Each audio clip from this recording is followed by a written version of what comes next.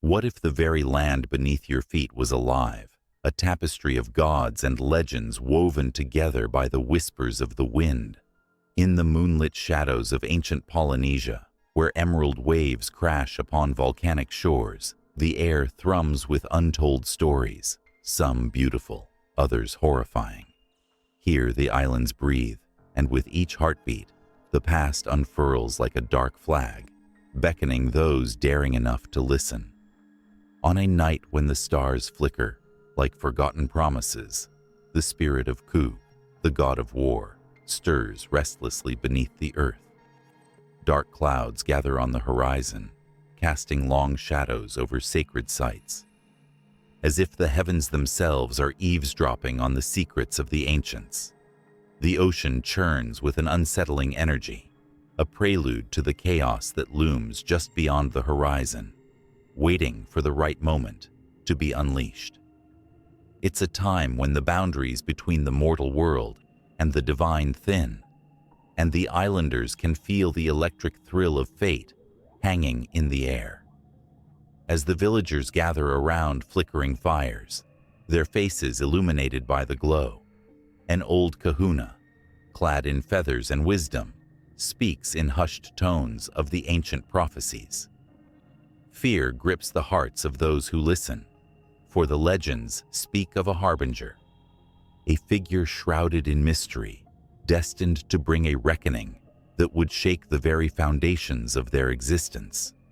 The flames dance wildly, casting eerie shadows that flicker like specters among them, and every gust of wind seems to carry the weight of 1,000 unsung prayers. Children, normally playful and carefree, sense the tension in their elders' voices.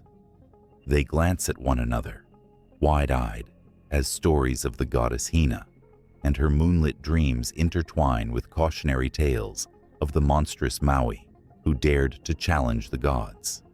Could their tales, once thought to be mere folklore, be warning them of an impending doom? The heartbeat of the island quickens, mirroring their rising dread, as the night deepens and the stars dim. Suddenly, a chilling cry pierces the air, echoing from the depths of the jungle. The villagers' laughter turns to silence, and all eyes turn toward the dark fringes of the forest. Something has been awakened, a force that has lain dormant for centuries, watching, waiting. The kahuna's voice trembles as he speaks of an intruder, a dark spirit that seeks to disrupt the balance, to plunge their world into chaos. Fear ripples through the crowd, a palpable wave of dread that grips their hearts. Will they answer the call of their ancestors? Or will they fall prey to the shadows that threaten to consume them? The island stands at a crossroads, history teetering on the edge of a knife. In the air hangs the promise of both salvation and destruction, a bittersweet reminder that every story has its cost. And as the moon rises, casting its silvery light over land and sea, the island waits, poised for the storm to break, a storm that could either shatter their world or bind them together in ways unimaginable. Beneath the vast, endless sky that blankets the Pacific Ocean, a tapestry of islands emerges like whispered secrets from the depths of time. Each island, a flicker of life, holds stories that pulse with the heartbeat of ancestors long gone. Here, in this magnificent expanse, the winds carry not just the scent of salt and adventure, but also the echoes of a rich mythology woven into the very fabric of the land. It is a world where gods walk among mortals, where the waves themselves speak of creation and destruction, and where the stars above guide the way through both darkness and light. In ancient times, the Polynesians, brave navigators and soulful storytellers, ventured across uncharted waters in their sturdy canoes. With nothing but the stars as their compass and the ocean's whispers as their guide, they journeyed from island to island, carrying with them not only their belongings, but a treasure far more profound: their myths. These tales, shaped by generations of experience, shaped their beliefs and defined their very existence. Every island became a canvas, every wave a stroke of imagination, painting the story of their people. The gods held a crucial place in this vast universe. There was Tangaroa, the god of the sea, powerful and unpredictable, whose moods mirrored the tumultuous ocean. His name was spoken with reverence as sailors prayed for his favor, hoping to calm the furious waves that threatened to swallow them whole. Then there was Pele, the goddess of fire and volcanoes, a figure of passion and fury, whose molten spirit shaped the islands themselves. Stories of her fiery temper and deep love for life flowed like lava through the hearts of the people, binding them to the land. These deities were not distant. They were part of everyday life. In sacred chants and song, the ancient stories were passed down. Each telling carried the weight of ancestral wisdom. The people believed that the gods influenced everything: their health, their harvest, their fate. And so, they honored these divine beings with rituals that transcended the mundane, turning the ordinary into the extraordinary. Festivals erupted into vivid displays of dance and song, where the air vibrated with the pulse of tradition. Each movement, each note, was a prayer, an offering, a bridge between the mortal and the divine. As we sift through these ancient tales, we find an ocean of emotions: joy, sorrow, love, and betrayal, all beautifully interwoven. The myth of Maui, a demigod who dared to snatch the sun and slow its journey across the sky, reveals the bravery and cleverness that defined these people. His adventures are legends of triumph over the impossible, a reminder that the human spirit, too, can etch its name upon the stars. Yet, there are also darker tales, like those of the night spirits, guardians of the shadows, reminding the Polynesians of the delicate balance between light and darkness, life and death. These stories were not merely for entertainment. They were the very essence of identity.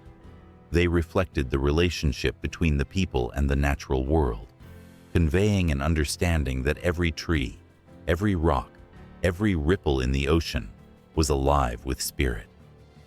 Legends spoke of the first humans, who descended from the heavens, molded by the gods' hands, filling the islands with laughter and life. Some tales even warned of the responsibilities that came with such gifts, teaching lessons about respect, humility, and the interconnectedness of all things. But not all tales bore the sweetness of success. The myths also told of great conflicts, where men and gods clashed, revealing the raw edges of humanity: the lust for power, the thirst for revenge, the ache of loss. The story of the hero who fell from grace, due to his own hubris, served as a haunting reminder of the thin line between strength and weakness. Such tales became cautionary whispers passed from one generation to the next, grounding the people in the importance of wisdom over pride. As the sun dipped below the horizon, painting the sky in hues of orange and purple, the Polynesians gathered around fires on moonlit beaches, their eyes sparkling with the reflection of flames. With rapt attention, they listened to elders recite these tales, the air thick with emotion and anticipation. The stories became living entities, breathing with the laughter of children, the sighs of parents, and the murmurs of ancestors. Each tale rekindled the spirit of the past, a reminder that through storytelling, they were never truly alone. Generations passed, and the waves continued to crash against the shores, carrying with them new influences, new ideas. The arrival of outsiders brought change, but the core of Polynesian mythology remained resilient, a bastion of identity amid a sea of transformation. Their stories began to blend and intertwine with others, creating a rich tapestry that reflected both heritage and evolution. The ancient tales of gods and goddesses remained untouched at their core, even as they adapted to the rhythms of the new world. And so, the legends persisted, echoing through the valleys and mountains, whispered by the winds and sung by the rivers. They remain a living part of the Polynesian soul, entwined with the land and the sea, a testament to resilience, creativity, and the bond between the sacred and the everyday. The mythology, like the stars above, shines brightly, inviting all who dare to listen to unravel the deeper meanings hidden within. As the fire's glow fades into the night, the heartbeat of the islands continues, a rhythm that refuses to be silenced. The stories are never ending, forever evolving, and the next chapter is waiting to be told, just beyond the horizon. In the beginning, before the sky kissed the ocean, and before whispers of the wind brushed against the shores, there was silence, a hush that held within it the weight of dreams yet to be born. On the shores of countless islands, scattered across the vast expanse of the Pacific, the air thickened with anticipation, as if the very earth held its breath, waiting for the spark of creation. Each island had its own tale, each one a unique echo of the cosmos, a flicker of a story passed down through generations. In Hawaii, the story began with the mighty goddess, Pele, a fire spirit whose passion shaped the land. She danced across the mountains, her flames creating valleys and craters, as she sought to bring life to the barren earth. The locals watched in awe, their hearts pounding as they felt the ground shake beneath them. They gathered around to listen to the tales of her love and wrath, her power transcending the mere act of creation and reaching into the essence of existence itself. When Pele erupted with fury, it was the voice of the earth speaking, and her lava was life, seeping into the cracks of creation, molding the islands anew. Farther afield, in the archipelago of Tonga, the creation myth took a different shape. Here, the ocean was the Great Mother, and from her depths arose the first man, Tangaroa. He emerged from the waves, droplets of water sparkling like stars in the sunlight. The Tongan people, with their strong connections to the sea, revered him as a creator, a figure who pulled islands from the depths with his bare hands. As the sun set, casting a golden glow over the horizon, the people would gather by the shore, the sound of crashing waves serenading them as they recounted the story of Tangaroa's creation, how he sculpted land from water, drawing the islands into existence like threads woven into a vast tapestry. As the wind carried the stories across the ocean, the islands began to whisper of their own beginnings. In the tranquil surroundings of the Marquesas, a tale was woven of the celestial beings who descended from the sky. From the heavens, a pair of twin brothers who wielded the power of light and darkness descended to shape the land. The brothers fought, their battles echoing like thunder, each blow creating mountains, valleys, and rivers. The sky rumbled with their struggles, the stars watching in silence as the earth transformed beneath them. Villagers would gather under the starlit sky, sharing tales of the brothers' quarrels, their spirits igniting passion and wonder in the hearts of young and old alike. On the island of Rarotonga, in the Cook Islands, the story shifted once more. Here, the earth was born from the union of Rangi, the Sky Father, and Papatuanuku, the Earth Mother. Their love was so profound that the world around them blazed with colors, each hue representing a different emotion. a different aspect of creation. Yet, their embrace was so tight that darkness enveloped their children, the gods who yearned for freedom. In a moment of desperation, they devised a plan to separate their parents, to allow light to fill the void.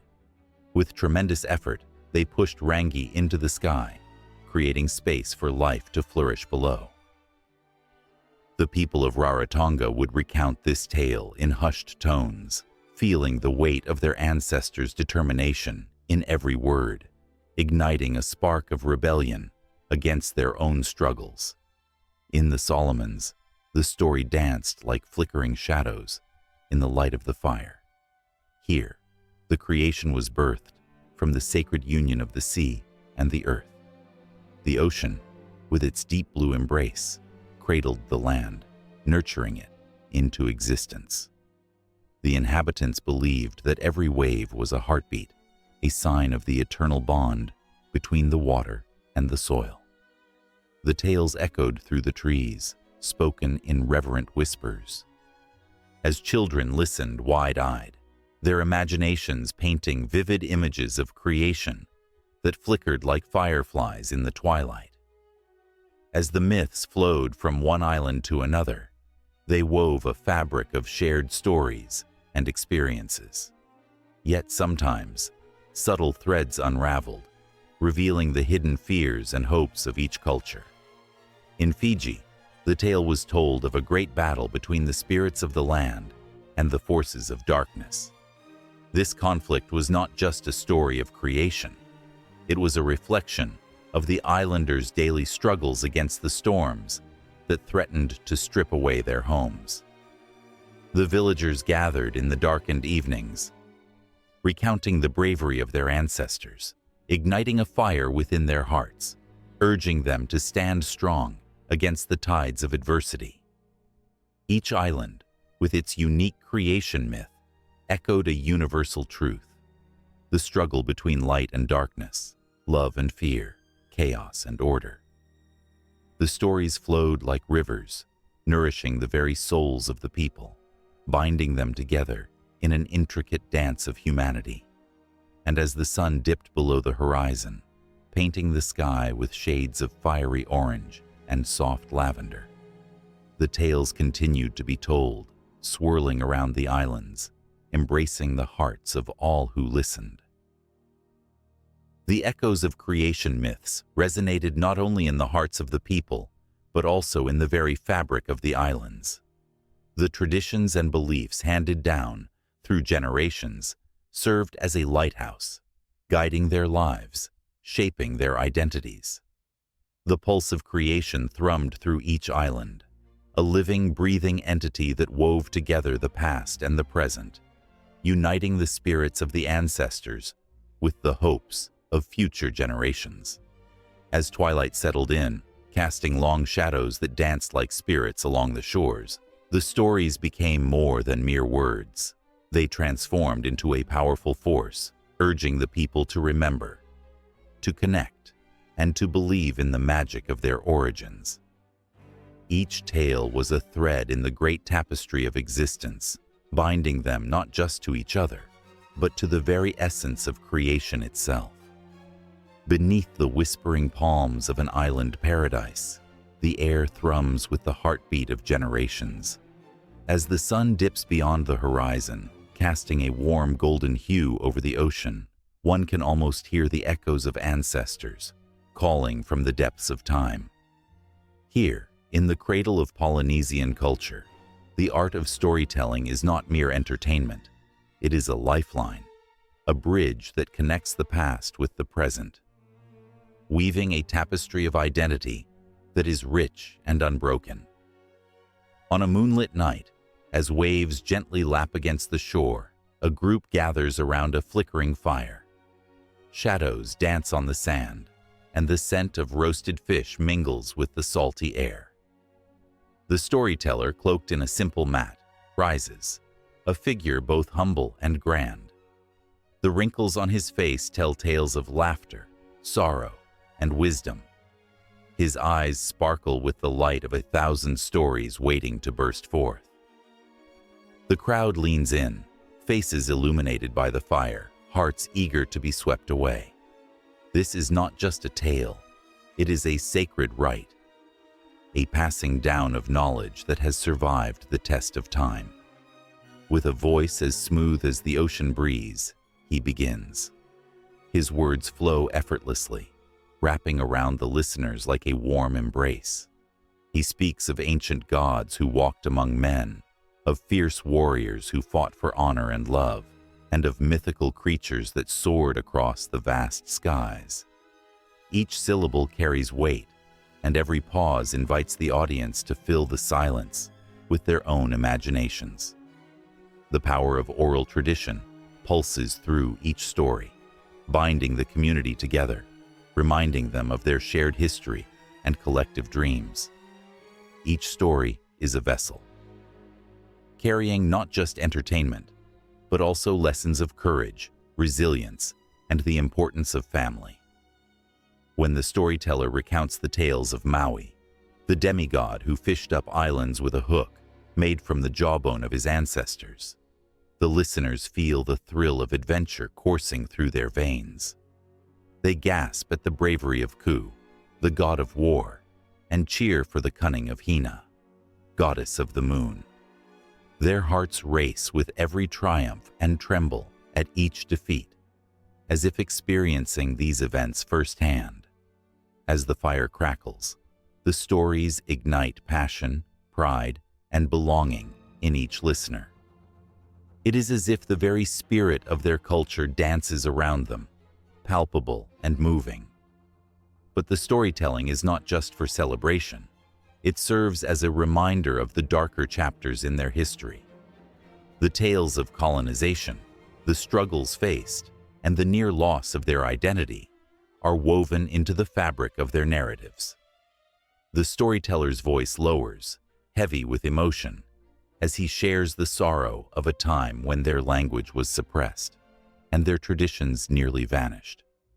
The audience listens, eyes wide, as the weight of their ancestors' pain settles in their hearts. In these moments, the stories become a call to remember, to honor those who came before them, ensuring that their sacrifices were not in vain. As the night stretches on, the stories begin to blend together, creating a symphony of voices from across the ages. The rhythmic chants and songs that punctuate the tales remind everyone of the role of music in sustaining their oral tradition. The sound of ukuleles strumming, harmonies rising into the night sky, adds a layer of magic to the tales being spun.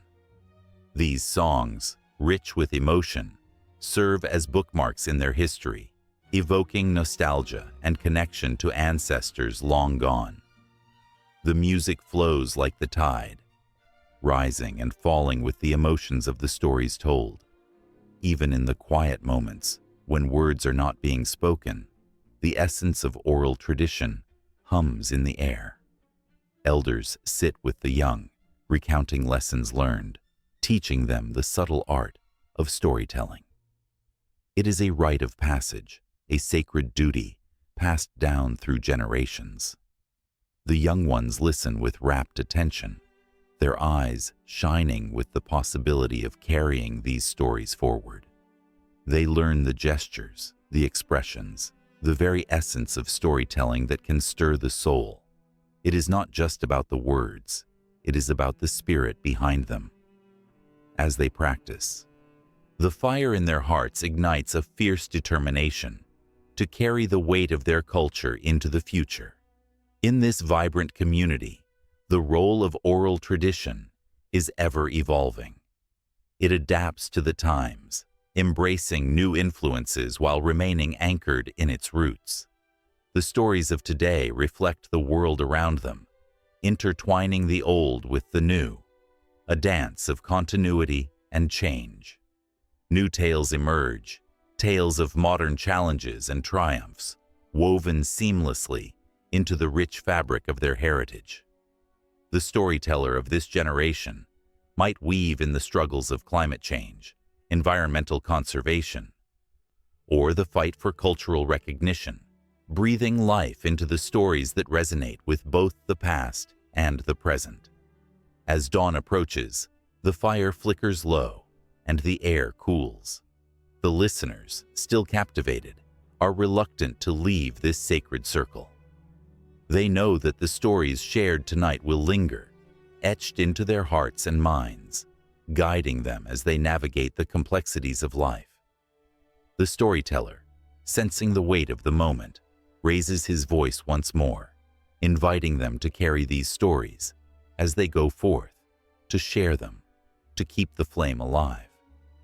His words hang in the air, a promise that the tales will never fade, that they will live on in the hearts of those who listen. And as the first light of day breaks, illuminating the world with a soft glow, the gathering begins to disperse. But the bond remains unbroken, woven through the stories shared, a testament to the power of oral tradition. The echoes of laughter, tears, and wisdom linger in the soft breeze, a reminder that even as the tides of time shift, what connects them is unshakable, a legacy of stories that will continue to inspire, teach, and unite.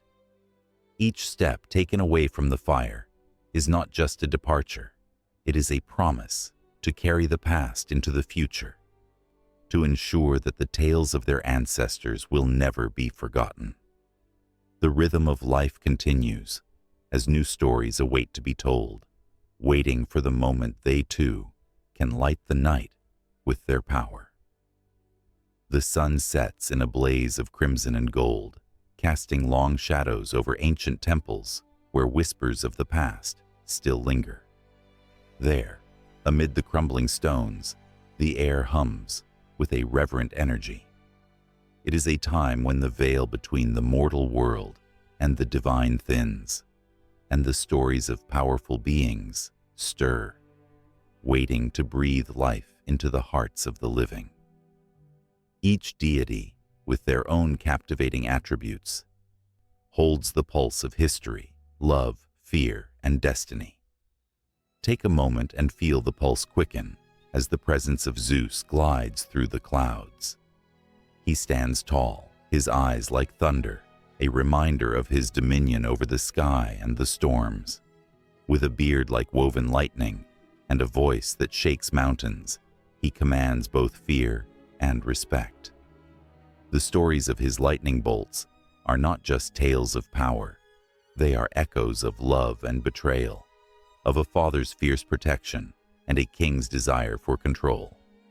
Each flash of light he sends forth is a testament to his restless spirit, forever caught between justice and vengeance.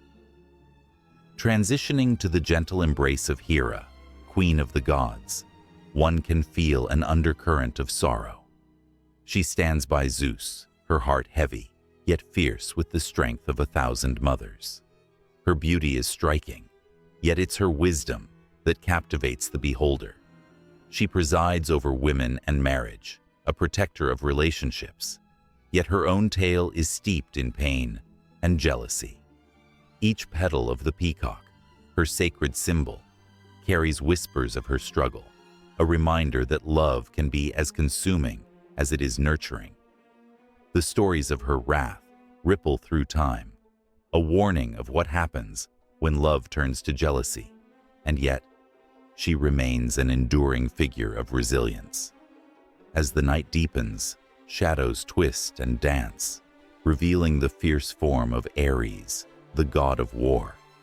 His armor gleams in the fading light, reflecting the blood-stained passion that drives him. Ares thrives in chaos. The clashing of swords and the cries of battle fuel his essence. He embodies the thrill of conflict and the price of glory, a double-edged sword that cuts deep into the hearts of mortals and gods alike. Each war story that echoes through the ages tells of his unyielding spirit, but within that spirit lies a haunting emptiness, a reminder that glory often comes at the cost of love and lives lost. And then there is Athena, the goddess of wisdom and warfare, who stands in stark contrast to Ares, Her armor is not just a symbol of battle. It represents strategy, intellect, and justice. The owl, her sacred creature, symbolizes the wisdom she imparts to those who seek knowledge. She emerges from the shadows, her gaze piercing yet kind, ready to guide those who are lost. The stories of her birth, emerging fully grown from the head of Zeus, reveal her extraordinary strength and her role as a beacon of hope for those striving for enlightenment. The balance between war and peace lies intricately woven into her being, showcasing the duality of existence itself. As moments pass, the tension in the air thickens, intertwining the fates of these deities. Each attribute they embody resonates through the ages, echoing a universal truth. Their tales are not mere stories, but reflections of the human experience. Love, betrayal, strength, and wisdom form an intricate tapestry that binds mortals and gods alike. The air seems to crackle with energy, as if the very essence of these deities pulsates through the ground beneath. The emotions they evoke, fear, admiration, longing, are as potent today as they were in ancient times. People gather around flickering fires, eyes wide with wonder, as the elders recount tales of these deities. Children gasp in delight and fear, their imaginations ignited by the possibility of encounters with such powerful beings. These stories become more than mere entertainment. They serve as lessons, warnings, and sources of inspiration. The attributes of each deity echo in the hearts of the listeners, leaving behind a trail of goosebumps and unanswered questions. But as the stories unfold, the air shifts again, revealing a deeper layer of connection. The attributes of these deities are not confined to their celestial existence. They weave through the very fabric of human life. The longing for power, the desire for love, the quest for wisdom. These are threads that connect mortals to the gods. It's a reminder that while the divine may exist in realms beyond comprehension, their essence breathes in every heartbeat, every choice, and every tear shed in joy or sorrow. In that moment, the boundaries blur, and the divine feels so close, it's almost tangible. The flickering flame of the fire dances like the spirits of the gods, drawing people into a shared experience that transcends time. The laughter of children mingles with the sighs of elders, creating a melody of life that ebbs and flows, like the tides influenced by the moon, another celestial being that connects all. As the night deepens, anticipation builds, an unspoken promise hanging in the air. The stories of deities are just the beginning, a vibrant thread leading to the experiences that shape the lives of those who dare to connect. The emotional tapestry continues to weave itself, drawing all into its intricate design, hinting at the deeper mysteries and narratives that lie ahead.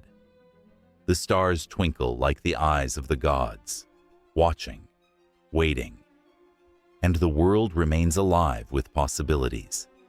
Each flicker of light in the sky carries the weight of ancient tales, whispering secrets that linger just out of reach. It's a reminder that every attribute, every story, is a spark, ready to ignite the hearts of those willing to listen. The night is still, yet the air hums with anticipation, ensuring that every listener feels the urgency of what's to come, a seamless transition into the next unfolding chapter of divinity, power, and the relentless quest for understanding. The waves crashed against the shore, each roar echoing ancient tales whispered by the ocean. The salty air carried a sense of mystery, hinting at the powerful figure that ruled beneath the surface. In the vastness of the Pacific, where the sun kissed the horizon and the night sky danced with stars, Tangaroa stirred. He was more than just a god. He was the heartbeat of the sea, the spirit of every creature swimming in its depths. Legends spoke of his creation, how he fashioned the islands and filled the oceans with life. From the smallest fish to the fiercest shark, every creature bore his mark. He wielded the power to calm raging storms or unleash fury upon those who disrespected his domain. Fishermen and sailors alike offered prayers to him before embarking on their voyages, seeking his favor. The sea was his canvas, painted with vivid hues of blue and green, alive with the pulse of marine life. As night fell, the ocean sparkled like a blanket of stars, yet it was not just the reflection of the night sky. It was Tangaroa's essence, shimmering beneath the surface, waiting for those brave enough to honor him. His realm teemed with vibrant coral reefs, mysterious caves, and schools of fish that swirled like living brushstrokes on a painter's palette. The beauty was breathtaking, yet it concealed the restless spirit of the god himself. Tales of Tangaroa's might were recounted by elders around flickering fires, their voices trembling with reverence and fear.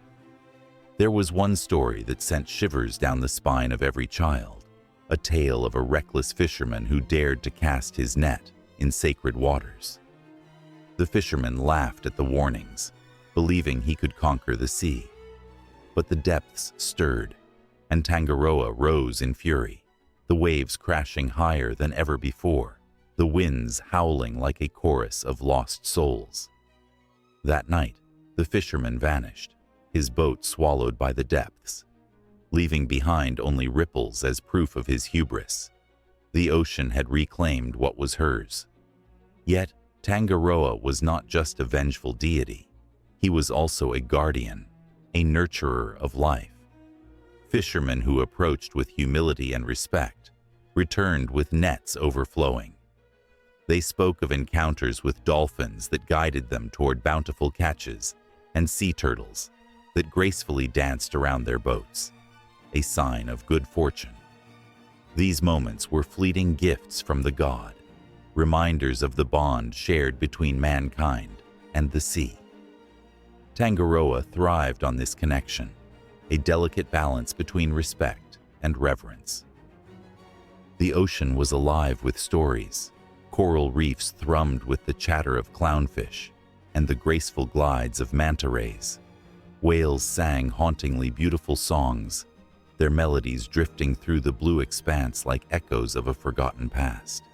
Each creature, each wave, was part of a larger story, Tangaroa's story. The blood of the sea pulsed through every tide, and in its rhythm could be heard the whispers of ancestors, guiding and warning those who listened. In stormy seasons, the ocean became a tempest, a true reflection of Tangaroa's wrath. With dark clouds swirling in a chaotic dance, waves towered like mountains, crashing against everything in their path. Sailboats struggled against the furious wind, their sails flapping like desperate flags. In those moments, the air hummed with tension, fear palpable as fishermen clung to their nets and prayed for Tangaroa's mercy. And somewhere beneath the chaos, the god watched, a guardian of the storm, testing the courage of those who dared to challenge the might of the sea.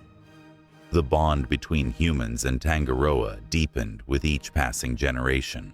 Rituals flourished, with offerings of woven baskets filled with fruits, fish, and flowers, cast into the waves. The act was both a plea and a promise, a way to show gratitude for the gifts received while honoring the sacred waters. Children learned to recite prayers, their small voices rising above the sound of crashing waves, echoing their ancestors' words, weaving a tapestry of connection that held the community together.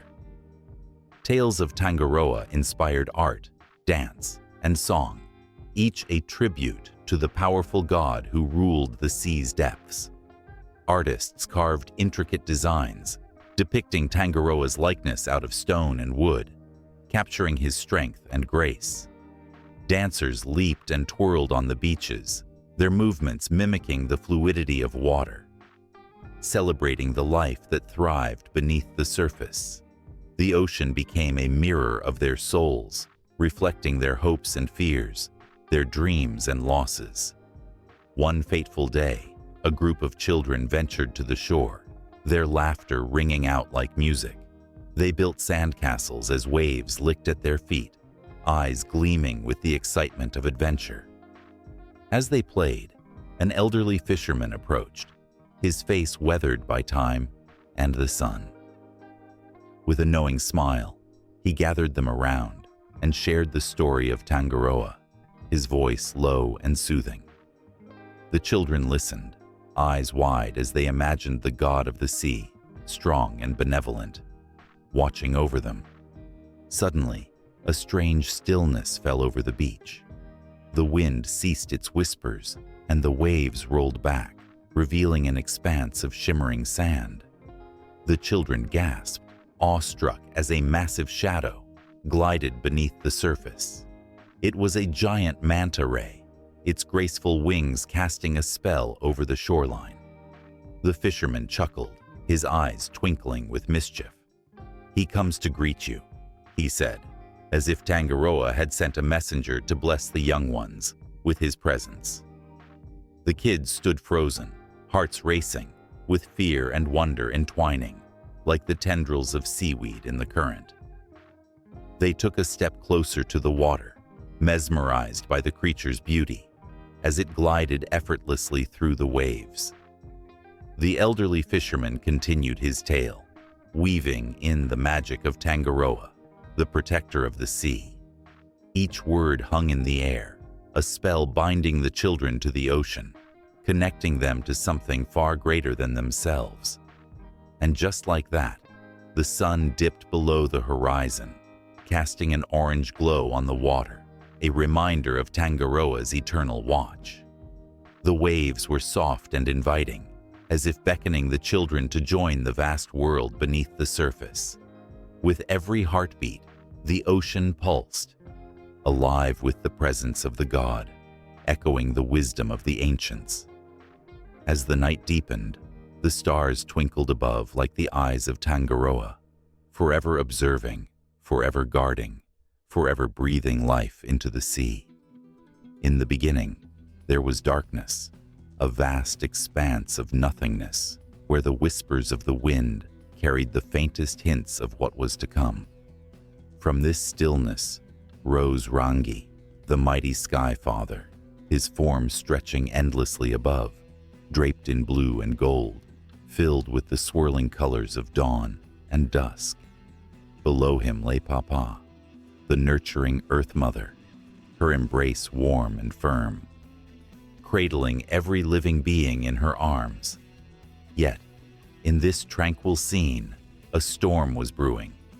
Rangi and Papa were locked in a tight embrace, their love so profound that it stifled the light, trapping their children in the darkness between them. The children, Tain, the god of forests, Tangaroa, the god of the sea, and the fiery Hine Nui Tepo, among others, knew the weight of their parents' love, but longed for freedom, for air, for the sun to kiss their skin. Each child felt the growing tension, a sense of urgency that began to pulse through the quiet of their world. Tain, the eldest, stood tall, his heart pounding with determination.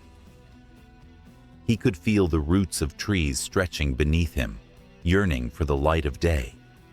He lifted his voice, powerful and commanding, calling upon his siblings to rise with him against this bond that held them captive. "We must part them," he declared, his words echoing like thunder. "Let us bring forth the light." But there was fear in the hearts of his brothers and sisters. Tangaroa, watching the currents of the sea crash against the shore, felt a chill run through him. "What if we fail?" he whispered, his voice barely rising above the sound of the waves. "What if we make things worse?" Hine Nui Tepo, the guardian of death, stepped forward, her eyes reflecting the shimmering stars that twinkled in the sky. "We cannot be afraid of the darkness, for it is only through darkness that we can find the light," she urged, her voice soothing, yet fierce. Her words ignited a spark within them.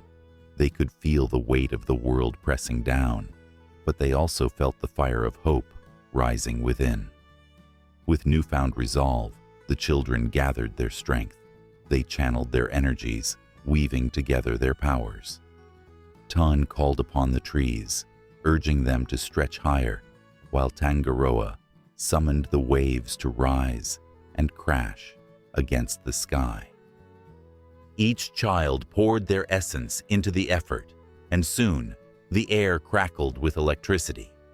As they united, a great rumble shook the earth, and Rangi felt the stirrings of his children's rebellion. The embrace that had felt so secure now began to feel like a prison.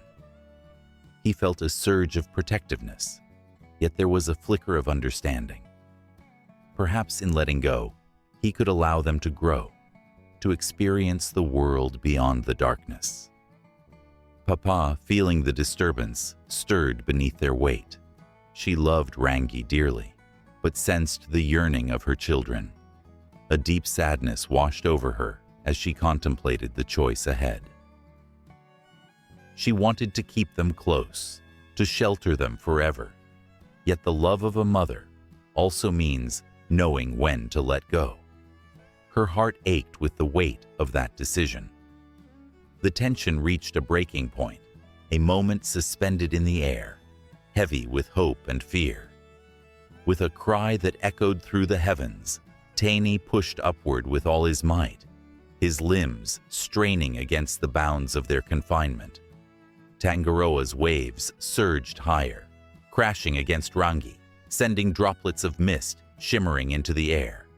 Hine Nui Te Po called forth the shadows of the underworld, channeling them into a force that would either free or consume them all. Then, with one final and mighty effort, they broke through. The heavens opened with a brilliant flash of light, a blinding explosion of colors that illuminated the darkness for the first time in eternity. Rangi roared in surprise, his love for Papa now mingled with a bittersweet sense of loss.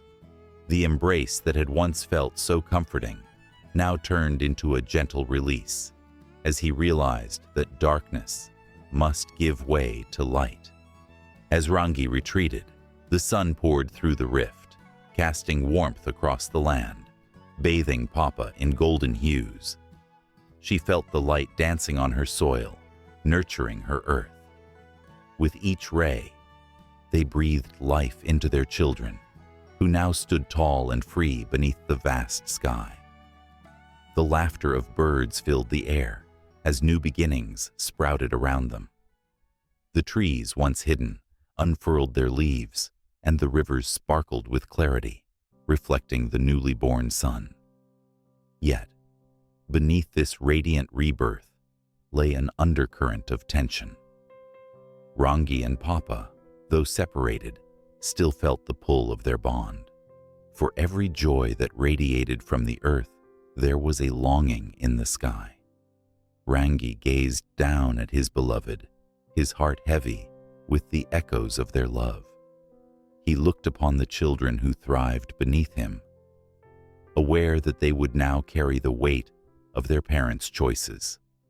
But as the days turned into nights and seasons shifted, their children flourished. Tain created vast forests, painting the landscape with greens and browns, while Tangaroa filled the oceans with life, each creature dancing in the currents. Hine Nui Te Po guided the spirits of the fallen, her essence a soothing presence in the world. Yet, beneath the beauty, a subtle tension remained, a reminder of the love that had once bound them all. The whispers of Rangi and Papa lingered in the air, echoing through the ages. The sky held stories of their union, while the earth bore witness to their legacy. Each sunrise and sunset became a testament to their love, forever woven together in a delicate tapestry of light and shadow. The world thrived in this new balance, but the pulse of their connection could still be felt. The aching melody of a love that transformed, that endured against the odds. And as the stars began to twinkle in the night sky, the children looked up, feeling the weight of their parents' love, knowing that while Rangi and Papa were apart, they would always be together in spirit, forever watching over them and forever longing for the embrace that once was. The sky kissed the earth, and in that moment, the cycle continued, an endless dance of creation, longing, and love. The sun dipped low in the sky, casting golden rays on the emerald waves that lapped against the shores of Hawaii. The island held its breath as whispers of a legend began to stir among the palm trees. Maui, the trickster hero, with his wild, tangled hair and mischievous grin, was not just a name. He was a force of nature, a spirit of the land, and a master of cunning. Children gathered around the fire, eyes wide with anticipation, ready to hear the tales of Maui's audacious deeds that echoed through the ages. Maui was born of the earth and sky, a child of the stars. His mother, a powerful goddess, gave him life, but it was the spirit of mischief that truly shaped his destiny. From the moment he took his first breath, he was destined to challenge the world around him. The ocean was his companion, the winds his allies, and the mountains his playground. But it wasn't just his charm that drew people to him. It was the magic he wielded, a magic rooted in the ancient Hawaiian beliefs that danced like the flames of the fire. One of Maui's most daring exploits began on a night thick with the scent of salt and adventure. The people of Hawaii were weary. The sun had grown lazy and refused to rise early. Days turned into nights that lasted far too long, and the crops began to wilt under the distant stars. Maui, restless and determined, decided that it was time to teach the sun a lesson. With a heart full of courage and a smirk that promised chaos, he set out on his quest. He climbed the great mountain, Mauna Kea, its peak touching the heavens. With every step, the air grew cooler, and the stars seemed to whisper secrets as he approached the summit. There, he fashioned a noose from the strongest vines and stones, creating a trap worthy of a cunning hunter. As dawn broke with shades of orange and pink, the sun slowly crept over the horizon, casting a warm glow upon the land. But Maui stood ready, his heart pounding with the thrill of the chase. As the sun began its ascent, Maui hurled his trap into the sky. The noose caught the fiery orb, and time stood still as the world gasped. The sun struggled, furious and blinding, but Maui held fast. "You will rise when the people need you," he shouted, his voice echoing through the valleys below. The sun, realizing it had met its match, relented, promising to rise early and keep the nights from swallowing the days.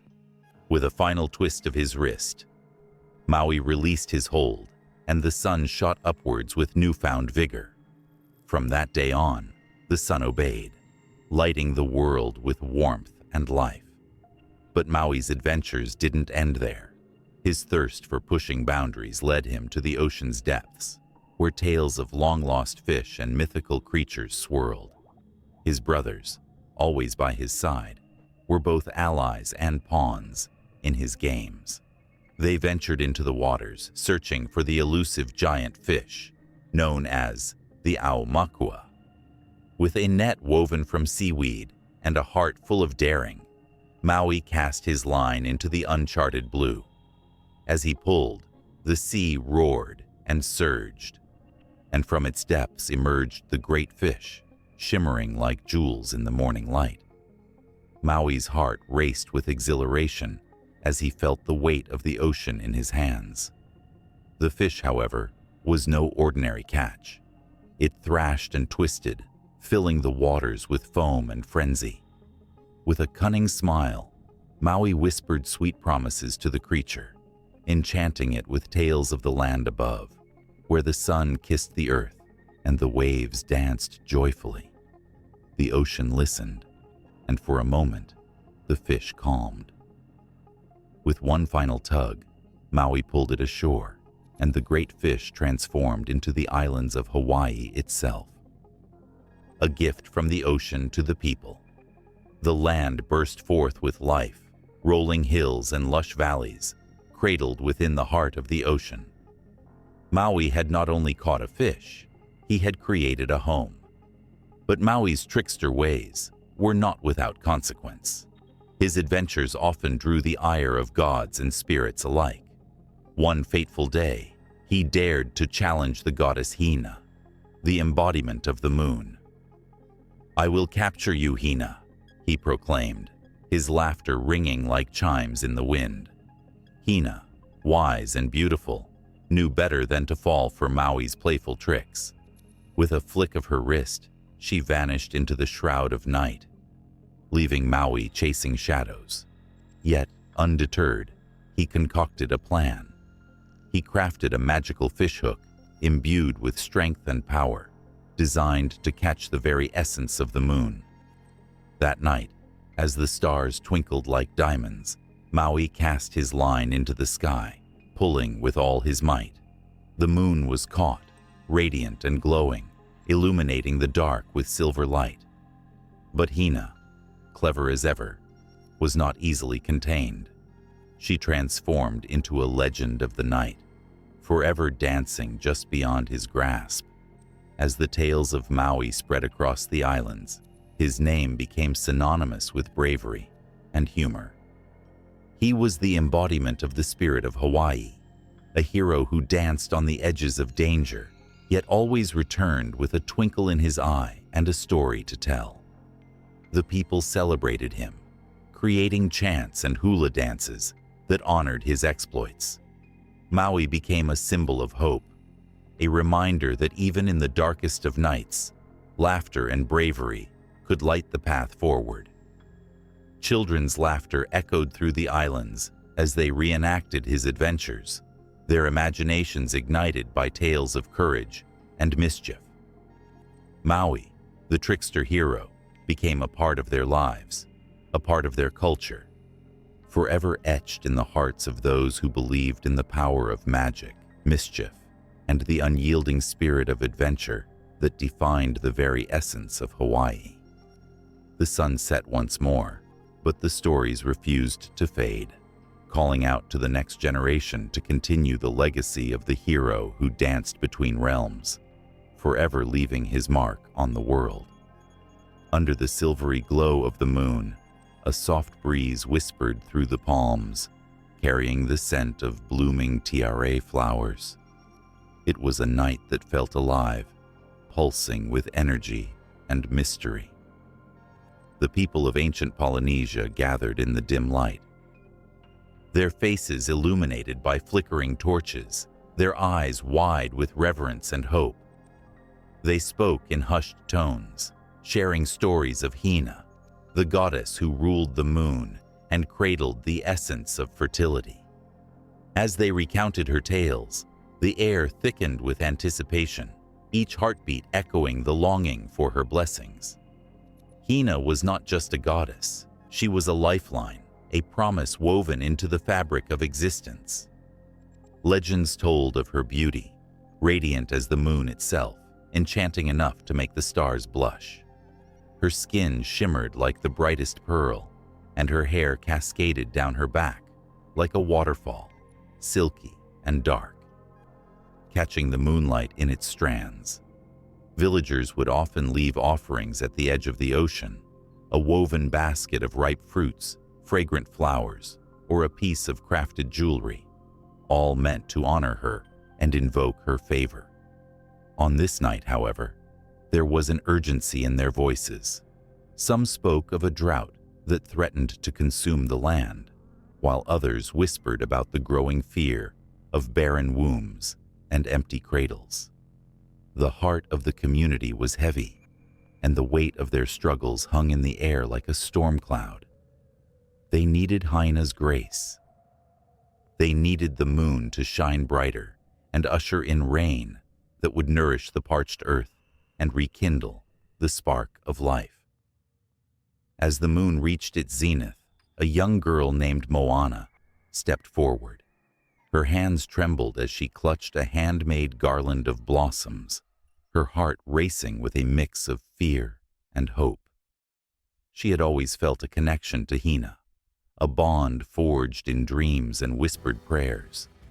With her voice steady, she began to sing a lullaby passed down through generations, each note a plea to the goddess. The melody floated upward, weaving through the night air, as if trying to reach Hina herself. The villagers listened intently, eyes glistening with unshed tears, feeling the raw emotion behind the song. Suddenly, a hush fell over the crowd, and time seemed to stand still. A bright shimmer appeared in the sky, a flicker of light that danced across the moon's surface. Gasps escaped lips, and eyes widened as they realized it was Hina herself, her spirit descending like a radiant beam of silver. She glided through the sky, her presence ethereal, yet profoundly grounded, an embodiment of the earth and the cosmos. It was said that she was born of the very first waves, a child of the ocean and the moon, entwined in an eternal dance. As she neared the earth, Moana's song grew stronger. Hina's luminous form hovered above her, as if listening intently to the young girl's heartfelt offering. Moana poured every ounce of her being into the melody, her hopes and fears intertwining with the notes that floated into the night. The goddess smiled, and in that moment, the world breathed a sigh of relief. Hina raised her hands, palms open, and the moonlight shifted, casting an enchanting glow over the village. With a gentle wave of her hand, Hina summoned clouds from the horizon, dark and heavy with promise. The first drops of rain began to fall, soft at first, then growing into a rhythmic dance of water that kissed the thirsty earth. The villagers erupted into cheers, laughter blending with the sound of raindrops, a symphony of joy that echoed through the valley. Moana felt a surge of warmth envelop her, as if Hina's spirit had wrapped her in a comforting embrace. But amid the celebration, shadows lurked at the edges of their happiness. Whispers of an ancient prophecy began to stir curiosity and fear. It spoke of a time when Hina would retreat to the moon, leaving the earth vulnerable to darkness and despair.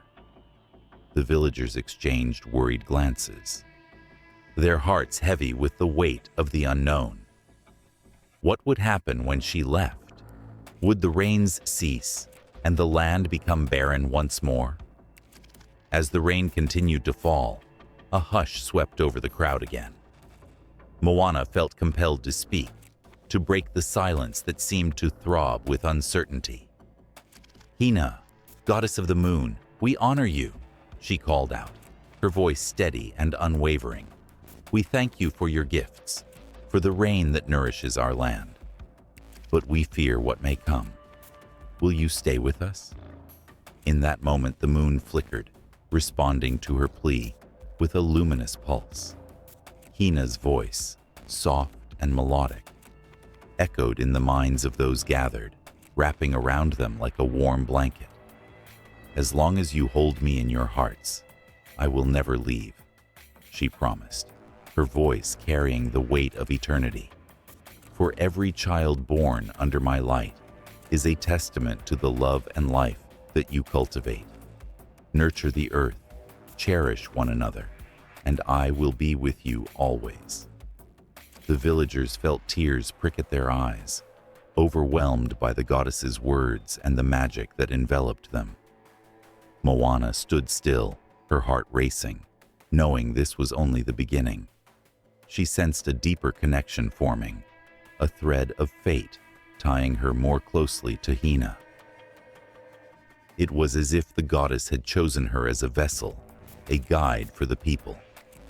As the rain poured and joy erupted, Moana caught glimpses of shadows lurking among the trees, dark figures watching with intent. Fear coiled in her stomach, tightening with every heartbeat. The warmth of Hina's presence felt like a fragile flame against the gathering storm of uncertainty. What did those shadows want? Would they threaten the goddess they so desperately needed?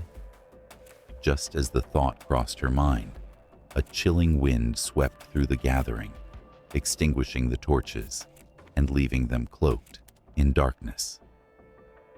Panic surged as villagers stumbled over one another, searching for the light, their voices rising in a desperate chorus of confusion. Moana stood frozen, her eyes darting toward the shadows that flickered in the gloom. The atmosphere shifted, heavy with foreboding, and the protective glow of Hina flickered uncertainly. In that moment, the moon's light dimmed, and a sense of dread settled over the gathering. Moana clutched her garland tighter, knowing that the night was far from over. She took a deep breath, calling upon the strength within her, ready to face whatever darkness approached. If Hina had chosen her, then she would rise to the challenge, for the goddess was more than a distant star. She was a part of the very lifeblood coursing through the veins of their land. With renewed determination, Moana stepped forward, her voice cutting through the encroaching fear.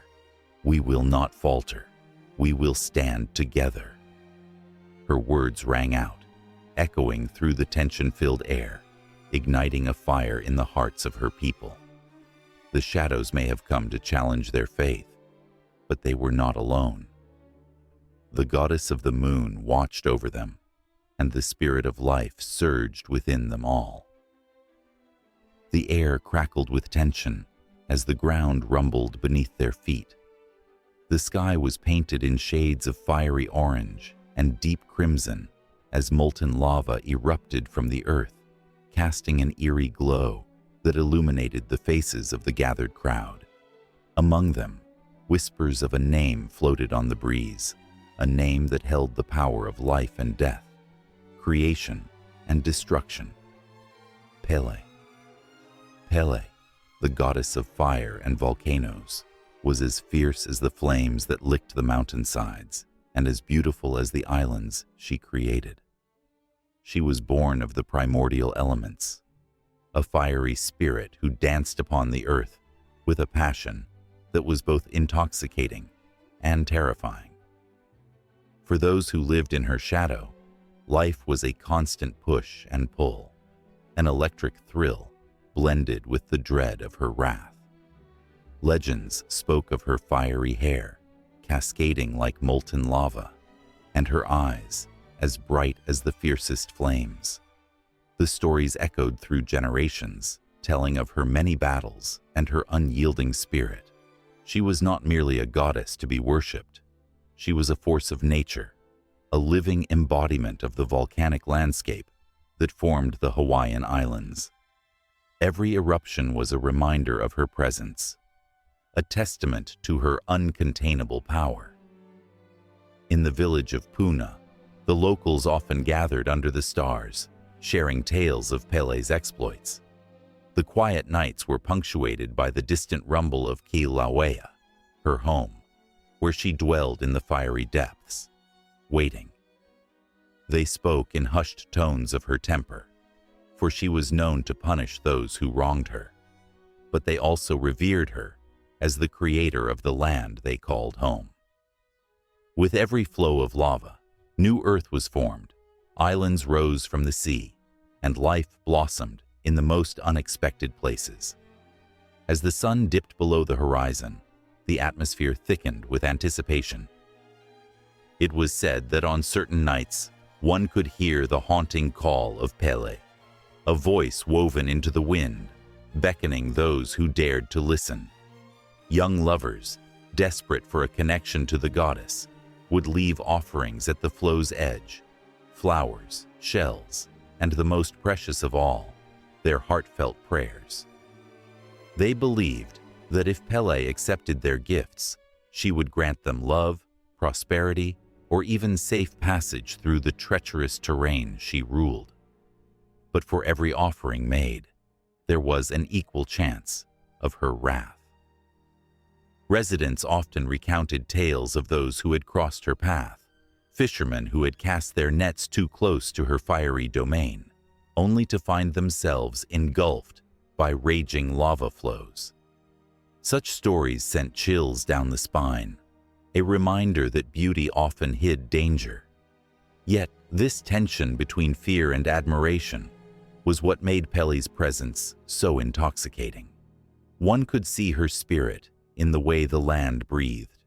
The islands seemed to pulse with life, especially during the night when the lava glowed like the heart of a great beast. In the quiet stillness, the earth whispered her name, echoing off the cliffs and through the valleys, creating an almost sacred atmosphere that wrapped around everything like a warm embrace.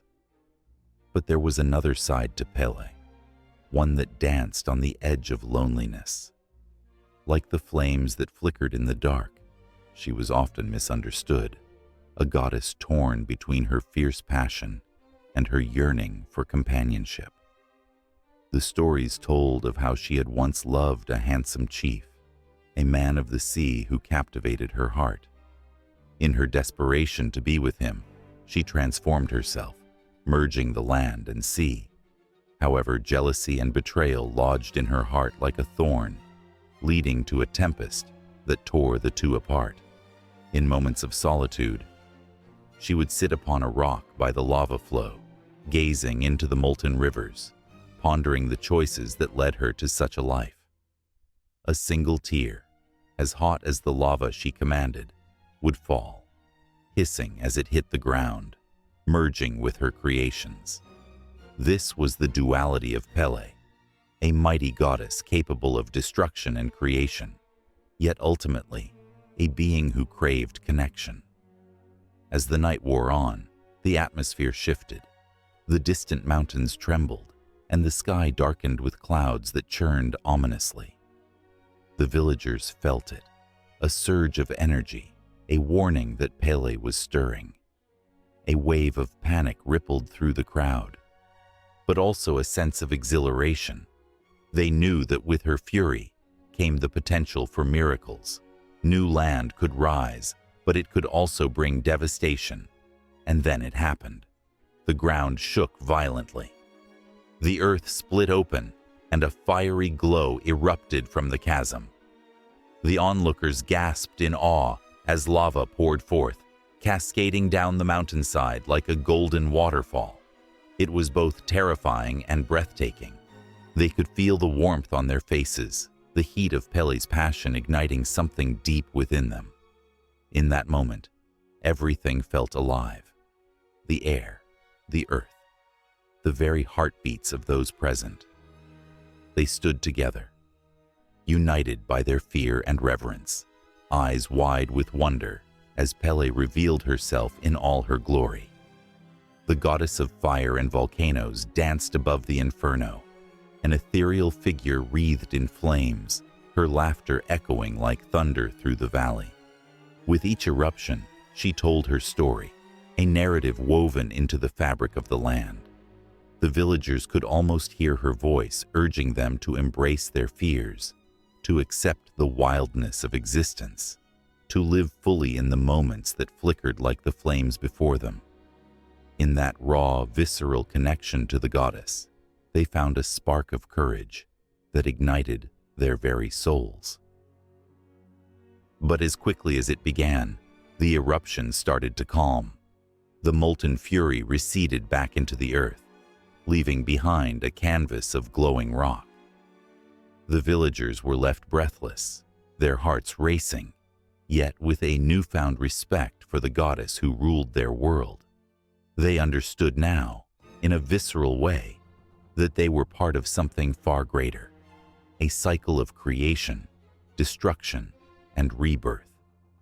Yet, as the sky cleared and the glow faded, they felt an unshakable tension lingering in the air. Pele was watching, waiting, and the dance between fear and love was far from over. The villagers knew that this moment was just an echo of the powerful story yet to unfold, one that would intertwine their lives with the goddess of fire and volcanoes for generations to come. Thunder crashed in the distance, sending shivers down the spines of those gathered on the volcanic slopes of the island.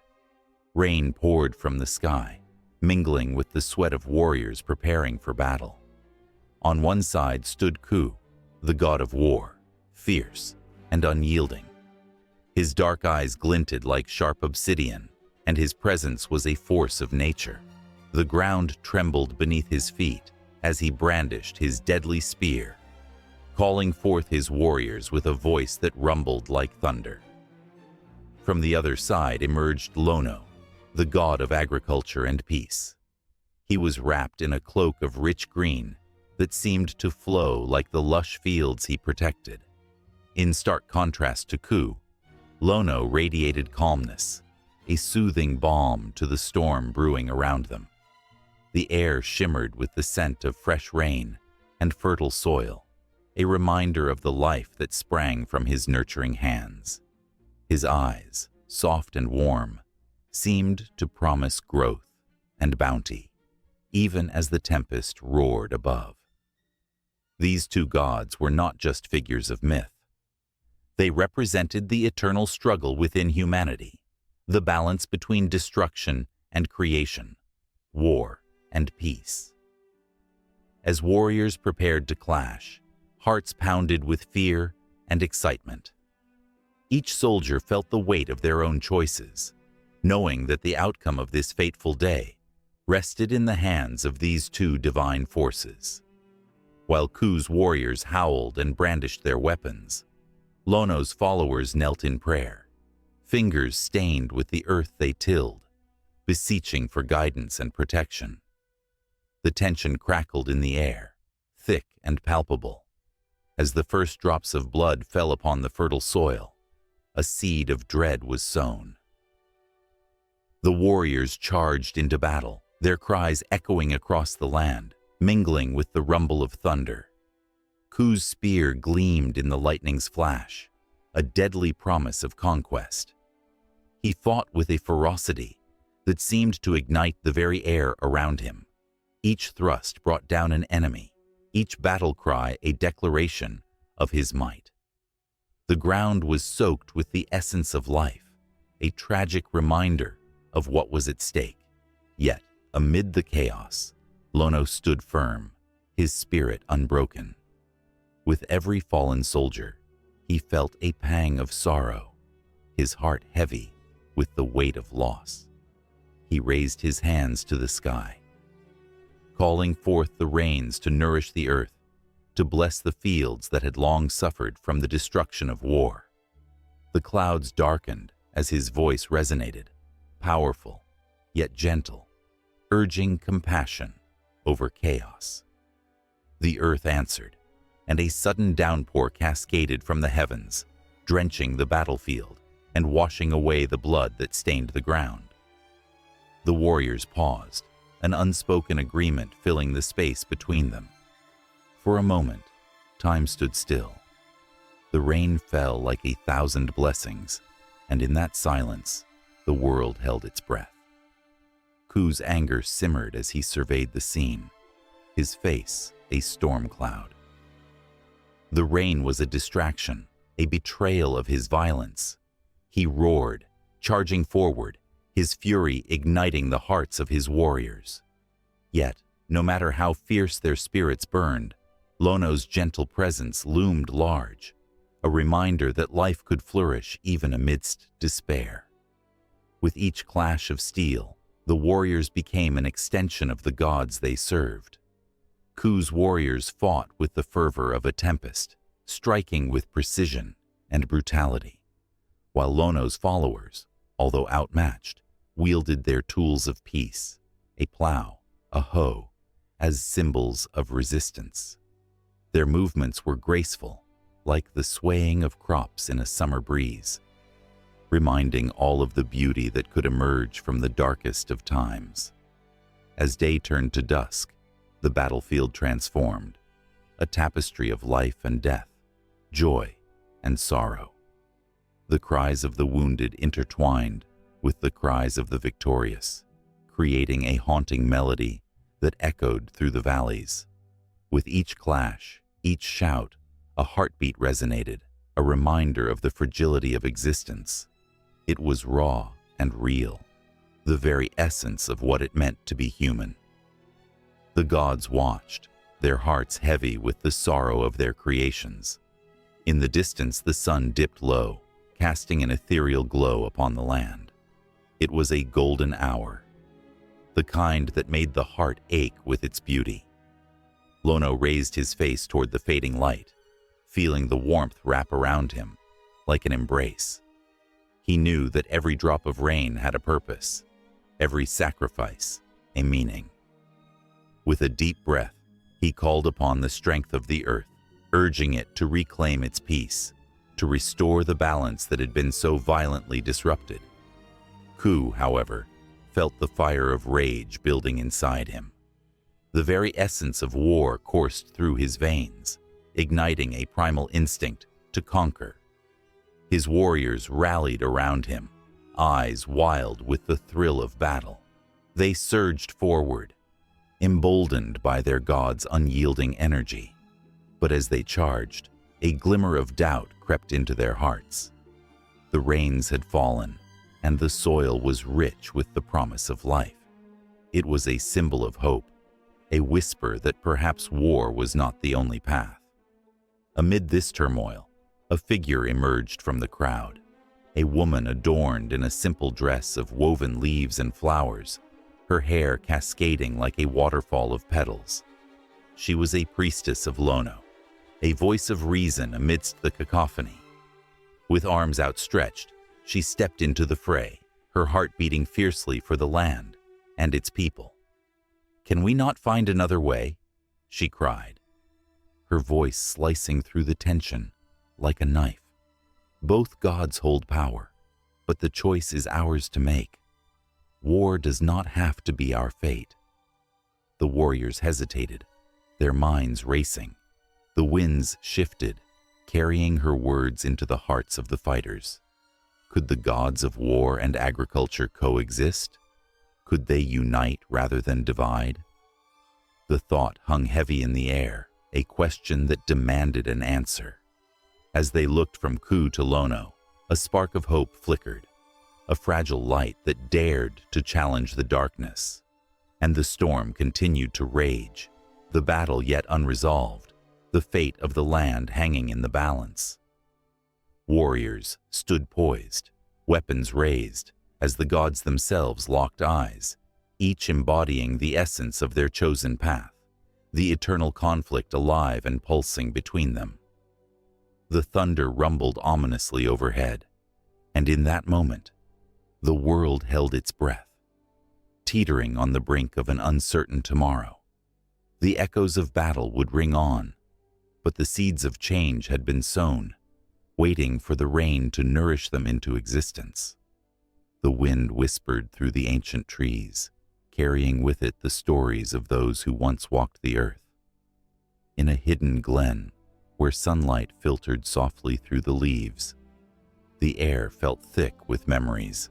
It was here that the ancestral spirits lingered, guardians of a heritage that pulsed with the heartbeat of time itself.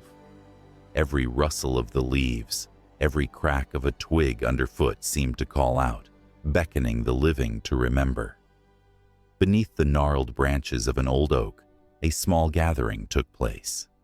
Faces illuminated by the golden hue of the setting sun, a family sat in a circle, their eyes glistening with unspoken emotions. They were there to honor their ancestors, to invoke the spirits that watched over them. The scent of burning sage filled the air, mingling with the earthy aroma of the forest floor. As the smoke spiraled upward, it carried with it prayers and hopes, each one a thread woven into the fabric of their lineage. In the quiet moments between the rhythmic beating of a drum stories came alive. Tales of bravery and sacrifice, of laughter and heartache, painted vivid pictures in the minds of those present. The eldest among them, a frail woman with silver hair, spoke of a great-grandfather who had stood against oppression, his spirit unyielding even in the face of despair. The children leaned in closer, wide-eyed, as if each word was a spark igniting their imaginations. They could almost see him standing tall, his silhouette framed against the battlefield, a warrior of hope in a time of darkness. Yet, amidst the warmth and camaraderie, shadows danced on the edges of their gathering. An unease settled in the pit of their stomachs. The world outside the glen was changing. Modernity loomed large, a relentless tide threatening to wash away the very roots that anchored their existence. The ancestral spirits were more than echoes of the past. They were the living embodiment of values, wisdom, and strength. In a world that often forgot, these spirits stood as guardians, reminding the family of the importance of their heritage. As dusk fell, the atmosphere shifted.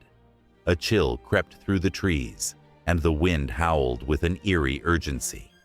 It was a reminder, a calling to recognize the fragility of their bond with the past. The girl among them, barely 10 years old, felt a prickling sensation on the back of her neck. She looked around, her heart racing. "Do you think they can hear us?" she whispered, her voice barely above the rustle of the leaves. The older woman met her gaze, a knowing look flashing in her eyes. "They always hear us," she replied, her voice imbued with a comforting strength. "They are with us, even when we cannot see them." With those words, the girl felt a warmth envelop her, as if the spirits themselves were wrapping their arms around her, reassuring her that no matter the trials ahead, she was never alone. Unbeknownst to the family, a figure emerged from the shadows, a guardian cloaked in mystery. His presence was commanding, yet serene, with an aura that felt both ancient and timeless. He had witnessed the rise and fall of empires, the laughter and sorrow of countless generations. He moved silently through the trees, a sentinel of the stories that shaped the land. His eyes, deep pools of history, scanned the gathering, reflecting the flickering light of the flames that danced in front of the family. Suddenly, a gust of wind swept through the glen, extinguishing the fire for a brief moment. Gasps filled the air, and as the light flickered back to life, a sense of urgency surged through the spirits. They were warning the family, urging them to remember their roots and to honor the legacy that was theirs to carry forward. It was a reminder that they were not merely keepers of the past, but torchbearers of a future steeped in rich tradition. As the night deepened, the stories continued, weaving a tapestry that tied the present to the past. They spoke of a grandmother who had nurtured the land, her hands in the soil, planting seeds not just of crops, but of resilience and love. Each story was a thread, binding them together, and the family felt the spirits gather closer, their whispers growing louder. They could almost hear the laughter of long-gone ancestors, a melody that resonated with the rhythm of their own lives. Then, with a sudden intensity, the winds began to swirl, carrying with them an echo from the past. The family paused, their hearts pounding, as the spirits unleashed a flood of memories. Visions of celebrations, struggles, and triumphs swirled around them, a vibrant dance of heritage. The air crackled with energy, electrifying the space, as if the ancestors were sharing their strength, urging them to rise against the changing tides of the world. The youngest boy, emboldened by the moment, stood up. "We will remember you," he shouted, his voice rising above the wind, filled with defiance and passion. Your stories will not fade. We will carry them forward." The intensity of his words hung in the air, a promise made in the presence of the guardians, echoing into the depths of time. The spirits swirled around him, their essence mingling with his youthful hope, a palpable connection that transcended generations. The elders nodded in unison, their hearts swelling with pride. They knew the weight of that promise, the responsibility to honor the legacy bestowed upon them. Yet, the winds continued to howl, a reminder that the battle for heritage was far from over. Outside the glen, the world was in turmoil, a constant clash between the old and the new, tradition and innovation. The spirits urged them to rise, to stand firm in their identities, to be warriors of their own stories. As the night wore on, the family clung to each other, strengthened by the realization that they were part of a much larger narrative. They were not just a family. They were a bridge between the past and the future, tasked with the sacred duty of remembering. The spirits surrounded them, a protective circle of energy, whispering their encouragement, filling the air with an electric anticipation. The rhythmic beat of the drum resumed, calling forth a sense of unity. They sang together now, voices rising in harmony, a tribute to those who had come before and a vow to those who would follow. The glen was alive with the pulsating energy of their combined spirits, a testament to the enduring strength of heritage. And as the stars twinkled above, the guardians of the past seemed to smile, knowing the legacy was safe in the hands of those willing to cherish it. The air crackled with an electric intensity, a palpable energy that clung to the skin like a shroud. In a small village nestled between towering mountains, the elders gathered under the ancient banyan tree, its gnarled roots twisting like serpents into the earth. Their voices, low and steady, spoke of a force that flowed through the world, a power so potent that it could change the course of lives, a mystical essence known as mana. The villagers listened, captivated, as the elders wove tales of spirits, ancestral wisdom, and the invisible threads connecting every being. Mana wasn't merely a concept. It was a lifeblood that coursed through the veins of the land and its people. In the Pacific Islands, where the sun kissed the ocean waves, mana was revered as the source of authority, strength, and spiritual essence. A chief who possessed great mana could command not just respect, but the very elements themselves, capable of calling upon the winds for fair weather or summoning the seas to protect his people. The villagers believed that mana could be enhanced through acts of bravery and selflessness, like a flame that grew brighter with each noble deed. In ancient Hawaii, the nature of mana was intricately tied to the gods. The mighty Pele, goddess of volcanoes, embodied this powerful essence, her mana as fierce as the lava that flowed from the earth. Legends spoke of warriors who sought her blessing before battle, believing that with her mana, they would be invincible. They painted their bodies with symbols of the gods, seeking to channel that divine power into their souls. Each stroke of pigment was a prayer, a plea for strength and protection, an invocation of the sacred forces that surrounded them. As history unfolded, the concept of mana extended beyond the Pacific Islands. In the cultures of New Zealand, mana became intertwined with leadership and identity. The Maori believed that it resided not just in individuals, but in the land itself, in the mountains and rivers that shaped their existence. A chief without mana was merely a figurehead, but one with mana commanded loyalty and devotion. The very air would tremble at their approach, and the people would feel that magnetic pull, an unseen bond that tethered them to their leader and their heritage. But mana was not just a gift. It required nurturing. Those who wielded it had to honor the spirits and the ancestors, acknowledging the sacrifices that paved the way for their power. The stories of the ancients echoed through the generations, reminding the people that mana could be lost as quickly as it was gained. There were tales of warriors who fell from grace, their mana fading like the last light of day. It was whispered in the shadows that arrogance or disrespect toward the spiritual world could lead to a devastating loss, leaving a person stripped of their power, a hollow shell of who they once were. In the jungles of Papua New Guinea, mana took on yet another form, deeply rooted in the communal bonds that held tribes together. Here, the concept was tied to the collective spirit of the people. A village that worked together, sharing food, labor, and stories, flourished with mana. The elders, wise and weathered, served as the guardians of this energy, teaching the youth the importance of their connection to one another and to the land.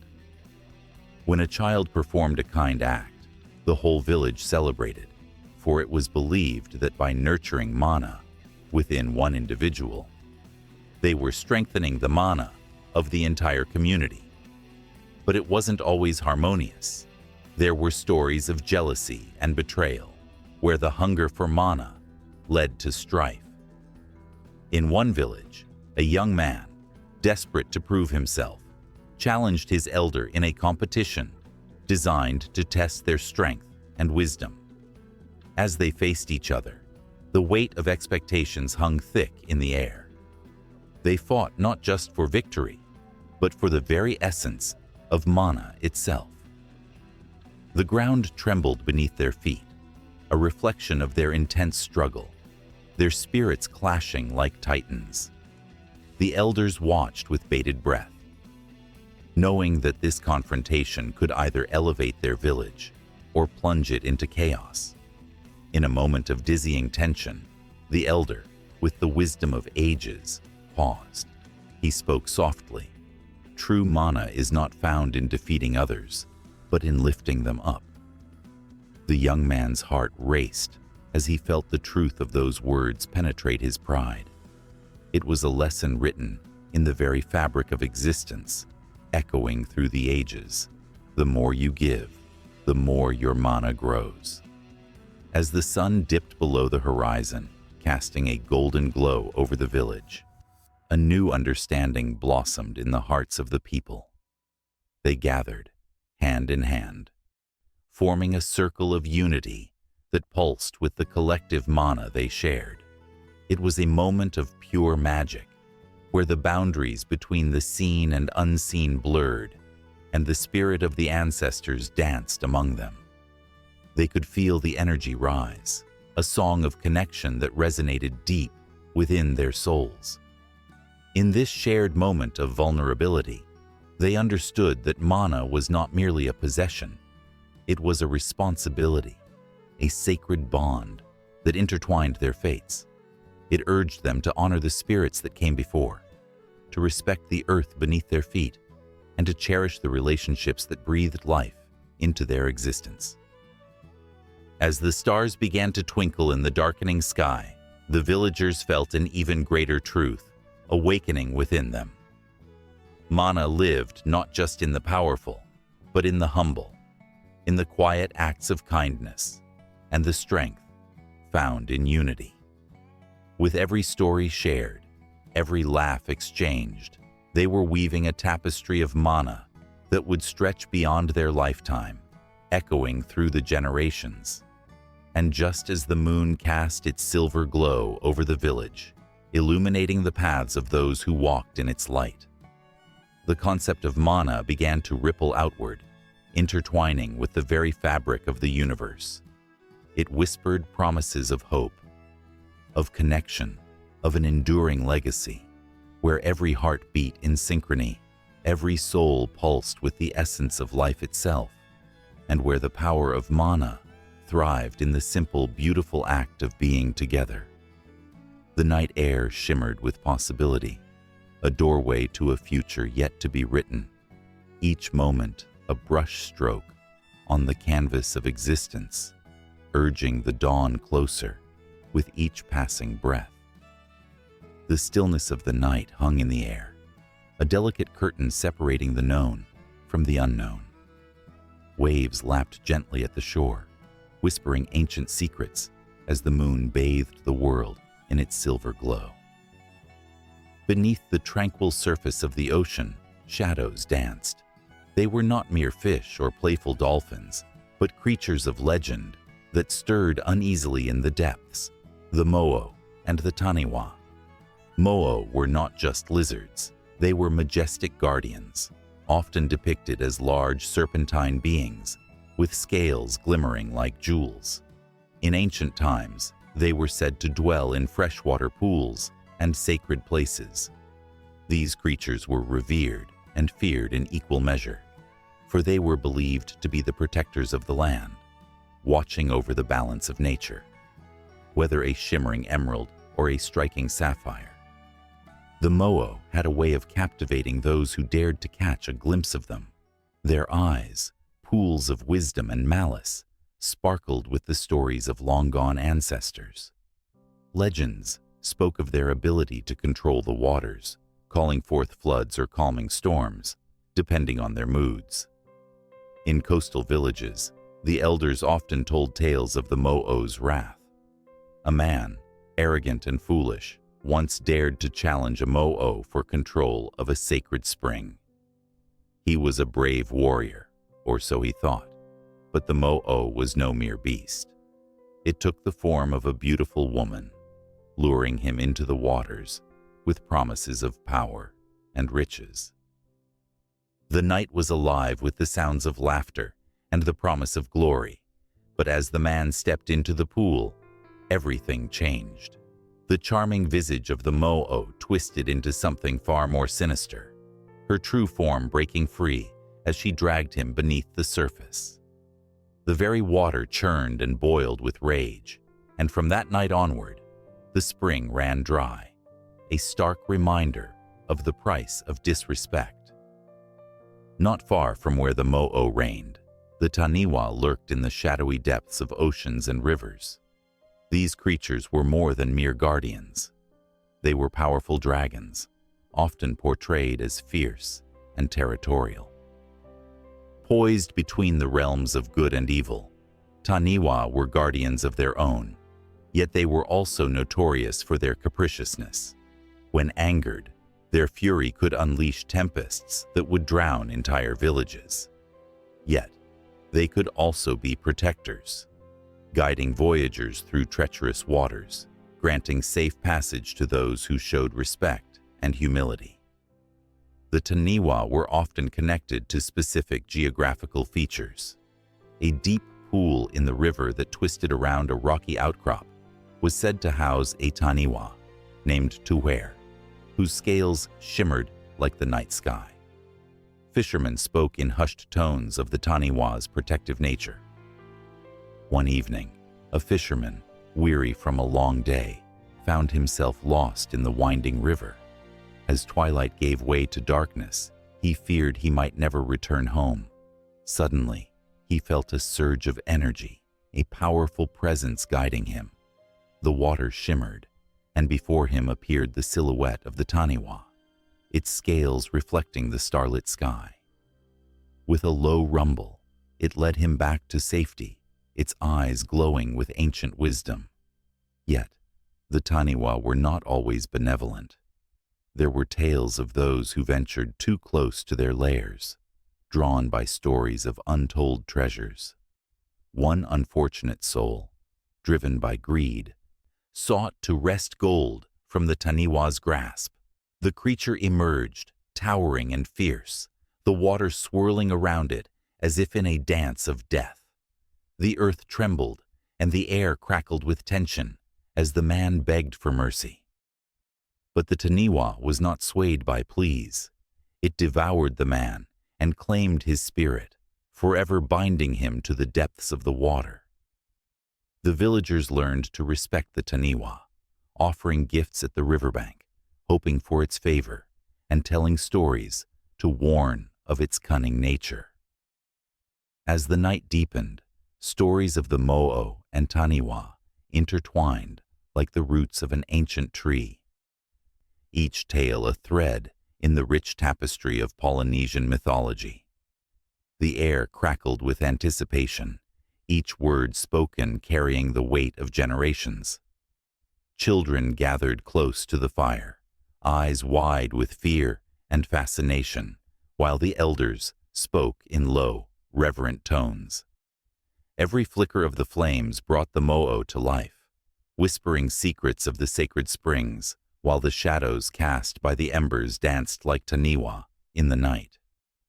In the quiet of a moonlit night, a young girl named Aroha listened intently, her heart pounding with each tale. She dreamed of the Mo'o, envisioning their glistening scales and powerful presence. For her, these creatures were not merely stories. They were a connection to her ancestors, a reminder of the balance that existed in the world. The elders spoke of Mo'o, who had saved their people from drought, calling the rains with a flick of their tails. Aroha felt the weight of their legacy, a calling that stirred deep within her. But the Taniwa were different. They were unpredictable, a force of nature that could quickly shift from protector to predator. As the stories wove through the night air, Aroha felt a shiver run down her spine. What if a Taniwa was watching her even now, lurking just beyond the shore? She glanced toward the water, the moonlight shimmering on its surface, and for a moment she thought she saw a ripple, a flicker of a tail perhaps, or the glimmer of a scale. Her heart raced, and she leaned closer, eager and terrified all at once, caught between the thrill of adventure and the fear of what lay beneath. The night held its breath, the horizon stretching endlessly before them, a world filled with possibilities and peril.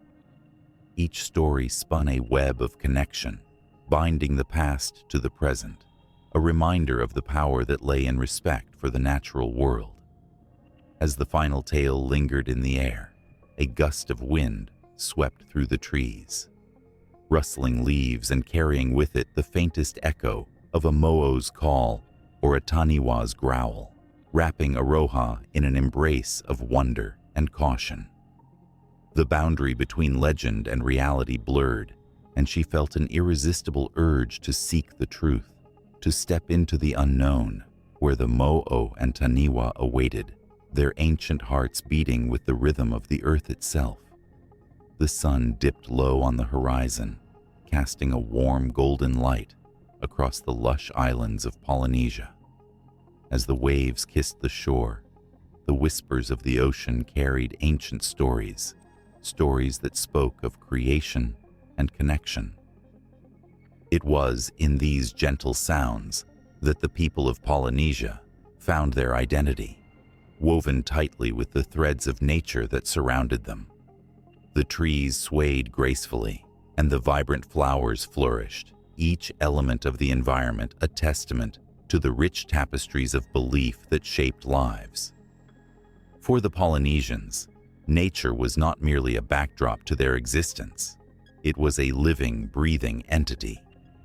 They believed every mountain, every river, and every creature held a spirit, a mana, an essence that connected them to their ancestors and the universe.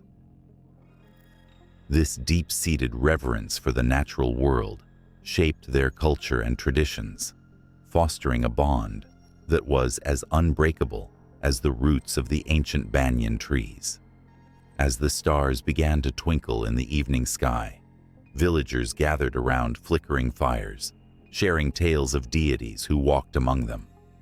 There was Tangaroa, the god of the sea, who ruled over the vast, unpredictable waters. He was both a provider and a protector, embodying the power and mystery of the ocean. The people prayed to him for bountiful catches, for safe voyages, and for harmony with the tides. His spirit surged in every wave that lapped against the shores, and his presence was felt in the salty air they breathed. The air was thick with excitement as children listened wide-eyed to the stories of their ancestors. They spoke of Pele, the fiery goddess, who shaped the land with her fierce passion. Her volcanic temper forged new islands, while her molten tears created fertile soil. Each eruption was seen not as destruction, but as a transformation, a cycle of birth and renewal. The children, captivated, envisioned her dancing across the land, her fiery hair flowing like lava, creating beauty from chaos. In the villages, the rhythm of daily life pulsed in harmony with the natural world. Farmers followed the moon's cycle, planting and harvesting crops in accordance with its phases. The fruits of their labor were not just sustenance. They were offerings to the spirits that governed their lives. Each bite carried the essence of the land and the blessings of their ancestors. The very act of growing food was an act of gratitude, a sacred dance that celebrated the gifts provided by the earth. But beneath this serene surface lay a profound understanding of the delicate balance of nature. The Polynesians watched the signs, the changing winds, the shifting tides, the songs of the birds, and they listened. They knew when to fish and when to let the waters rest. They understood that nature was a partner, not a master. This synchrony allowed their communities to thrive for generations, a testament to their wisdom and respect. The sound of drums echoed through the valleys, calling to the warriors who stood ready to protect their way of life. The fierce battles of the past were not merely about land or honor. They were about safeguarding their connection to nature. The forests, the mountains, and the oceans had nurtured their people and their culture, and any threat to that bond was met with unwavering courage. Each victory was celebrated, not just as a triumph over an enemy, but as a reaffirmation of their deep-rooted beliefs. As the night wrapped its arms around the islands, the elders would gather to teach the young ones the songs of the land, the chants that praised the gods and called upon the spirits of their ancestors. The melodies rode the winds, echoing off the cliffs and reverberating in the hearts of all who listened. Each note carried the weight of history, a reminder of where they came from and the stories that built their identity. In the soft glow of the moonlight, love stories unfolded between the waves and the sands. Lovers carved their initials into the barks of trees, believing that their love would become part of the forest, eternal, like the spirits that watched over them. They would whisper their dreams to the stars, knowing that the cosmos held their hopes and aspirations. The connection to nature infused their relationships with a depth of meaning that transcended the ordinary. However, the peace of the islands was not impervious to change. As the world beyond the horizon began to encroach upon their sacred spaces, the Polynesians felt the tremors of anxiety ripple through their communities. The arrival of outsiders brought new ideas, new ways of living that threatened the harmony they had nurtured for centuries. The elders, wise and watchful, sensed the shift in the balance.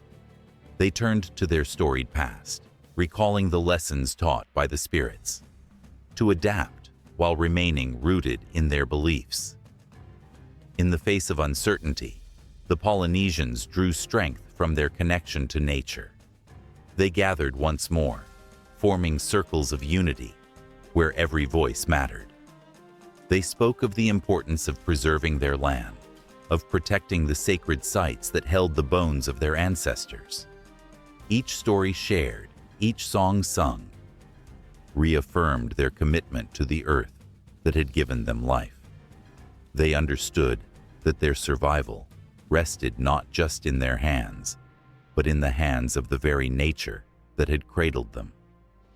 As dawn broke over the horizon, The golden light painted the islands anew. The whispers of the ocean were a soft reminder of the stories that would continue to unfold. The cycles of life, death, and rebirth carried on, echoing the enduring connection between the Polynesians and the world around them. Each day was a new opportunity to honor their beliefs, to celebrate the spirits that danced in the breeze, and to ensure that the bond they shared with nature remained unbroken. The islands stood as a testament to resilience, a vibrant tapestry woven from the threads of life, love, and a deep reverence for the natural world. Even as the challenges of time pressed upon them, the Polynesians knew they were part of something greater than themselves, a legacy of belief that would echo through the ages, carried on the winds and waves, forever intertwined with the essence of nature. In the beginning, when the world was still cloaked in shadows, two colossal titans, Kale and Linara, stood amidst a swirling chaos of elements. Their forms were as grand as mountains, and their voices echoed like thunder across the empty skies.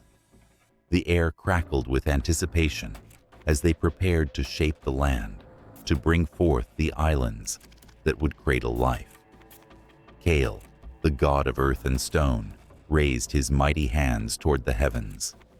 With each movement, the ground trembled beneath him.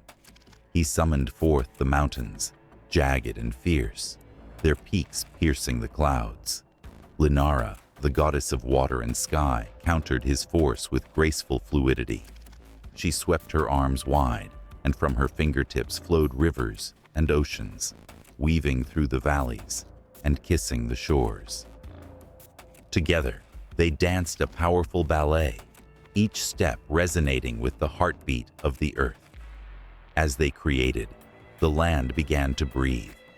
From the depths of the ocean, the first island emerged, vibrant and lush, its shores lined with golden sands that sparkled like stars. Kyle sculpted cliffs that soared into the sky, while Linara summoned rain to nourish the land. The sound of water cascading down rocks mingled with the whispers of the wind, a symphony that echoed the birth of a new world. This was not merely an act of creation, it was a passionate embrace of opposites, a love song sung in the language of earth and sky. However, their harmony was not without conflict. As they shaped the land, disagreements arose.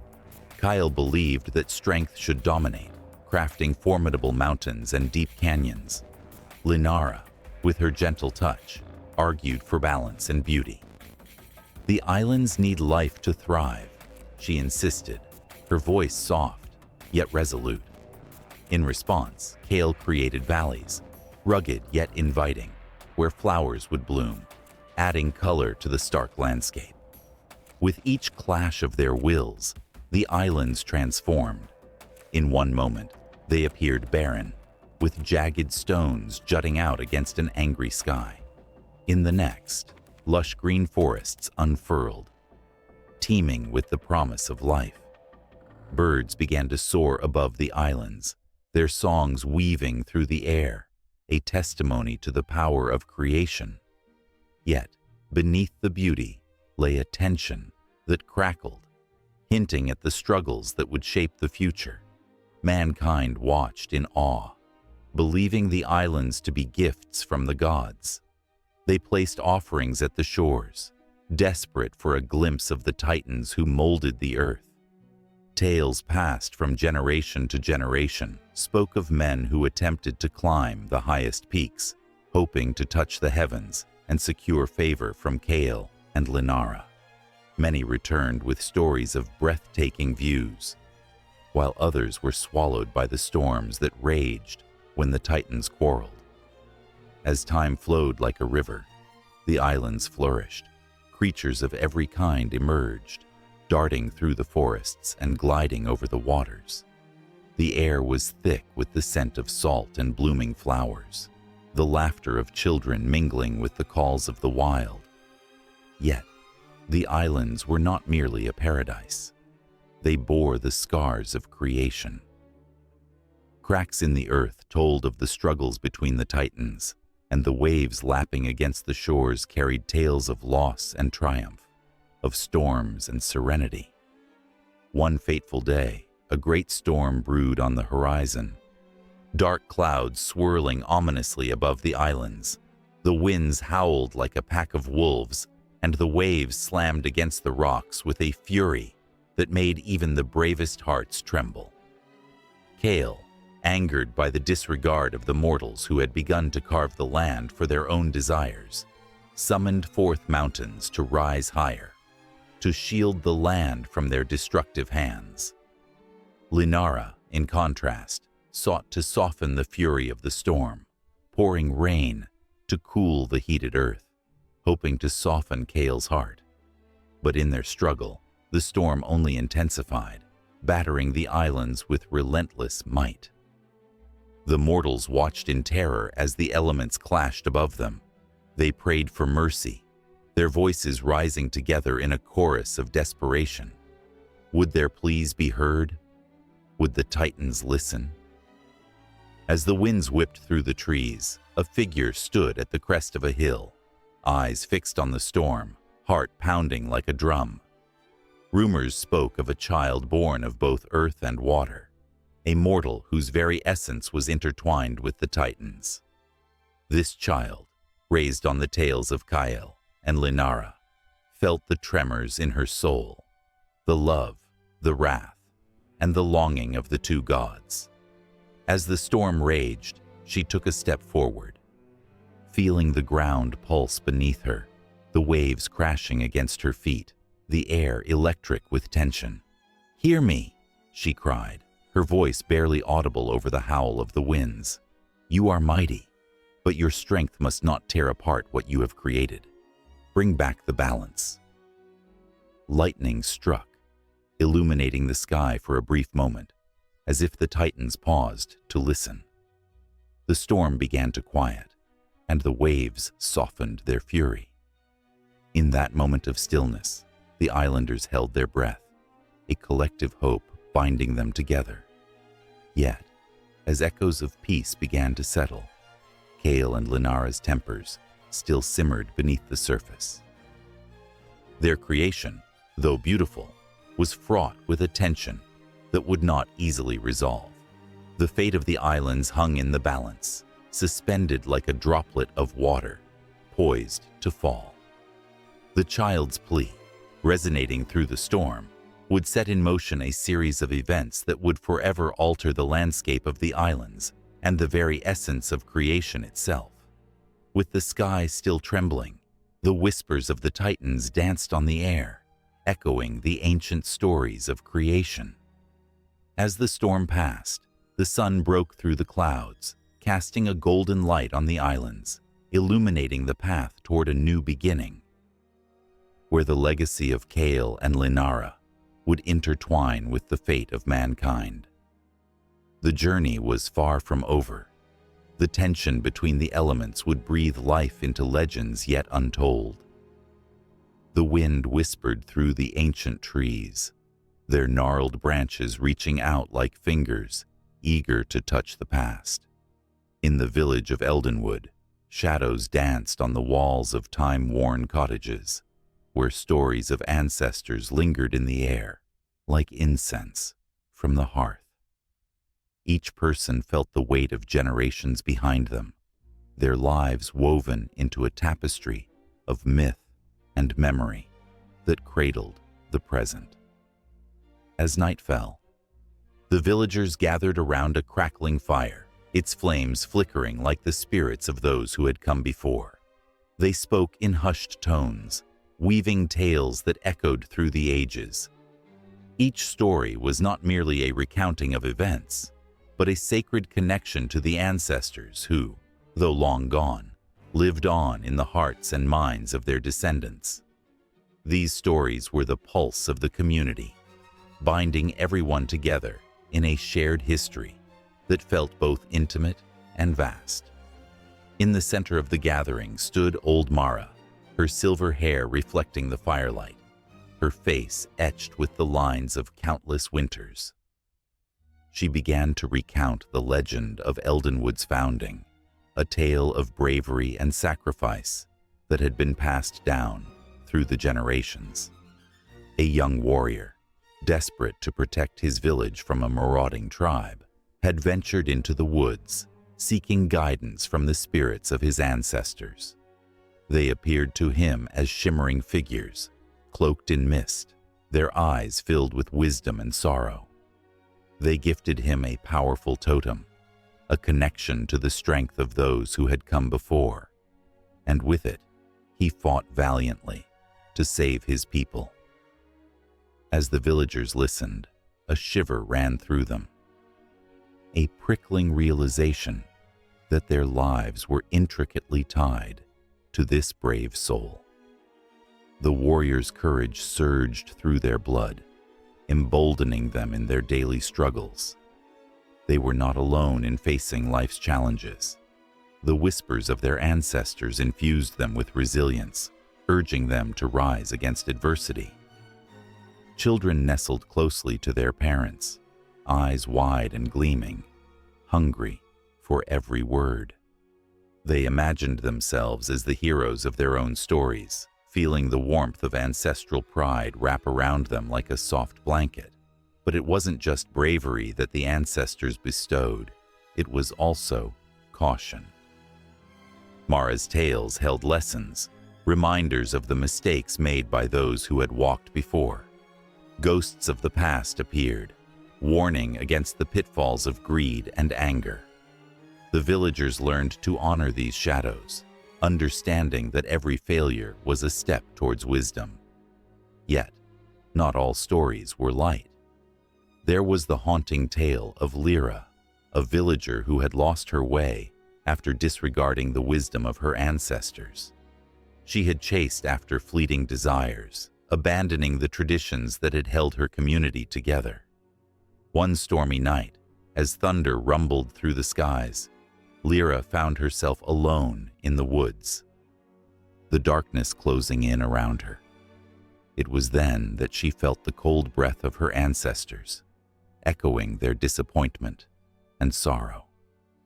They guided her back to the village, reminding her that she was never truly alone, but it was up to her to honor the bond they shared. With every story, the fire crackled and popped, sending sparks into the night sky like the flickering memories of those who had passed. The villagers felt a collective heartbeat, a rhythm that pulsed through their veins. They understood that the past was not something to be buried, but embraced. Each of their lives was a thread in a larger narrative, and the strength of their ancestors fortified them, a shield against life's tempests. As the night wore on, Mara's voice rose and fell, like the tide, taking them from joy to sorrow and back again. She told of the festivals held in honor of the ancestors, where offerings were made to honor their presence. Plates filled with the most cherished foods were set out, and candles were lit, guiding the spirits back to the warmth of the hearth. The villagers danced and sang, their laughter a bridge connecting the living and the dead. It was believed that on those nights, the veil between worlds grew thin, and the ancestors would join them, celebrating the lives they had nurtured. Mara's stories stirred something primal within them, a longing for the connection that transcended time. They felt the weight of every lost love, every missed opportunity, and every triumph echo through the air. The ancestors breathed life into their daily routines, reminding them to honor tradition and keep their history alive.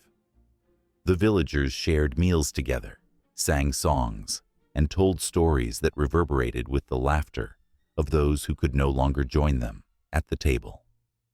Yet, there was an undercurrent of tension that began to weave its way through the firelit night. An uninvited chill crept in, rustling the leaves and raising goosebumps on their skin. Some villagers whispered of a distant threat, a shadow lurking at the edges of their peaceful existence. They felt it in the air, a reminder that their ancestors had not only fought for their survival, but had also faced their fears head-on. In that moment, the stories shifted, evolving from cautionary tales of the past to urgent warnings for the present. The ancestors had faced their own demons, battles that often raged, not just against external foes, but within their own hearts. As Mara recounted the struggles faced by their forebears, the fire flickered, casting eerie shapes that danced across the faces of the villagers. The atmosphere thickened with an unspoken understanding. Their ancestors were watching, guiding them, and perhaps even pleading for them to heed the timeless lessons embedded in their stories.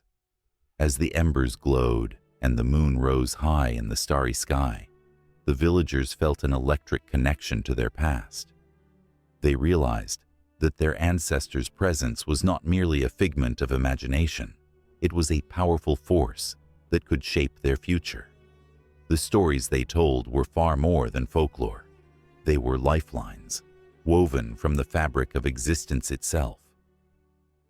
Each tale was a reminder that they carried the weight of their lineage, and the choices they made resonated through time, echoing in the hearts of their children, and in turn, their children's children. The night wore on, the fire dwindling to glowing embers, but the intensity of the moment lingered in the crisp air. The ancestors, with all their hopes, dreams, fears, and lessons, loomed large in the minds of the villagers. As they listened, they felt a stirring in their souls, a call to honor the past while standing firm in the present. The bond with their ancestors was unbreakable, a sacred thread that promised to guide them through the darkness ahead. And so, with hearts full of emotion, they prepared to face whatever lay beyond the horizon, fortified by the spirits of those who had fought for their place in this world. Together, they would weave a future worthy of the sacrifices made by their ancestors, standing together as one, ready to write the next chapter of their shared story. As twilight dipped its brush into the sky, painting it with hues of orange and violet, a flicker of candlelight danced in the silence of an ancient temple. The air was thick with the scent of incense, a fragrant invocation that wrapped around the hearts of those gathered. Each flicker seemed to pulse with life, as if the flames themselves were whispering secrets of old, beckoning the souls present to connect with something far beyond the mortal coil. Amidst the stillness, the beating of drums echoed like a heartbeat, a rhythmic pulse that resonated with every individual, stirring emotions buried deep within. Around the altar, adorned with symbols of creation and destruction, stood a diverse assembly of people, from elders draped in flowing robes to children encased in the innocence of youth. Each face reflected anticipation and reverence. They were not mere spectators. They were participants in a sacred tradition that had echoed through time. Rituals passed down through generations, each thread woven into the fabric of their identities. The chill of evening air brushed against their skin, igniting their senses and drawing them closer to the unseen forces they sought to honor. A shaman, cloaked in feathers and beads that glinted in the firelight, stepped forward.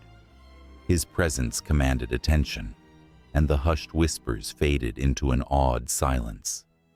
With a voice resonating like thunder over mountains, he began a chant. An ancient song that transcended language, speaking to the spirits of ancestors and deities alike. Each note held the weight of history, a melodic thread connecting the past to the present. As the words flowed from his lips, the air crackled with electricity, and the gathering seemed to inhale collectively, drawing in the essence of the divine. In that moment, the lines between the earthly and the ethereal blurred. The vibrations from the drums intertwined with the haunting melody, sending shivers down spines. Eyes closed, breaths synchronized. Participants swayed as if caught in a spell, their spirits rising, lifting them closer to the heavens. They were not alone.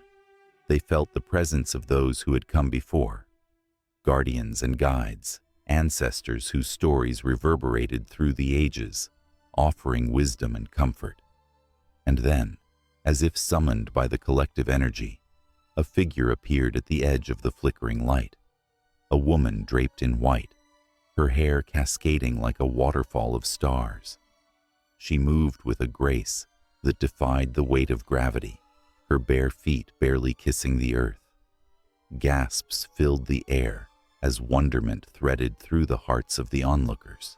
Was she a goddess, a spirit, the embodiment of their prayers? Her presence was ethereal, yet she felt so profoundly real. With a gesture, she beckoned the shaman closer, and the drums fell silent, replaced by the sound of rustling leaves and the whisper of the wind. The crowd leaned in, hearts pounding, caught in the web of an unbreakable moment. Rituals like this had thrived through time, each one a lifeline connecting humanity to the divine, a tapestry woven with threads of faith, hope, and longing. From the ancient Egyptians, who would carve intricate hieroglyphs to appease their gods, to the indigenous tribes who danced under the moonlight to honor the earth, the essence of these ceremonies remained unchanged, a testament to the universal yearning to seek something greater. The woman's hands moved elegantly, tracing symbols in the air, forming an invisible covenant between the seen and the unseen. With each movement, she called forth the energies of the four corners, earth, air, fire, and water, binding them into a harmony that resonated with the very core of existence. The atmosphere thickened, crackling with potential, as if the universe held its breath, waiting for the sacred moment to unfold. Suddenly, a gust of wind swept through the temple, extinguishing the candles, plunging the gathering into darkness. Gasps echoed, hearts raced, and for a heartbeat, fear surged. But then, like the dawn breaking over a horizon, soft luminescence washed over the assembly. It wasn't the flicker of flames, but rather a glow that seemed to emanate from within. A gentle illumination that cast ethereal shadows, revealing faces awash with awe and wonder. The shaman's voice rose again, this time intertwining with the light, weaving a tapestry of sound that resonated with the very fabric of the universe. It was a call to all souls present, urging them to cast aside their burdens, their doubts, and their fears, to surrender to the overwhelming embrace of the divine. Tears glistened in eyes, hearts swelled, unburdened by the weight of the world outside. Each person felt an indescribable connection, a pulsating energy that flowed through them, binding them together in a sacred communion. As the rituals continued, vivid visions flooded their minds, memories of lost loved ones, profound moments of clarity, and dreams yet to be realized. The boundaries of individual existence faded, replaced by a tapestry of shared experience that transcended time and space. The room pulsed with energy. It was as if the very essence of existence echoed in their collective heartbeat. The moment felt suspended in time, and the weight of myriad stories pressed upon their souls. They were not just participants. They were vessels for the voices of generations past, echoes of laughter, whispers of sorrow, and shouts of triumph. Each gesture, each spoken word, became a bridge connecting them to those who had walked this earth long before, to those who would come after. The rituals unfolded, revealing layers of meaning, each moment more powerful than the last. With every chant, every dance, they invited the divine to dwell among them. to illuminate their paths with wisdom and love. The energy crescendoed, waves of emotion crashing over them, and they surrendered wholly to the moment, feeling the divine flowing through their veins. And just as the shaman raised his hands high, calling forth a final blessing, the vision shifted, the energy swirling into a vortex of light. The participants stood at the precipice of something monumental, their spirits soaring, yet still anchored in the embrace of the earth. This was only the beginning, the first chapter in an ever-unfolding story of connection, of love, and of the unbreakable bond between humanity and the divine. In the flickering light of a fire, shadows dance across the skin of a young woman, tracing intricate patterns, the marks of her tribe, her history, and her identity. She sits, adorned with symbols that tell stories of valor, love, and loss, each tattoo a brushstroke on the canvas of her life. As the flames crackle and pop, the air thickens with the weight of tradition, and a whisper of ancient rituals fills the night. These marks define her, binding her to the earth beneath her feet and the sky above her head, reminding her of the ancestors who walked before her. Tattooing has woven itself into the fabric of humanity for thousands of years, a silent yet powerful language that speaks of belonging and individuality. From the frozen tundras of the Arctic to the sun-soaked islands of the Pacific, cultures have embraced the needle and ink as a way to communicate their beliefs and narratives, rendering them into art that could not fade with time. Imagine the echoes of a Polynesian warrior, his arms bearing the fierce marks of his lineage, each line a testament to his bravery and strength. His tattoos were not mere decoration. They were his birthright and his legacy. A sacred declaration of who he was and what he stood for. In ancient Egypt, pharaohs and commoners alike adorned their bodies with symbols that would protect them in the afterlife. The sacred scarab, a powerful emblem of rebirth, was often etched into the skin, whispering promises of renewal even in death. The people believed that these tattoos could grant them favor with the gods, guiding their souls through the treacherous journey of the underworld. Can you feel the urgency in their desire to be seen, to be remembered? As civilizations rose and fell, tattoos morphed alongside them, reflecting societal changes and cultural shifts. The Celts, with their spirals and knots, inked patterns that represented the interconnectedness of life and eternity. Each curve of the design was a reminder that every end was merely a new beginning. Imagine a Celtic warrior, cloaked in mist, his body a tapestry of intricate designs. His tattoos spoke not just of battle, but of a spiritual connection to the land, the trees, and the very essence of the universe. But the story of tattoos is not just one of beauty and bravery. It is also steeped in pain and sacrifice. In Japan, the art of tattooing became a means of defiance against authority. The Yakuza, Japan's organized crime syndicate, embraced tattoos as a mark of loyalty and resilience. Their bodies became living canvases, intricately inked with dragons and koi fish, each design a symbol of perseverance through adversity. Imagine the sting of the needle for a moment, the way it bites into flesh, etching not just ink, but stories of struggle and survival. Even in the Americas, tattoos have held profound significance. Indigenous tribes, from the Native American plains to the Inuit of the Arctic, have used tattooing as a rite of passage, marking milestones in life with symbols that resonate deeply with their beliefs. For them, tattoos were not just art.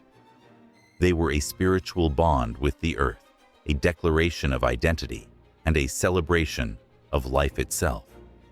The tattoos of a Navajo woman might depict the sacred mountain, a symbol of protection that connected her to her people and their heritage. Each inked line would pulse with the heartbeat of generations, echoing their struggles and triumphs. The inked patterns of these diverse cultures tell a universal story. Tattoos are a bridge between the physical and the spiritual, a reflection of beliefs that transcend time and space. They serve as reminders of who we are and where we come from, whispering the tales of our ancestors into the ears of those who will listen.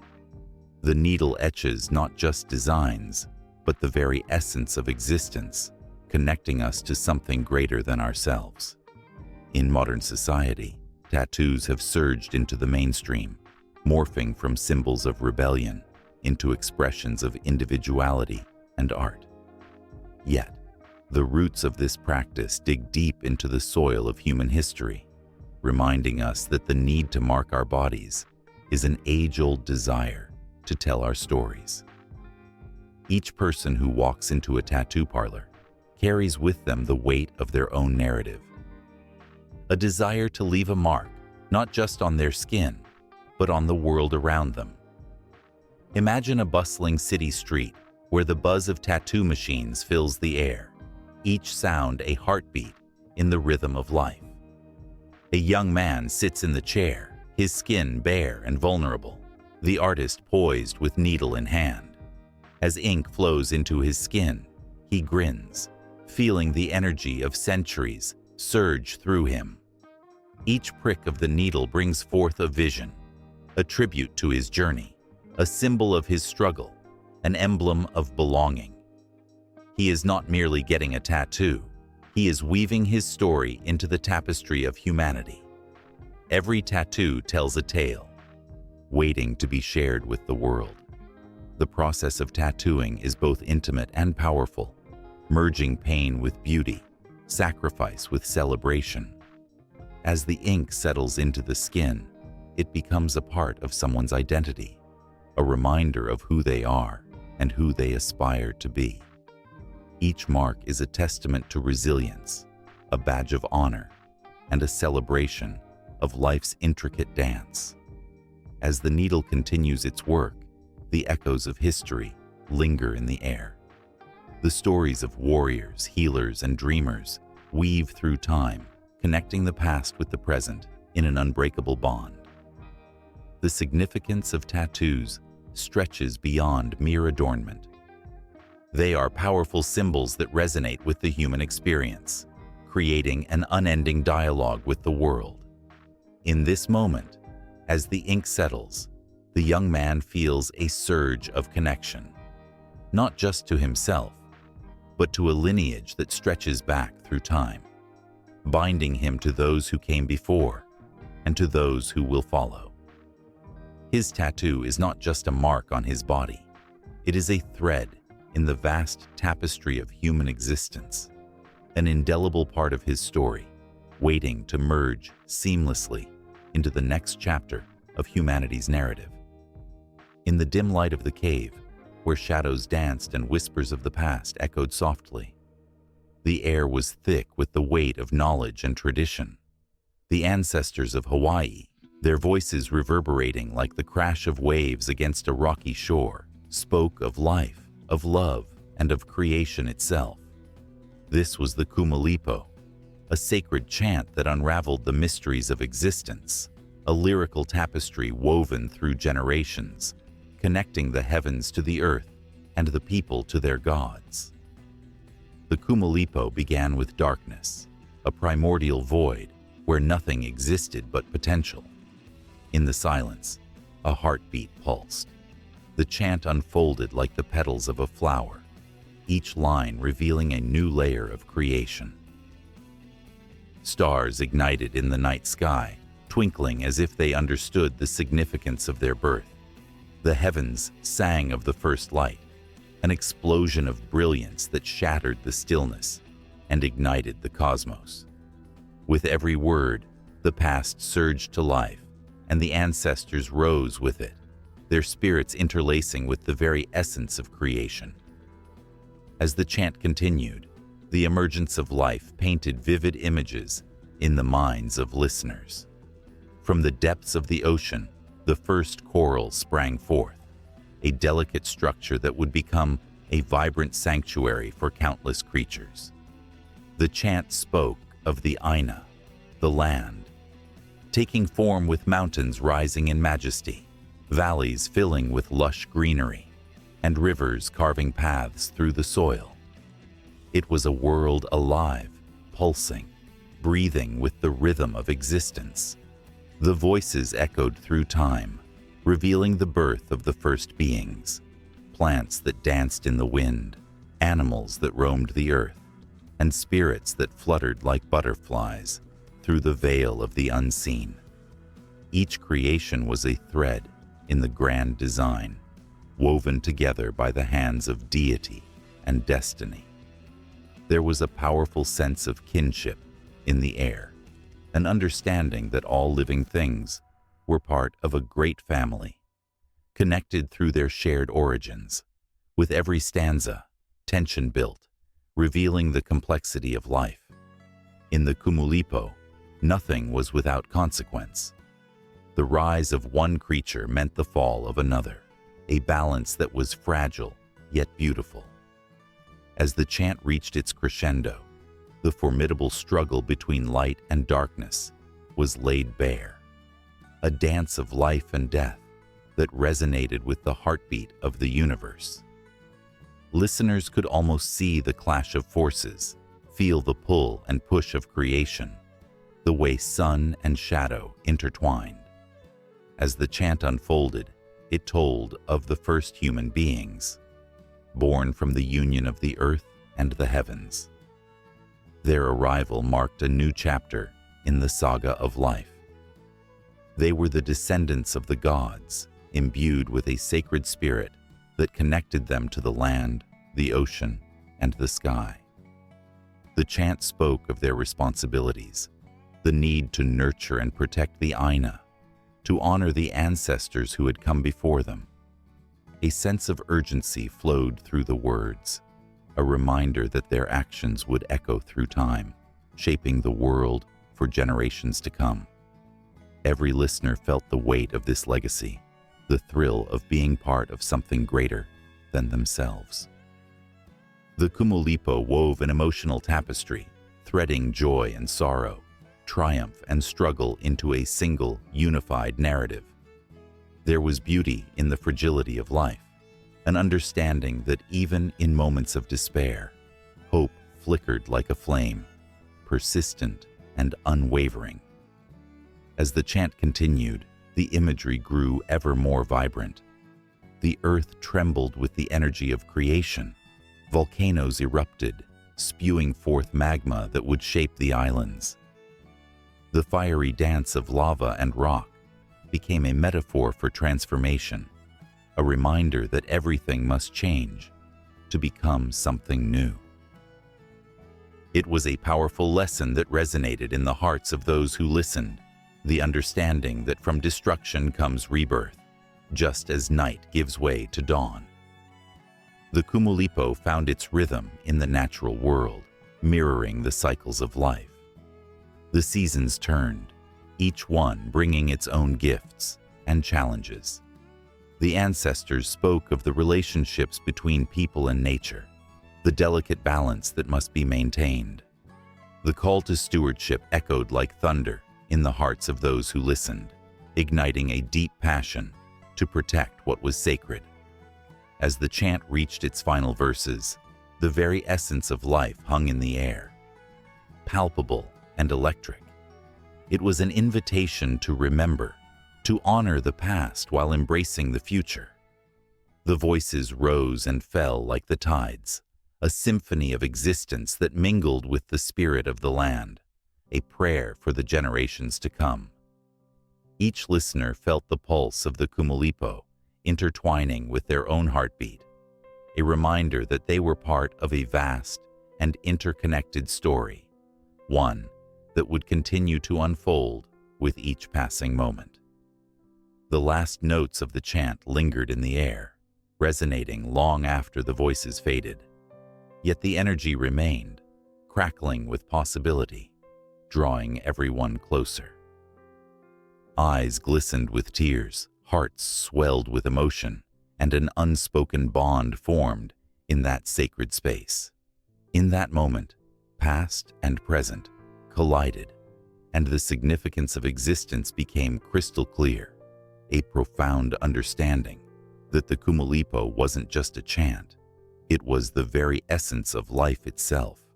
And as the echoes of the Kumulipo faded into the whispers of the breeze, the promise of what lay ahead shimmered on the horizon, an invitation to continue the story.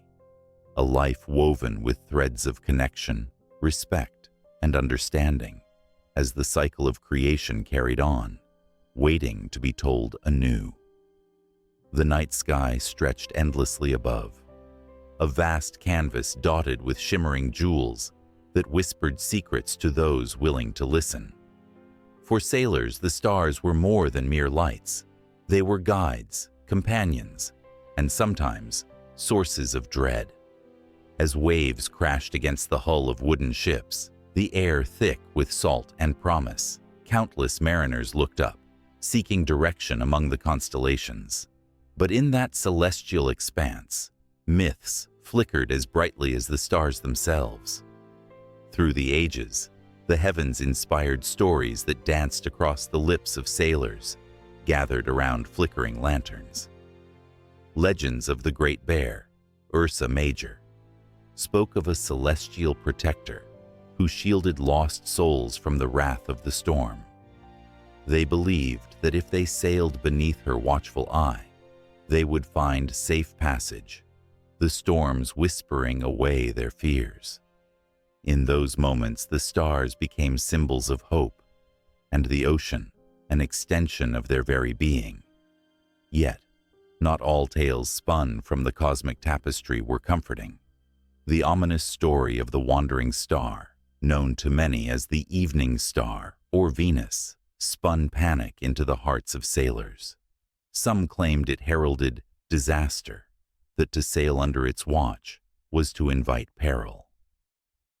Those who had braved the seas knew the haunting tales of fleet after fleet, lost to the relentless grip of tempestuous waters, each disappearance entangled with the glow of that fateful star.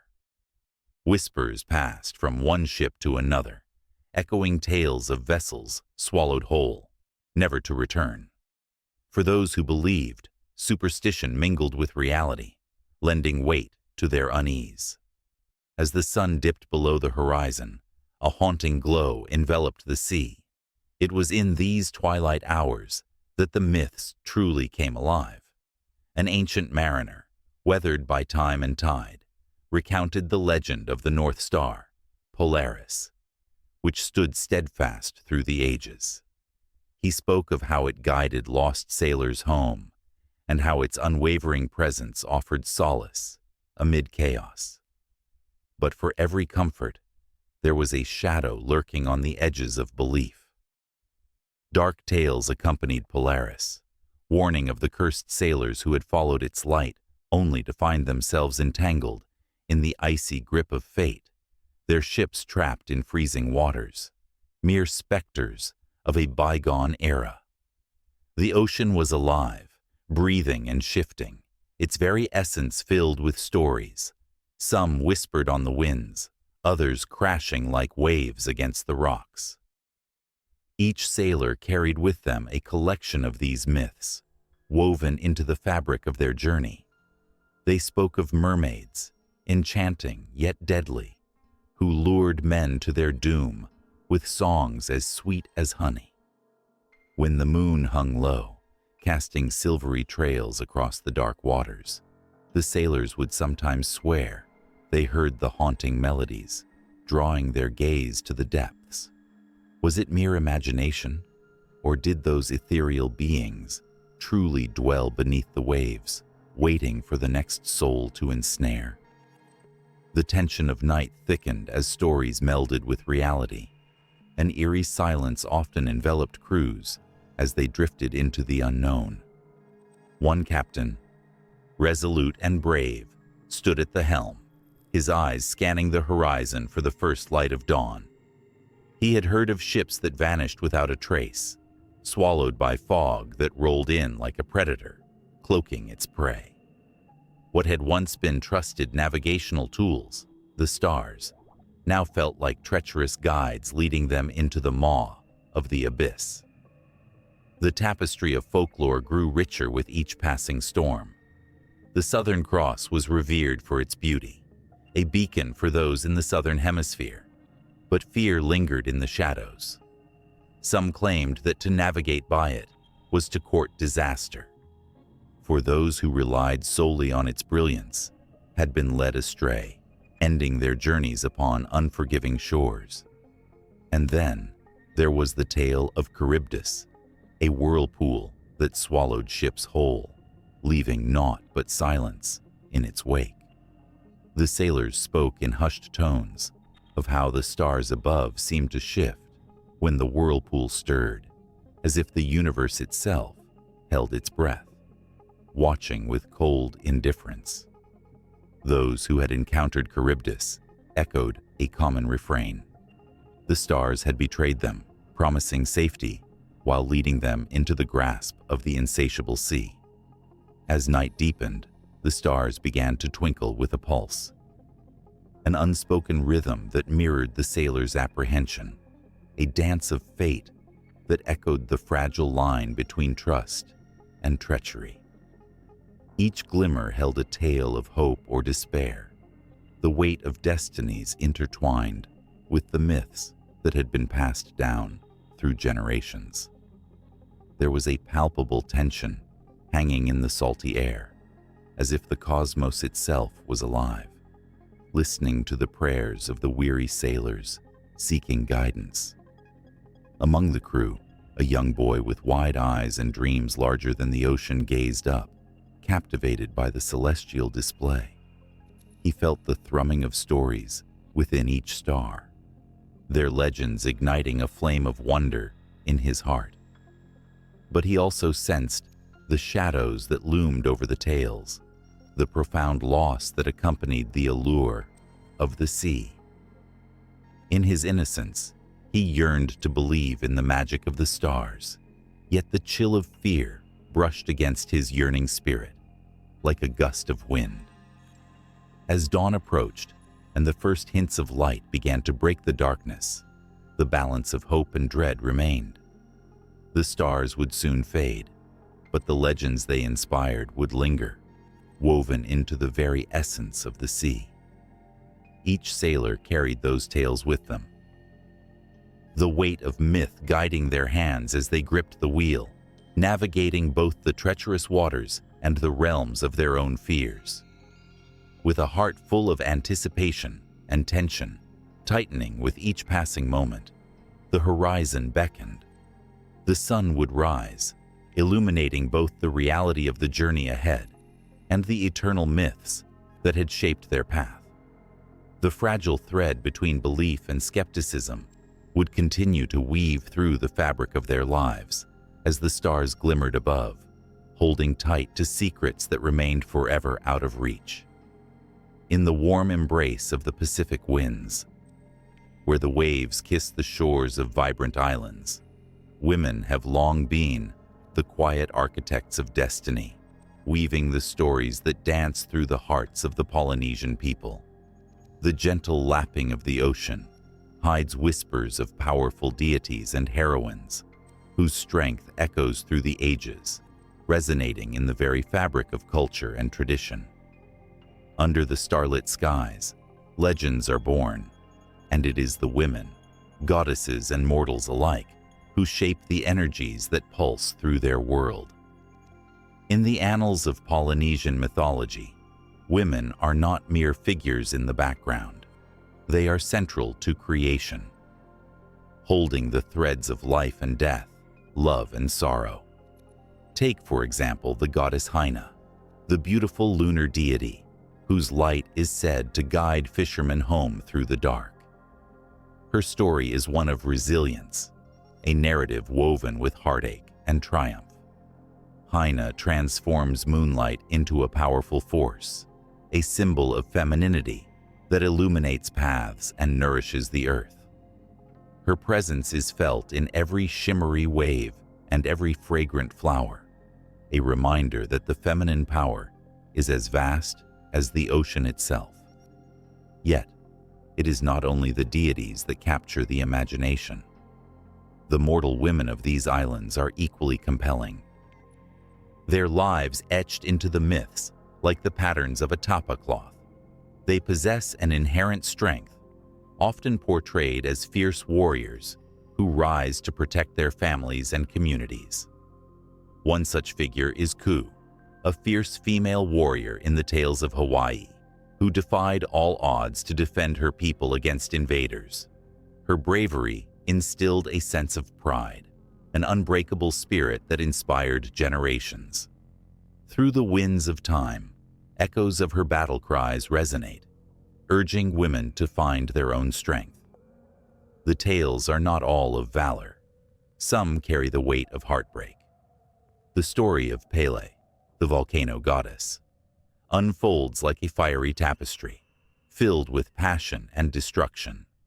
Her fierce temperament mirrors her tumultuous love life as she fiercely clashed with her siblings and lovers, leaving trails of lava as evidence of her wrath. Yet, within her rage lies a yearning for connection, a desire for warmth amid the coldness of her volcanic realm. She embodies the duality of womanhood, the ability to create life while possessing the power to destroy. The islands themselves are a reflection of her emotions. The lush landscapes born from her fury reveal that beauty can arise from chaos. Amidst the tales of divine beings, the stories of everyday women remain profound. Women were the storytellers, the keepers of oral tradition, passing on the wisdom of generations. They gathered in the warm evenings, sharing tales of gods and heroes, their voices weaving the essence of the islands into a rich tapestry of culture. With each story told, bonds deepened, and a sense of identity was forged. These gatherings were not just about entertainment. They were sacred moments that honored the lineage of female strength, teaching children about their heritage. Women also played critical roles in rituals, often acting as priestesses or shamans, guiding their communities in spiritual matters. Their insights were believed to be divinely inspired, a bridge between the human realm and the world of the gods. A woman's intuition was revered, seen as a gift that could decipher the mysteries of life. When the tides shifted or storms approached, it was often the women who interpreted these signs, their understanding of nature and the cosmos celebrated as vital to the survival of the clans. Emotional undertones ripple through these stories, as love often intertwines with loss. The tale of the Hawaiian princess, Hi'iaka, exemplifies this beautifully. As she embarks on a quest to save her sister, she faces unimaginable trials, testing her loyalty and strength. Along the way, she encounters love, but is forced to sacrifice her desires for the sake of her family. The complexity of her emotions paints a vivid picture of the struggles women faced, reflecting a truth that transcends time. Often, love demands sacrifice.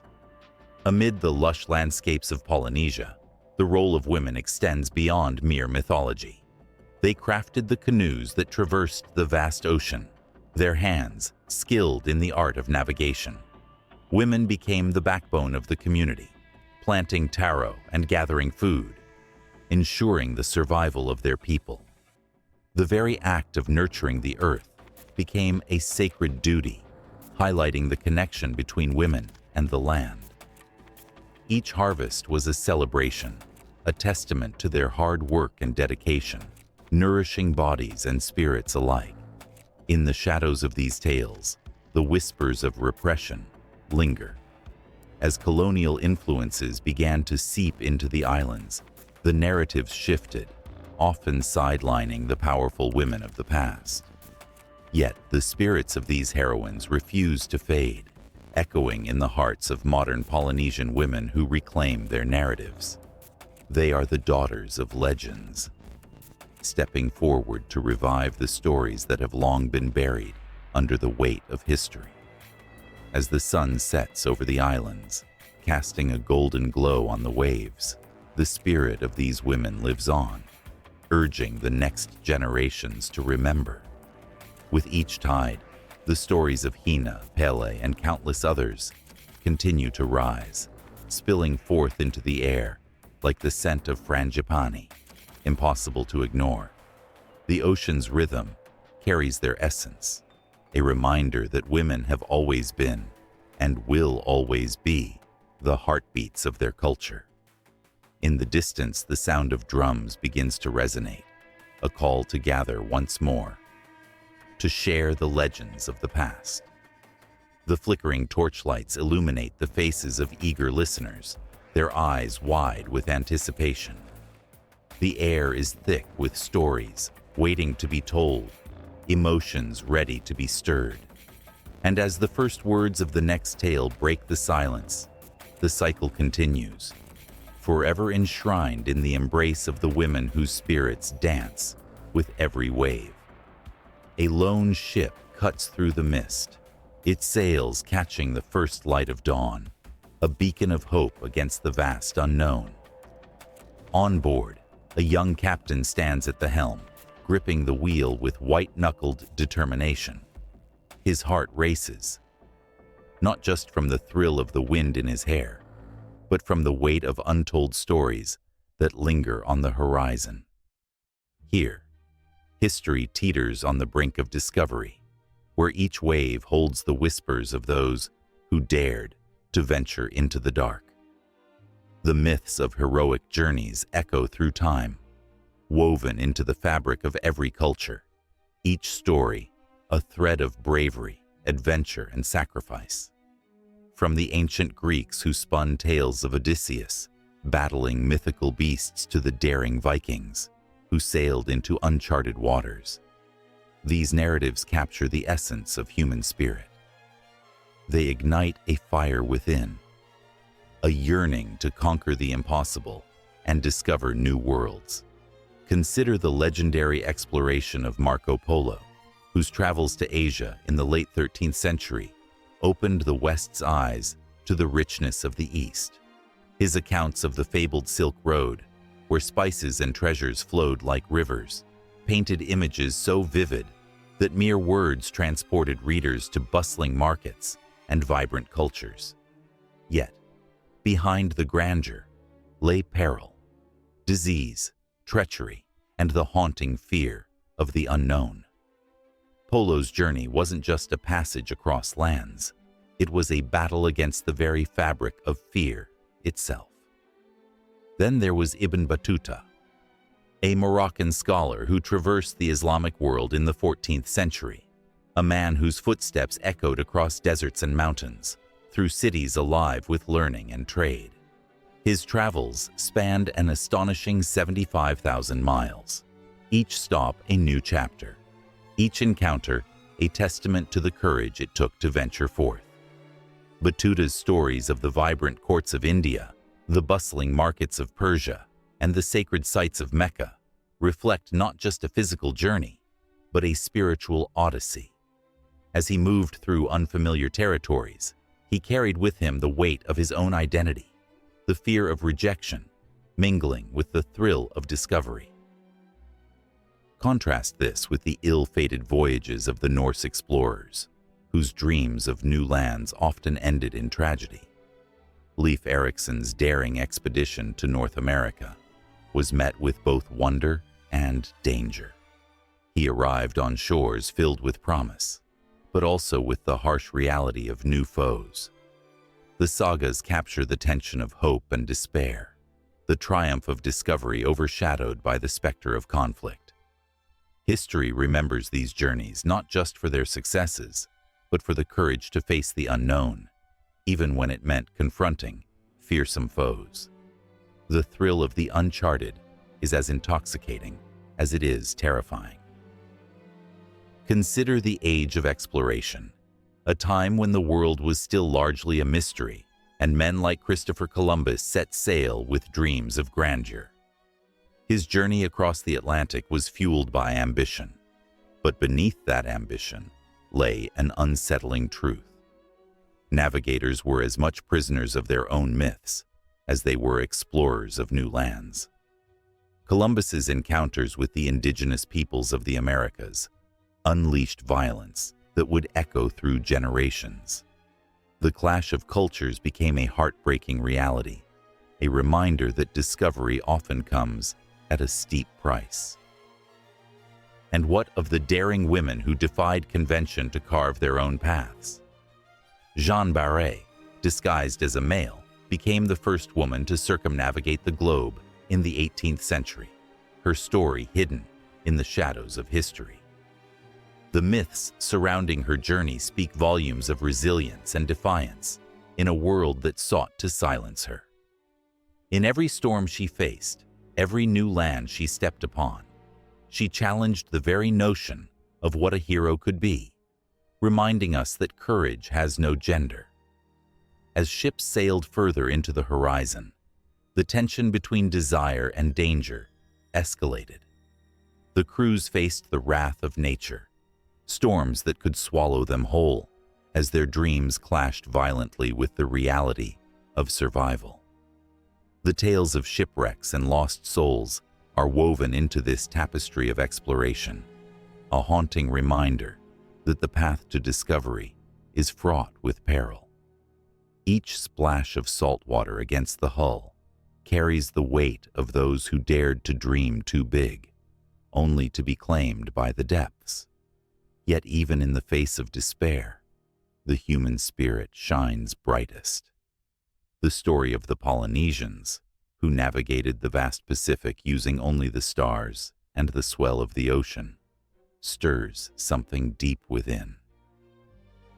Their journeys were not defined by the maps that lay before them, but by an unyielding bond with the sea, their hearts synchronized with the rhythm of the waves. The myths of their navigation speak of a relationship with the world that transcends mere travel. It's a dance with nature, a testament to the power of intuition and ancestral knowledge. Amidst these epic tales, the notion of exploration evolves. It morphs from mere conquest to a deeper understanding of humanity. In the 19th century, explorers like David Livingstone sought to bridge the gap between cultures, dreaming of a world united by knowledge rather than domination. His travels through Africa came alive with the rich tapestry of the continent's peoples and landscapes. But with this enlightenment came conflict, as the myths of civilization clashed with the realities of colonialism. A heartbreaking irony that haunts the legacy of every explorer. With every heroic tale, there lies an undercurrent of emotion, a stirring reminder that every journey, every exploration, is ultimately one of self-discovery. The explorers who charted the unknown are reflections of the struggles, hopes, and dreams that dwell within us all. Their stories are not just about lands found, but about the human spirit's relentless quest to seek, to understand, and to connect. As the ship cuts through the waves, the young captain feels the pulse of history in his veins, the weight of countless journeys whispering in his ears. The tales of the past fuel his resolve, propelling him forward into the unknown. Adventure beckons, and somewhere, beyond the horizon, new myths are waiting to be born, as the line between hero and legend blurs beneath the endless sky. With every gust of wind, with every crash of the sea, the saga continues, a timeless dance between courage and fear. Beckoning all to listen closely, for the stories of discovery are never truly finished. On a sun-drenched shore, waves crashed against the rocks, whispering ancient tales carried by the winds. The salty air crackled with vibrant energy, as though the very spirit of the ocean was alive. holding secrets of gods and men. In this paradise, where palm trees danced in rhythm with the tides, a transformation was quietly taking place, a mingling of beliefs that would forever alter the landscape of Polynesian myths. Once, these islands brimmed with the rich tapestry of their own stories.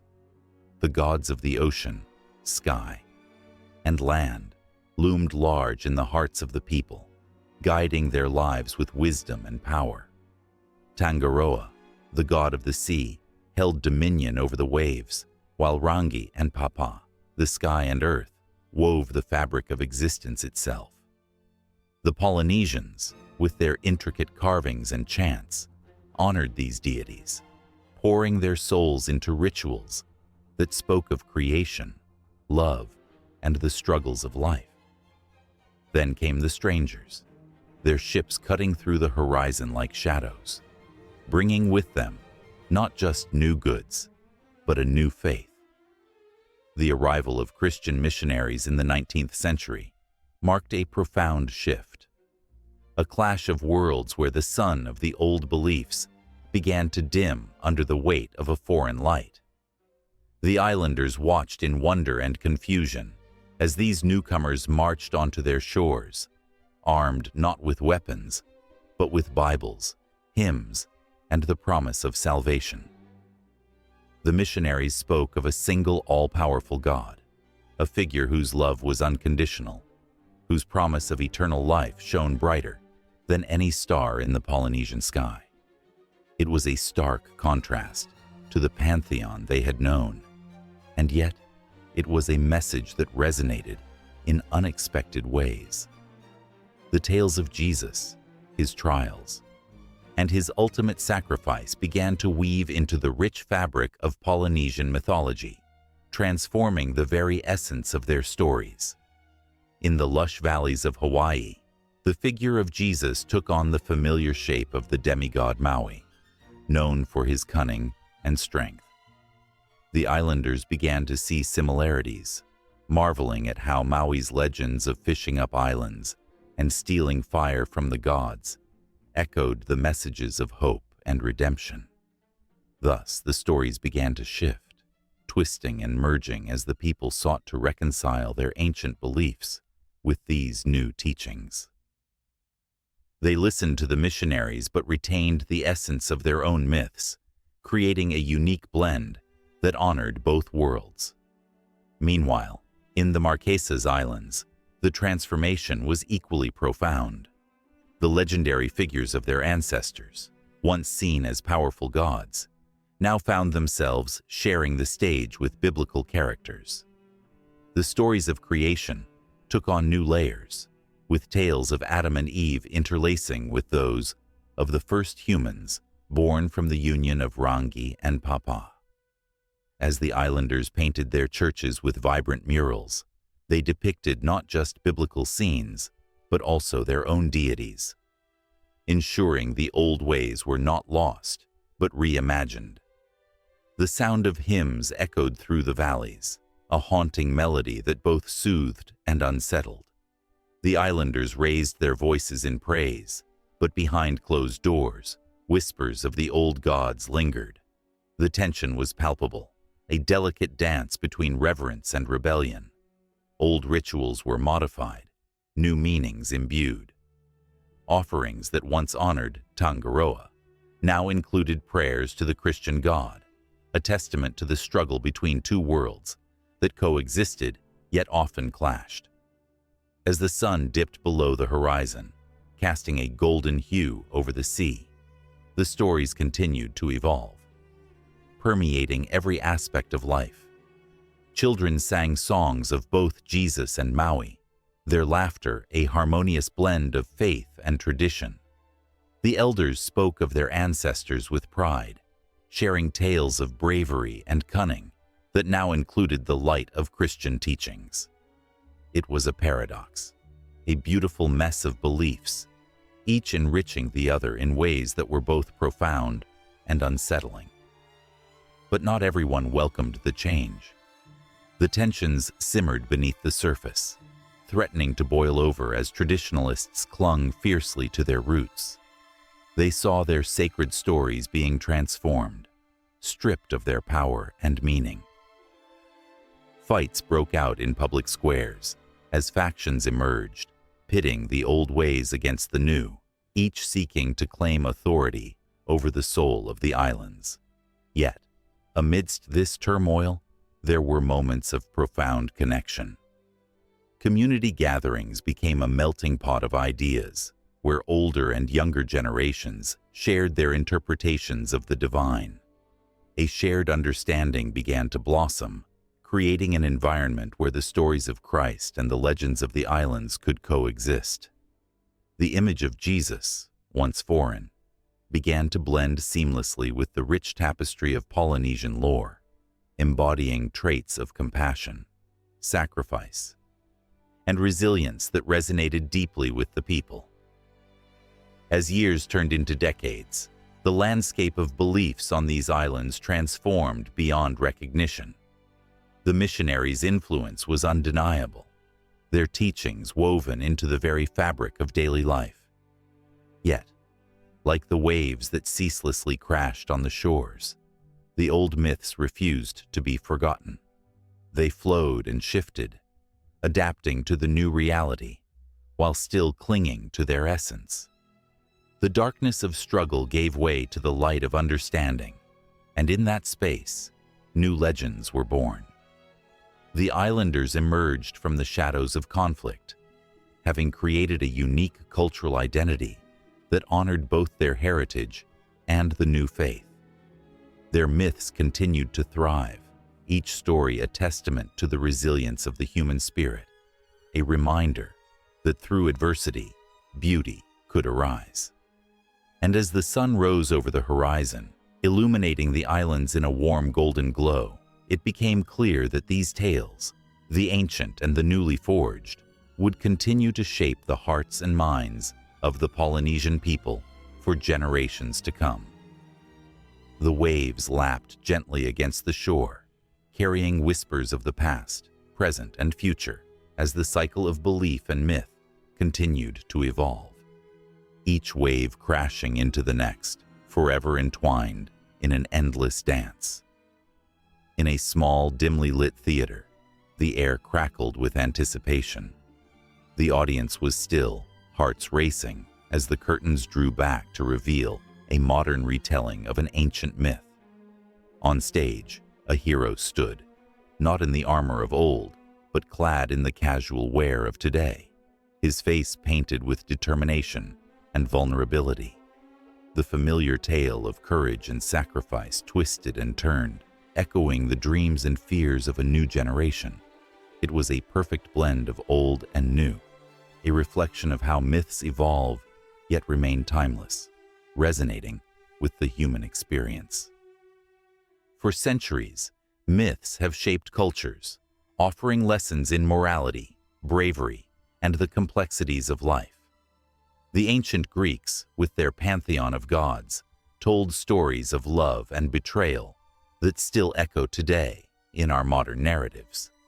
Stories of Hercules, not just a demigod wearing a lion's skin, but a symbol of human perseverance, now find life in graphic novels and blockbuster movies.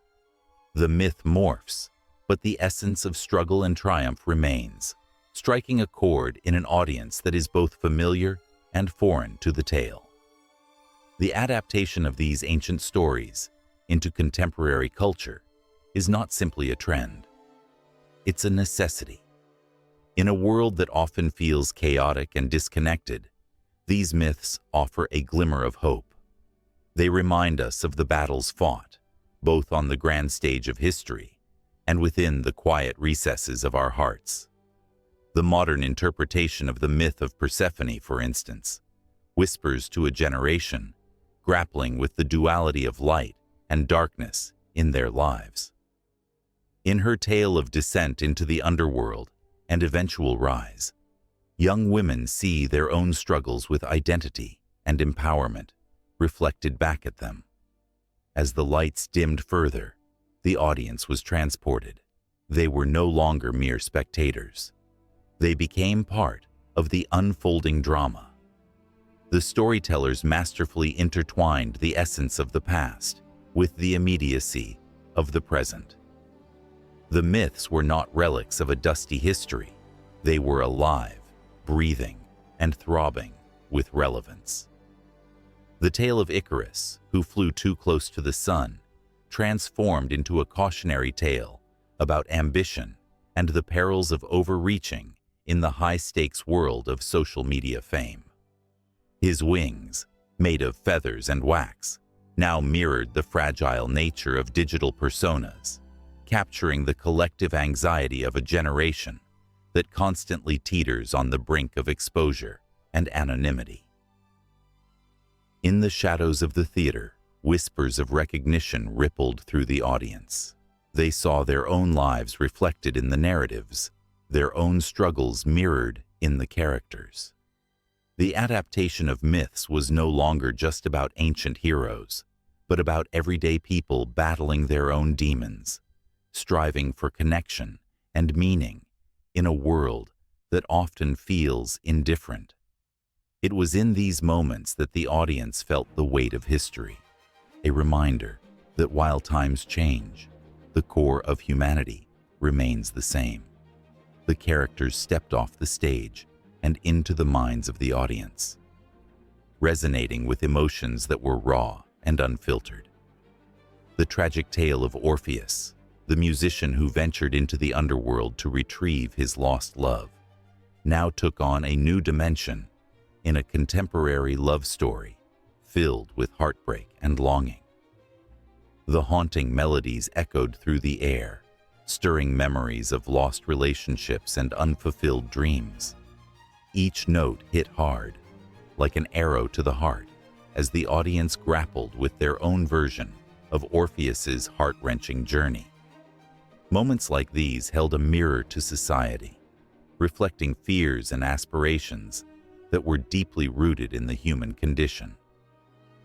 The power of myth was undeniable. It was a conduit for emotions that transcended time. The adaptation revealed not only the stories of ancient heroes, but the untold stories of countless lives, struggles with love, loss, and redemption that tugged at the very fabric of existence. Outside the theater, the world continued to spin, indifferent to the emotions stirred within. Yet inside, time seemed to stand still. The adaptation was more than theater. It was a communion of souls, a gathering of hearts, united by shared experience. Each laugh, gasp, and sigh from the audience wove a tapestry of collective memory that connected them to the characters on stage and to each other. As the adaptation reached its climax, a palpable tension filled the air. The hero faced insurmountable odds, echoing the battles that so many in the audience fought in silence. Could he triumph? Would he find his way back to love, to hope? The audience held its breath, a single collective heartbeat, reflecting their own yearnings. The myth was a catalyst, igniting the flames of dreams and fears that danced just below the surface of their consciousness. With every twist and turn of the narrative, the adaptation echoed the cyclical nature of myths. They were born from the struggles of human existence, evolving, yet remaining anchored in profound truths. As the curtain fell and the applause erupted, the audience was left not just entertained, but transformed. The stories would linger in their minds long after they left the theater, interwoven into their lives, sparking conversations and igniting imaginations. In the end, the hero may or may not have emerged victorious, but the true victory lay in the connection forged between the past and the present, between the storytellers and the audience. Myths had adapted, reshaped to fit the contours of contemporary culture, yet their essence remained untouched, a testament to the enduring power of storytelling. The theater emptied, but outside, the world continued to hum with life.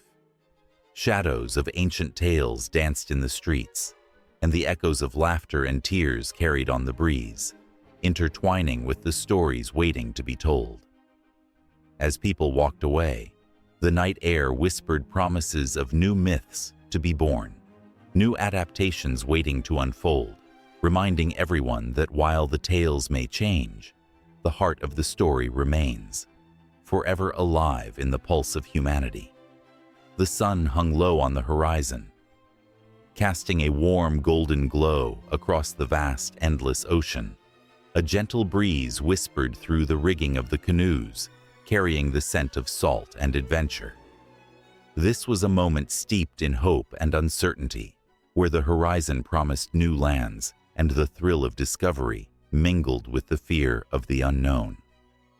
In this expanse of blue, the first Polynesian settlers prepared to embark on a voyage that would change the course of their lives forever. As the canoes glided through the water, each stroke of the paddle echoed with the heartbeat of their ancestors. The settlers were not merely navigating waves.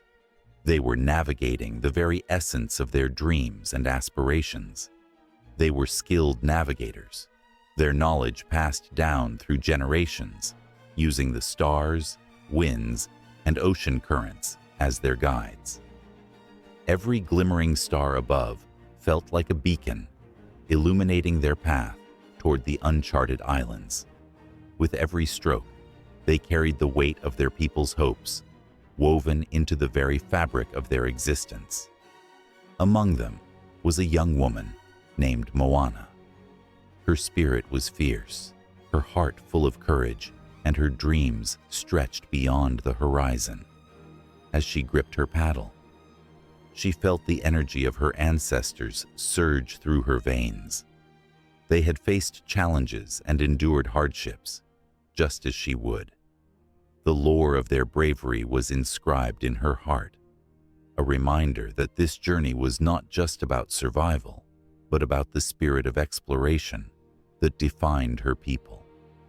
The ocean was both a cradle and a challenge, offering promise, while holding the power of storms that could shatter dreams in an instant.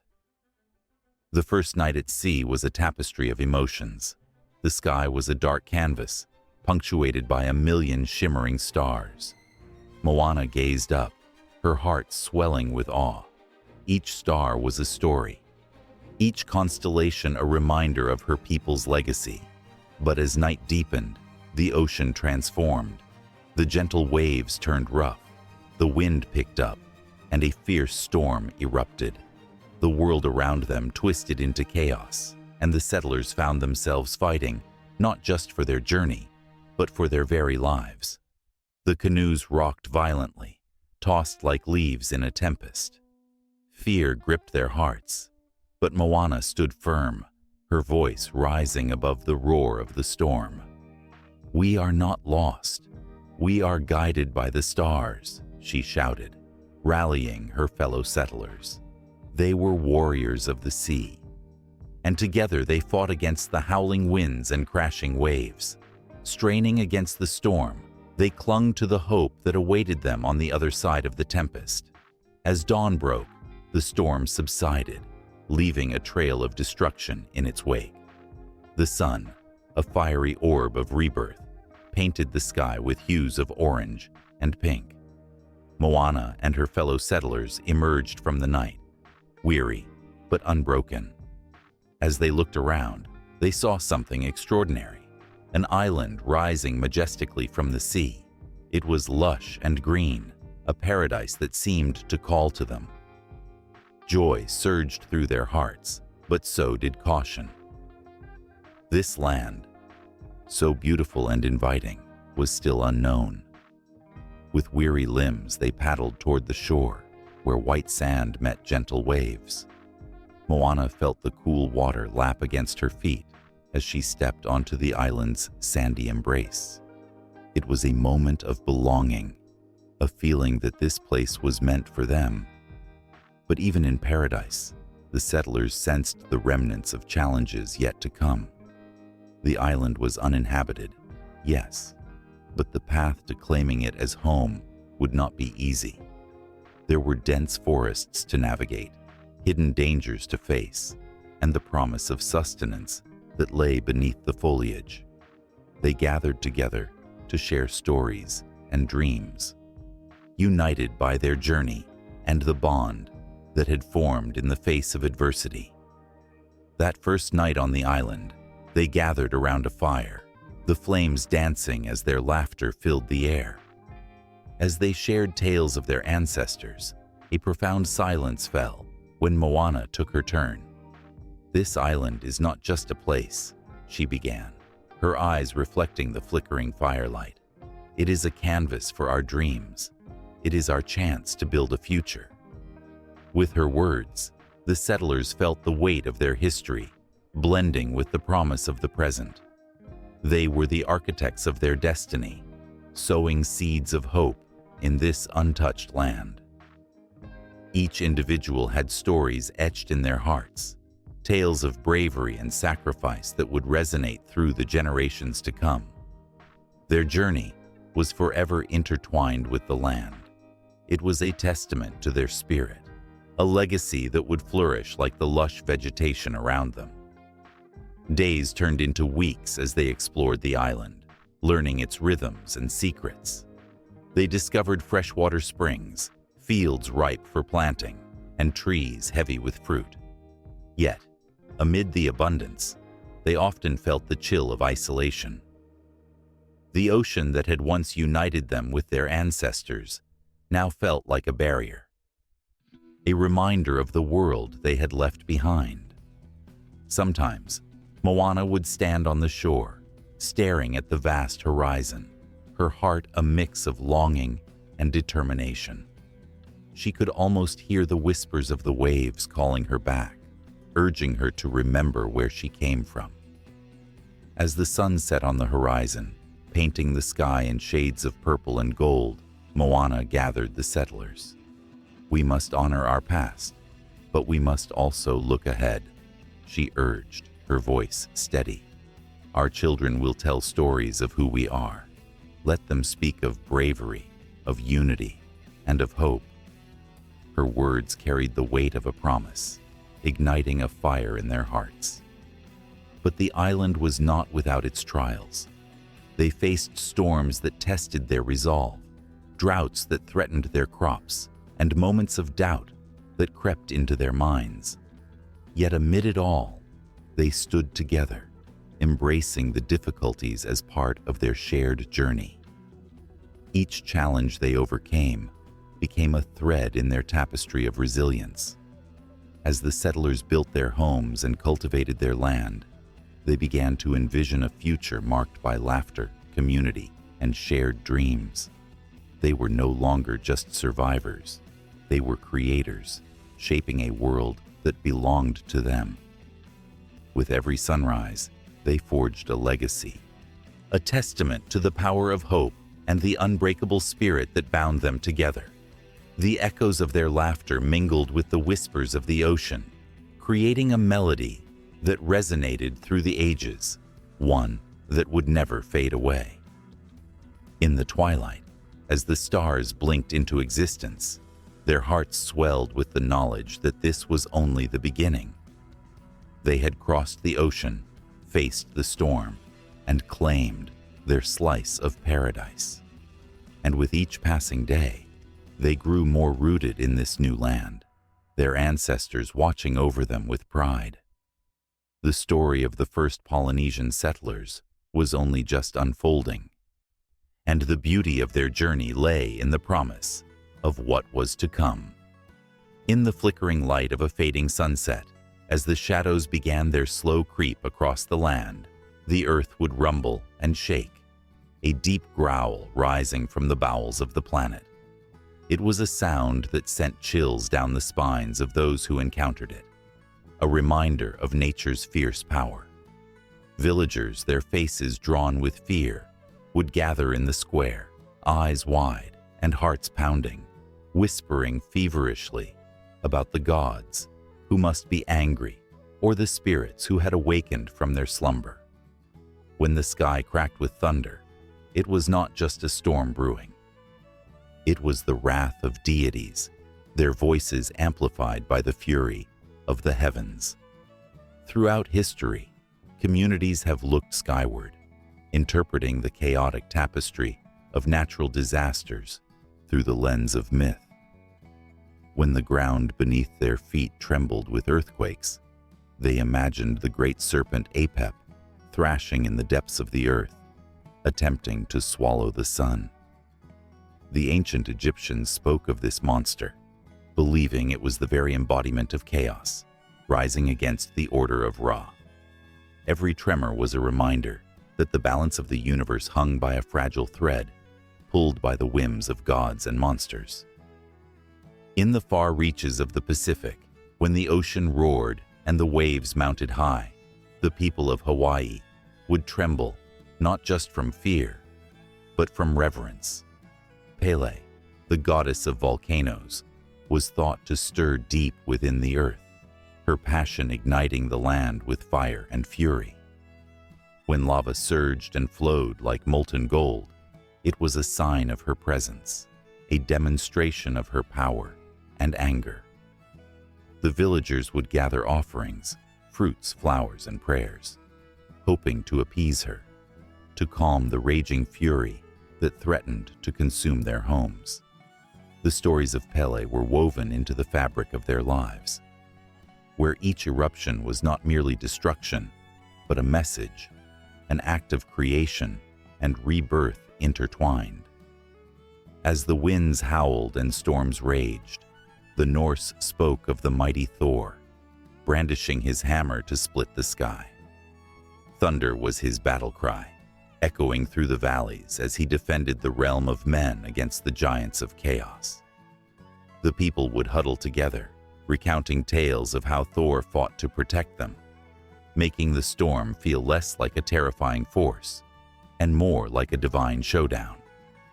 There was safety in the stories, a sense that even in the darkest of storms, they were not alone. The lightning that lit up the sky was a reminder of his power, a bond forged between mortals and the divine. In the deserts of the ancient Near East, drought became a tale of despair and longing. The Mesopotamians would pray fervently to Tammuz, the god of fertility, to bring rain and life back to the parched earth. When the skies remained clear and the ground cracked open under the relentless sun, they would mourn, believing that Tammuz had descended into the underworld, leaving them without his blessings. The cycle of seasons was a dance between life and death, hope and despair, where every drop of rain was a gift from the gods. Every flood, a reminder of their unpredictable nature. The echoes of prayers hung in the air, mingling with the dust, as stories of Tammuz's journey were passed from generation to generation. Across the Atlantic, the indigenous peoples of the Americas painted their own vivid tales. With each hurricane that swept through their lands, the Taino people saw the spirit of Huracan, a ferocious deity wielding the winds and rains. When the storm clouds gathered, they would chant and dance, seeking to calm the tempest, believing that their music could reach the heavens and soothe the heart of the storm. Each gust of wind seemed to carry the whispers of ancestors, urging them to remember their roots and honor the earth that sustained them. There was a raw energy in those moments, a connection to something greater, as they faced the fury of nature with courage and unity. The stories didn't just stop with hurricanes or earthquakes. Even the smallest ripple of nature's wrath carried a tale rich with emotion and meaning. A flood, for instance, was no mere overflow of water, but the tears of the goddess Inanna, mourning for her lost love. The Sumerians, with their rich mythology, understood that every natural disaster was a reflection of the cosmic struggle between love and loss. As the rivers surged and swept away homes, They sang songs of remembrance, honoring those who had been taken and cherishing the lessons of resilience imparted by the gods. And then there were the fires. The ancient Greeks told of Prometheus, who stole fire from the gods, igniting not only civilization, but also the ire of Zeus. When wildfires blazed through the forests, they would recount his tale, seeing in the flames the fierce punishment of the gods for humanity's hubris.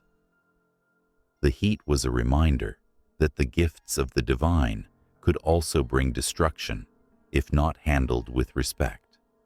The smoke that spiraled into the air became a bridge between heaven and earth, a plea for forgiveness, a promise to learn from the past.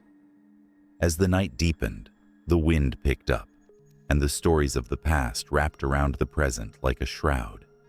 Each whispered legend, each time the earth quaked or the skies opened, reverberated through the hearts of those who dared to listen. There was no clear end to the tales, no neatly tied-up conclusion.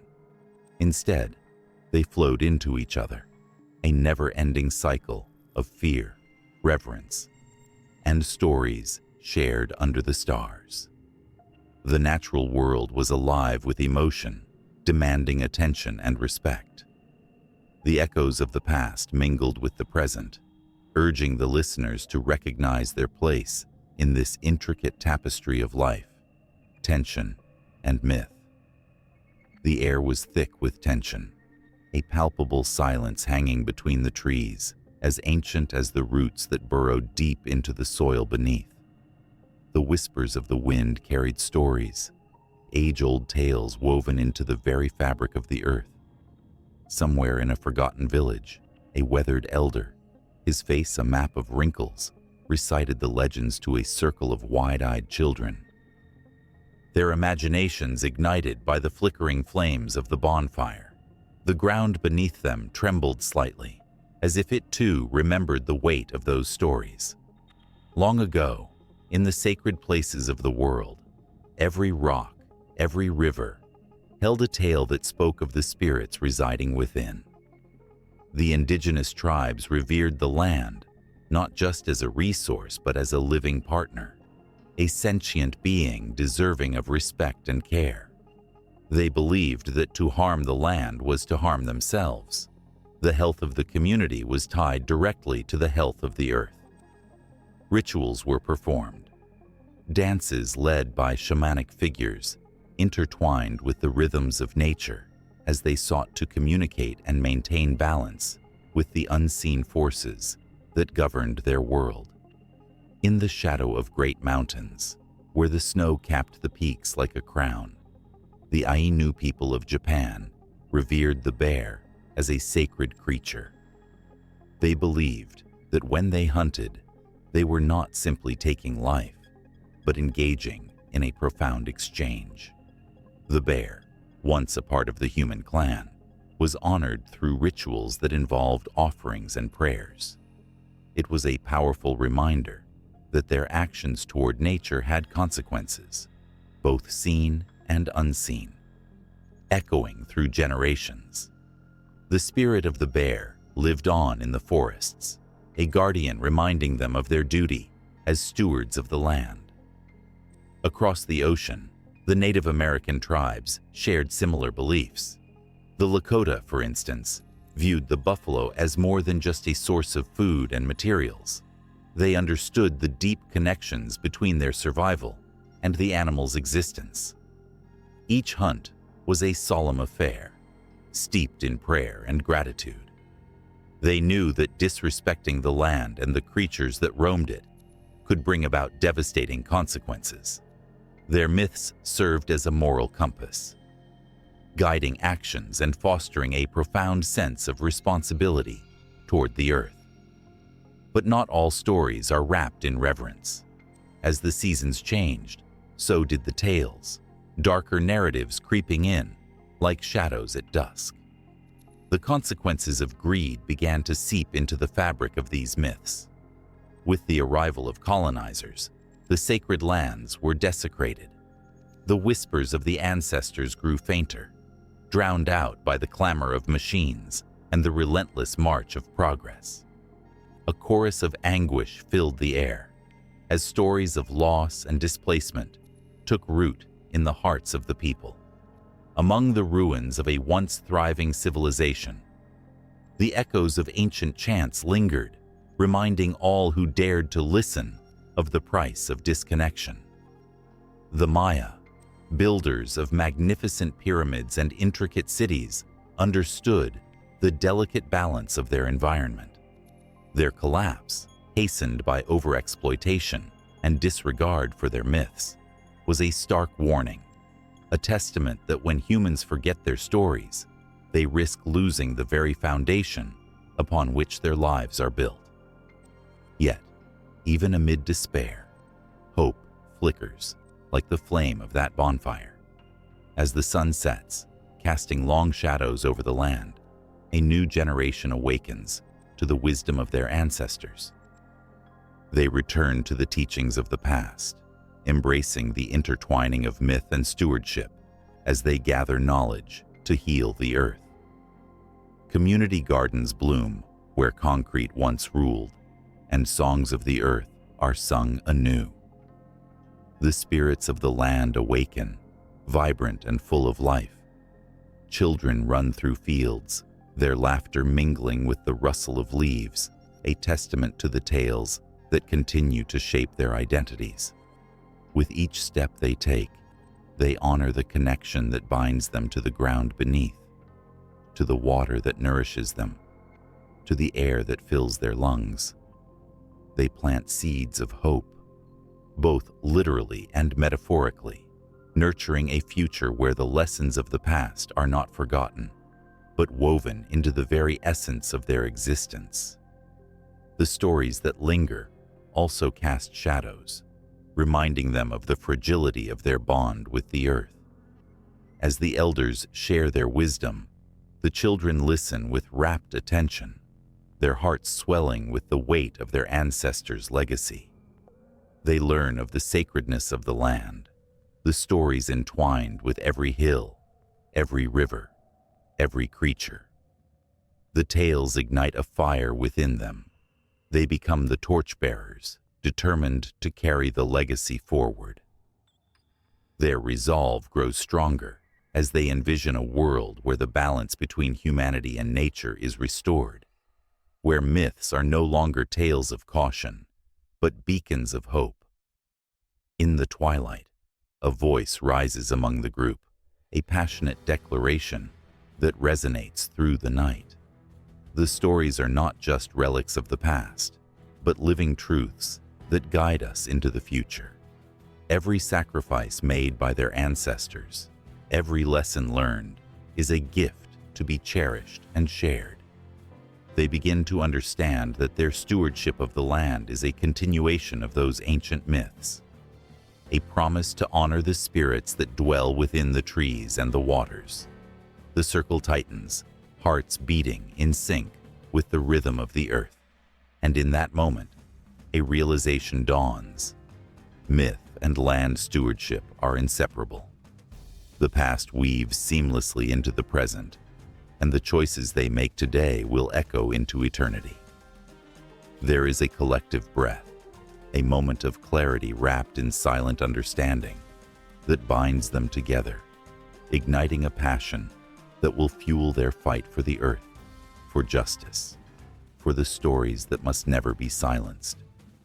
As the moon rises high, casting a silver glow over the gathering, the tales of old give way to the voices of the new. Among the laughter and sharing of dreams, the connection between myth and land stewardship pulses with life, reminding them that the future is not just something to be awaited. It is something to be forged through love, respect, and an unwavering bond with the earth itself. The flickering flames of the bonfire burn brighter, illuminating the path ahead, where myths continue to breathe life into the stewardship of the land, an eternal dance between the past and the future. The air crackled with anticipation as the sun dipped below the horizon, casting a golden glow over the gathering crowd. A hush fell upon the faces of young and old, all eyes locked on the group of warriors standing tall, their bodies taut with energy. Every heartbeat echoed a promise, an unspoken vow that something extraordinary was about to unfold. The haka, a dance steeped in history and legend, was about to come alive, mesmerizing everyone who bore witness. As the first powerful stomp hit the ground, it reverberated through the soil like a thunderclap, shaking the very foundations of the earth. Each subsequent movement flowed from the warriors, a choreography born from the depths of their ancestors' stories, pulsating with emotion and raw power. This was no ordinary dance.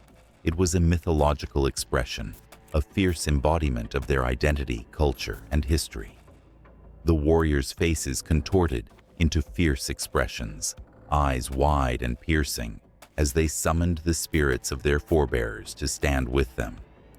The roots of the haka stretch back centuries, intertwined with the stories of the Maui people, who tell tales of great ancestors and epic battles. Tumatawenga, the god of war, is often evoked in these performances, his fierce spirit channeling through the dancers as they stomp and chant. Each action carries an ancestral weight, resonating with the echoes of lives lived and lost in the pursuit of honor and belonging. Those who watch can feel the surge of energy, as if the very essence of the land, Te Wenua, whispers in the wind, urging them to remember their place in this ongoing narrative. A single tear rolled down a spectator's cheek, reflecting not just the intensity of the performance, but the deep connection to their own history. The haka is a bridge across time, linking the present with the past. It tells of battles fought and won, of love and loss, of community resilience. The encapsulation of every emotion is present in the warriors' movements. Their legs strike the ground like lightning, their arms slice through the air, and the chants, oh, those chants. They are not just words, but a heartbeat, a pulse that races through the veins of everyone present. In one particularly poignant moment, the dancers turned to face the audience, their eyes fierce and defiant. The crowd felt the heat of their gaze, a challenge to remember, to honor, and to stand strong. It was a reminder of the struggles of their ancestors, who fought against the odds to maintain their culture and identity. The rhythm fluctuated, shifting from intense, heart-pounding beats to reflective pauses where silence reigned. In those moments, the audience felt the weight of history pressing down upon them. Memories of past generations flooded their thoughts, their sacrifices, their dreams, and their stories woven into the fabric of the land. It was as if time stood still, and in that breathless silence, the haka transformed into a prayer, a call to embrace the strength that lies within. Then, without warning, the energy shifted again. The warriors broke into a fierce chant, words spilling forth like a torrent, their voices rising in a crescendo that seemed to shake the very air.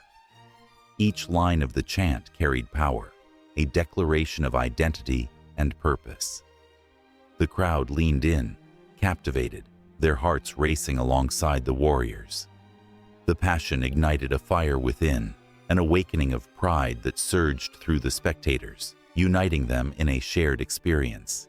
Yet, the haka holds within it shadows of pain as well. It speaks of loss, of lands taken, and of cultures nearly erased. There is a haunting beauty in that pain, a reminder of resilience. As the final notes of the chant faded into the twilight, the dancers stood still, their chests heaving from exertion, their expressions a mixture of triumph and sorrow. The audience was transfixed, wiping tears from their eyes, feeling both the weight of the stories shared and the strength of the spirits invoked. A young child, nestled in their mother's arms, looked up with wide eyes, filled with wonder and confusion. "Do they really call the gods?" the child asked, their innocent voice breaking through the charged atmosphere. The mother smiled softly, understanding that this moment was not just a performance, but a living history lesson, a chance to pass down the stories that shaped their world. As the haka concluded and the warriors bowed in respect, the air remained electric. The audience erupted into applause, a roaring wave of appreciation that echoed through the clearing. But even amid the cheers, there existed a lingering sense of connection to something greater. They all felt it, a shared heartbeat of cultural pride, an understanding that they stood on sacred ground, woven together by the enduring threads of history. As the crowd began to disperse, the whispers of the haka hung in the air. The power of the dance resonated deep within the hearts of those who watched, igniting the desire to learn, to remember, and to honor the past. Each person carried a piece of that energy with them, a flame that would not be easily extinguished. And so, the story of the haka flowed seamlessly into the lives of those who witnessed it. Echoes of the dance would resurface in quiet moments, in celebrations, and in times of sorrow. The mythological expression, once a performance, now became a part of their very essence. The legacy continued, a chain unbroken, binding them to their ancestors and to each other in a tapestry of culture and community that would endure through the ages. The dance was far from over. It would rise again, echoing through time. A reminder of where they came from and who they are destined to be. On a moonlit night, the winds whispered secrets through the tall grasses of an isolated island, while shadows danced among the ancient stones. Underneath the glowing stars, tales of gods and heroes echoed, passed from one generation to the next, each voice carrying the weight of their ancestors. The islands of the world, though separated by vast oceans, held a tapestry of mythology that intertwined their histories, revealing a shared heartbeat of human experience. In the Pacific, the islands of Polynesia thrummed with stories of creation. The demigod Maui, shrewd and clever, was known for his audacious feats, including pulling islands from the depths of the sea. Each island claimed a piece of Maui's legend, embellishing it with unique cultural flavors. On one island, the tale may end with Maui's transformation into a bird, soaring high above the ocean. On another, he may find himself trapped in a battle with a monstrous fish, each retelling thick with lessons of bravery and wit. As the stories unfolded, the stars above seemed to wink knowingly, as if they were witnesses to these epic struggles and triumphs. Across the waters, the islands of the Caribbean stirred with their own vibrant mythology. The Taino people spoke of Yukahu, the god of cassava, who watched over the land and provided sustenance. Each island nurtured its own stories about Yukahu, some filled with themes of fertility and abundance, while others warned of the consequences of disrespecting the earth. The listener could almost hear the pulse of the drums, feel the air thickening with the chants of ancestors as they called upon Yukahu for blessings. The Taino believed that he walked among them, his spirit alive in the lush landscapes, uniting them in a shared reverence for the deity who shaped their lives. But not all tales were woven with love and harmony. The jagged coastlines of the Scottish Isles were home to the Selkie, a creature of duality, half seal and half woman. The Selkie's haunting songs lured men to the sea, promising both love and sorrow. Each island had its own variant of the tale, where the Selkie's fate could shift from tragic romance to a warning against obsession. The salty breeze carried the melancholy notes of her songs, echoing through the cliffs, reminding those who listened that beauty often hid an undercurrent of pain. In the Arctic, the Inuit carved their own narratives from the ice and snow, drawing upon the land's harsh realities to create powerful oral traditions. The figure of Sedna, the goddess of the sea, held sway over the lives of the hunters. Tales of her sacrifice to the depths of the ocean were told with reverence, each retelling invoking the strength of the community, bound together by survival. When the ice cracked under the weight of the fishing boats, her spirit was felt in the chill of the wind, an eternal reminder of the balance between nature and humanity.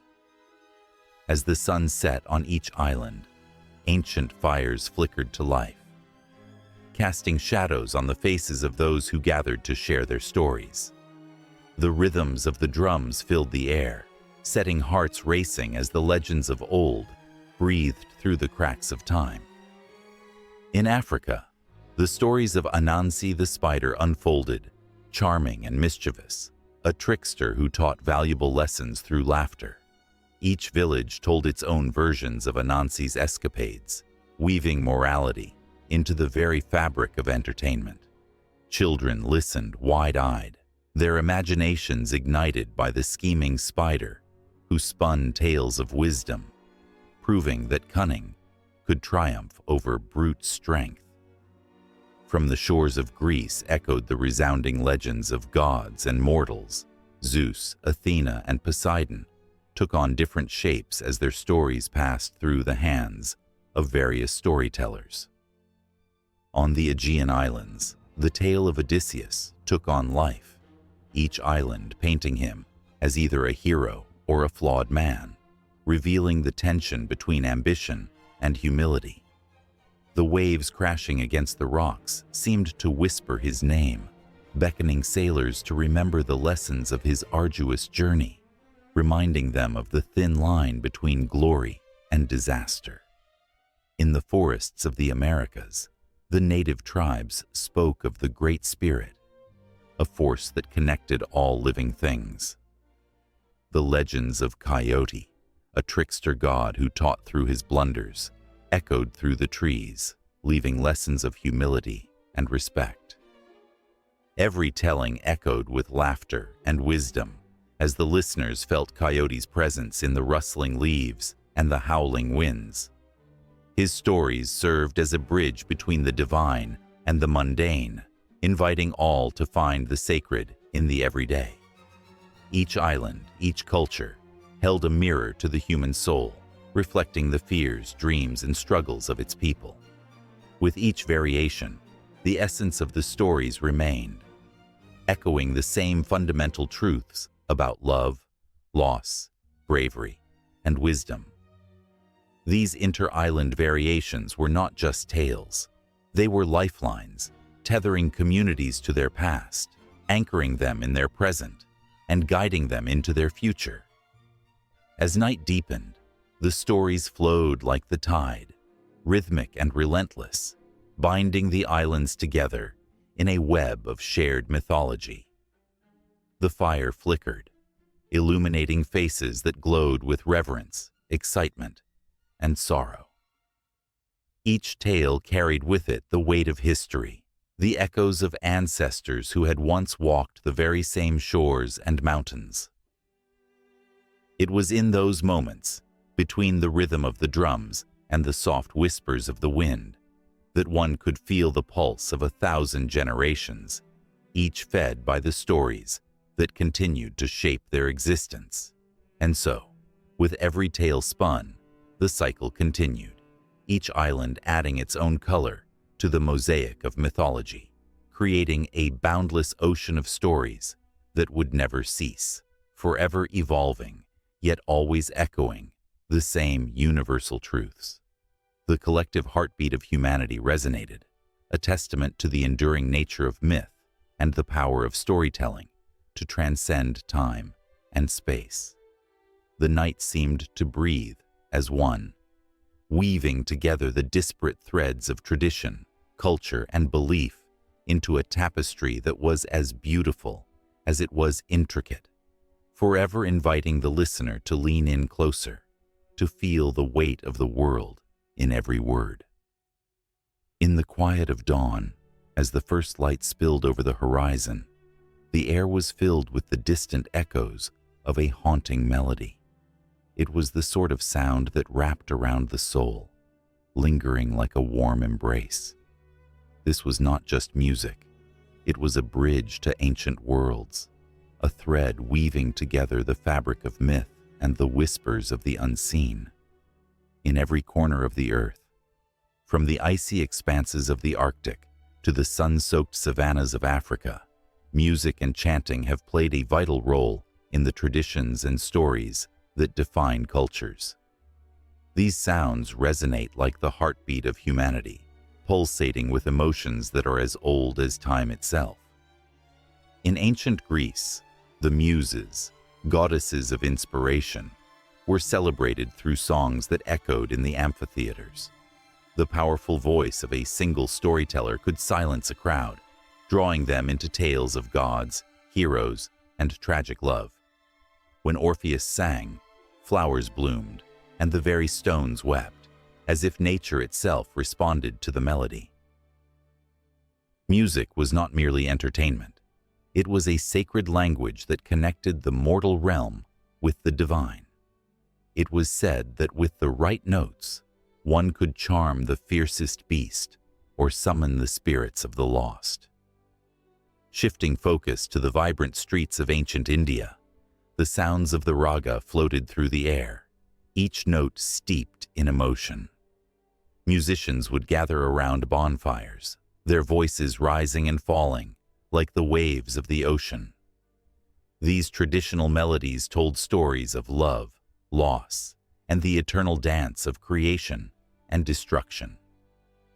The bhajan, a devotional song, could ignite fervor in the hearts of the faithful, transporting them to a divine presence.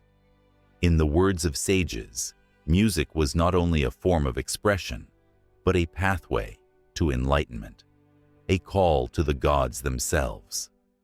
Across the vast expanse of the Sahara, the griot, a storyteller and musician, sat beneath the shade of a baobab tree, his voice ringing out with the history of his people.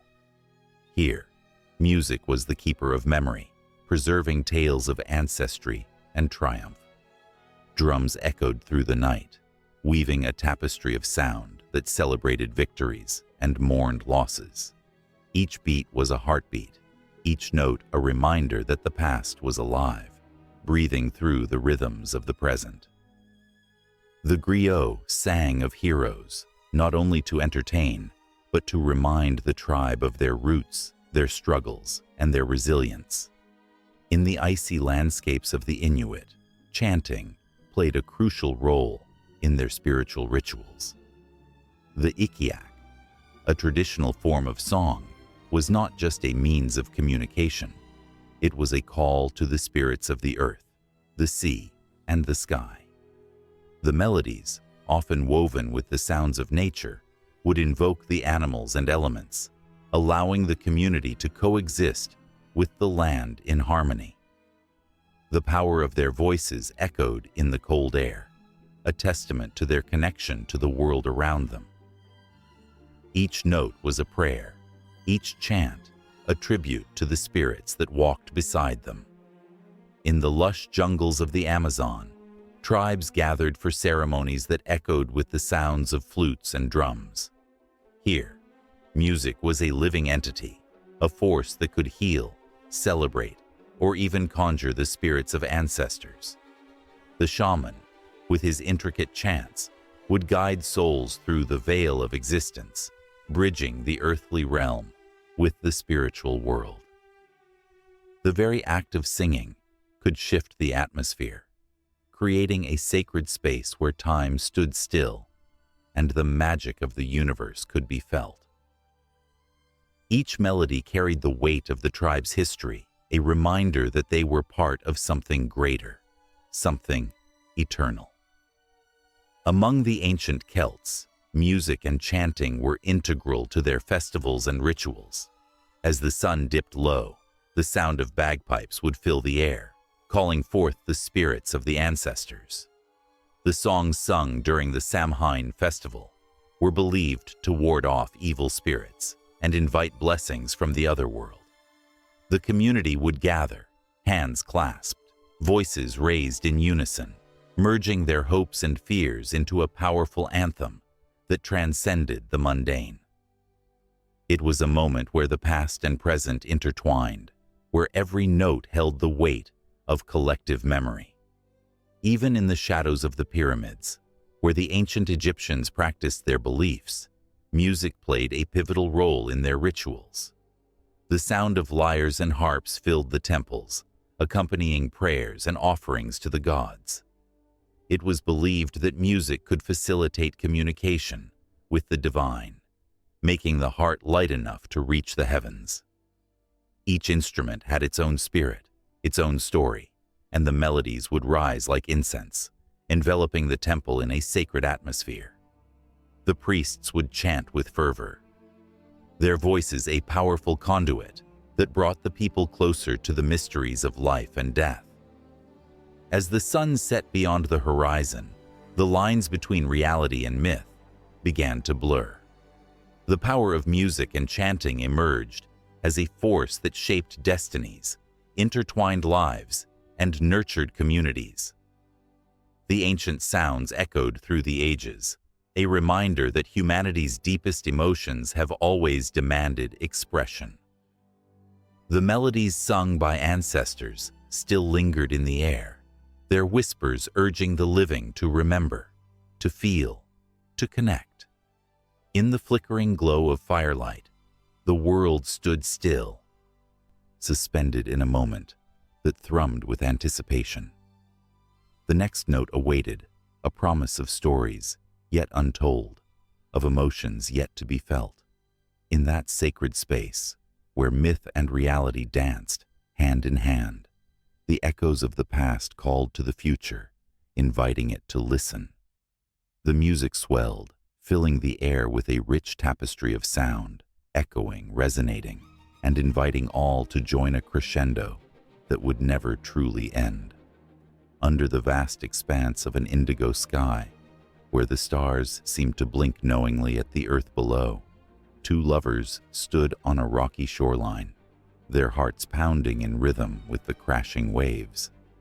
Lani and Kimo, star-crossed souls from rival villages on the island of Maui, found themselves drawn together by the whispers of the wind. Their love was forbidden, a blossom blooming amidst the thorns of enmity that had grown between their families for generations. But as the moon cast a silver glow over their intertwined fingers, they dared to believe that their love could conquer the ancient grudges that sought to tear them apart. As the tide lapped at their feet, Lani spoke softly, her voice trembling with both hope and fear. What if our families find out? What if they come for us? Kimo's gaze flickered toward the horizon, where the ocean met the sky, a boundary neither could cross without dire consequences. Let them come, he declared, a fire igniting in his chest. I would face 1,000 storms to be with you. But love, as intoxicating as its embrace may be, often walks hand in hand with betrayal. In the shadows of their burgeoning romance, whispers of treachery swirled like dark clouds, gathering for a storm. The villagers spoke of ancient prophecies, tales passed down from ancestors, warning of the dangers that awaited lovers who defied the laws of the land. The very gods that had once cradled their destinies now seemed to loom ominously, watching, judging. Days turned into nights, and Lani and Kimo's secret rendezvous continued, each stolen moment a candle flickering against the bitter winds of fate. Yet beneath their laughter, an undercurrent of dread flowed, as if the ocean itself was gnashing its teeth, ready to claim what it believed was rightfully its. Betrayal loomed like a dark storm cloud, waiting for the opportune moment to unleash its fury. Then came the fateful night when the skies wept and the winds howled, an omen that something sinister was in the air. Lani slipped away from her home, her heart racing as she met Kimo by the shore. But as they embraced, a figure emerged from the shadows, Lani's brother, Aolani, eyes blazing with fury and betrayal. "You dare to betray your family for this boy?" His voice sliced through the night, sharp and unforgiving. Kimo stepped forward, his heart pounding with defiance. "I love her. No feud can stand between what we share." But Aolani was not swayed. Driven by the ancient beliefs that demanded loyalty to blood over love, he lunged, a weapon glinting in his hand. The world slowed as Lani screamed, her anguish ringing through the air like a shattered bell. In that breathless moment, love faced betrayal, and the consequences of their forbidden romance came crashing down. Aolani's rage blinded him to the love that had blossomed between his sister and Kimo. The ocean roared in sympathy as Kimo fell to the ground, the weight of betrayal heavier than any wound. Days passed, yet the air around the villages thickened with grief and anger. Lani, tormented by guilt, sought solace within the dreams of her ancestors, hoping for guidance. In the night, she saw visions of her forebears, their faces etched with sorrow. They warned her of the path she had chosen, a path that could lead to destruction. "Love cannot defy the will of the gods," they whispered, their voices echoing in her mind. Meanwhile, Kimo lay in a fevered dream, teetering on the edge of life and death. The spirits of the ocean cradled him, their whispers a blend of hope and despair. "Your love has sparked both joy and ruin," they murmured. "What will you sacrifice for the heart you cherish?" Just as Lani's heart began to heal, it was shattered yet again. News spread that Aolani, consumed by rage and the old grudges of their people, had taken drastic measures. The villagers, blinded by their desire for revenge, rallied around him, forming a storm of fear and hatred aimed at Kimo's village. The ancient laws of honor and blood began to surface, threatening to tear apart the fragile peace that had held Maui together. In the midst of chaos, Lani felt the pull of her divided heart. She sprinted to Kimo's side, desperation fueling her every step. "I will not let them take you," she cried, urgency lacing her words. As she reached him, the world around them blurred, the sounds of gathering villagers fading into an echo. Kimo's eyes opened, weary, yet filled with the flickering flame of hope. "Together," he whispered, "we can end this." But betrayal had already taken root, growing like an insatiable vine.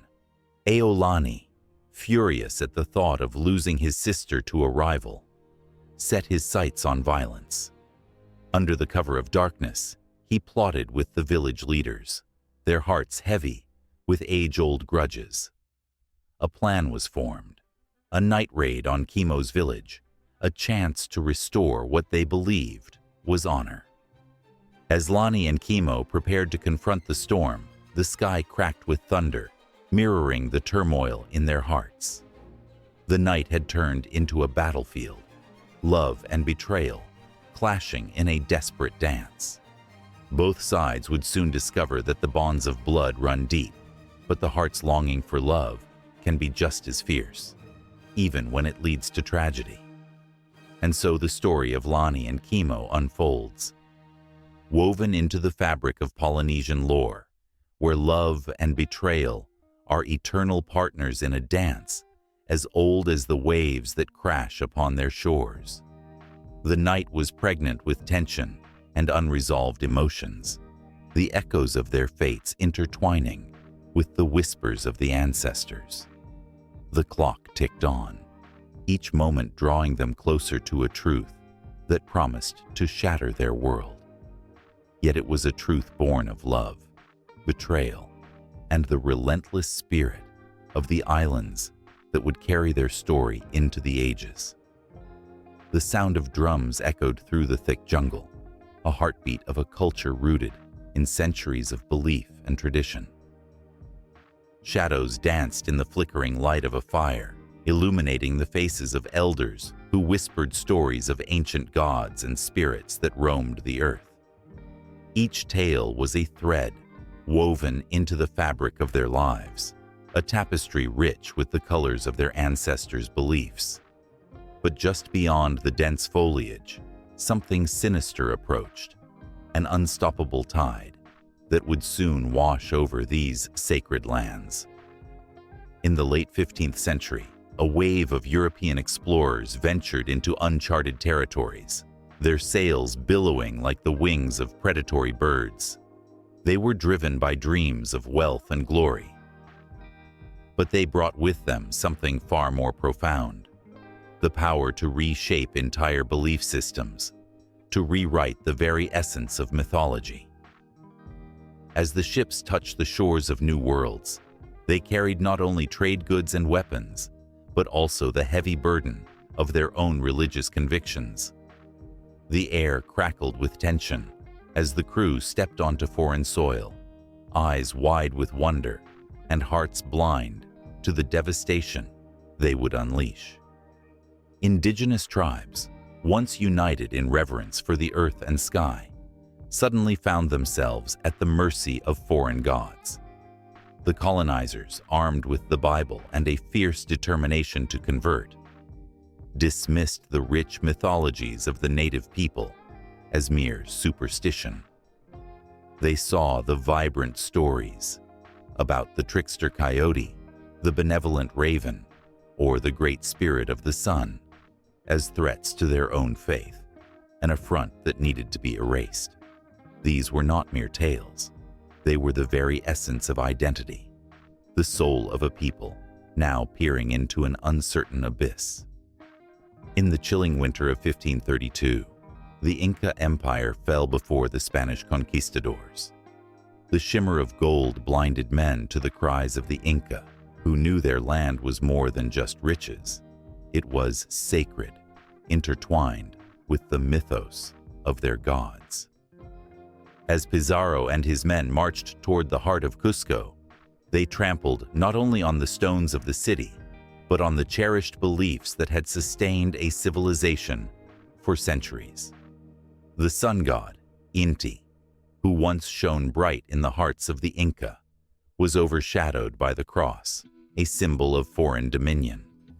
Around the world, similar stories unfolded.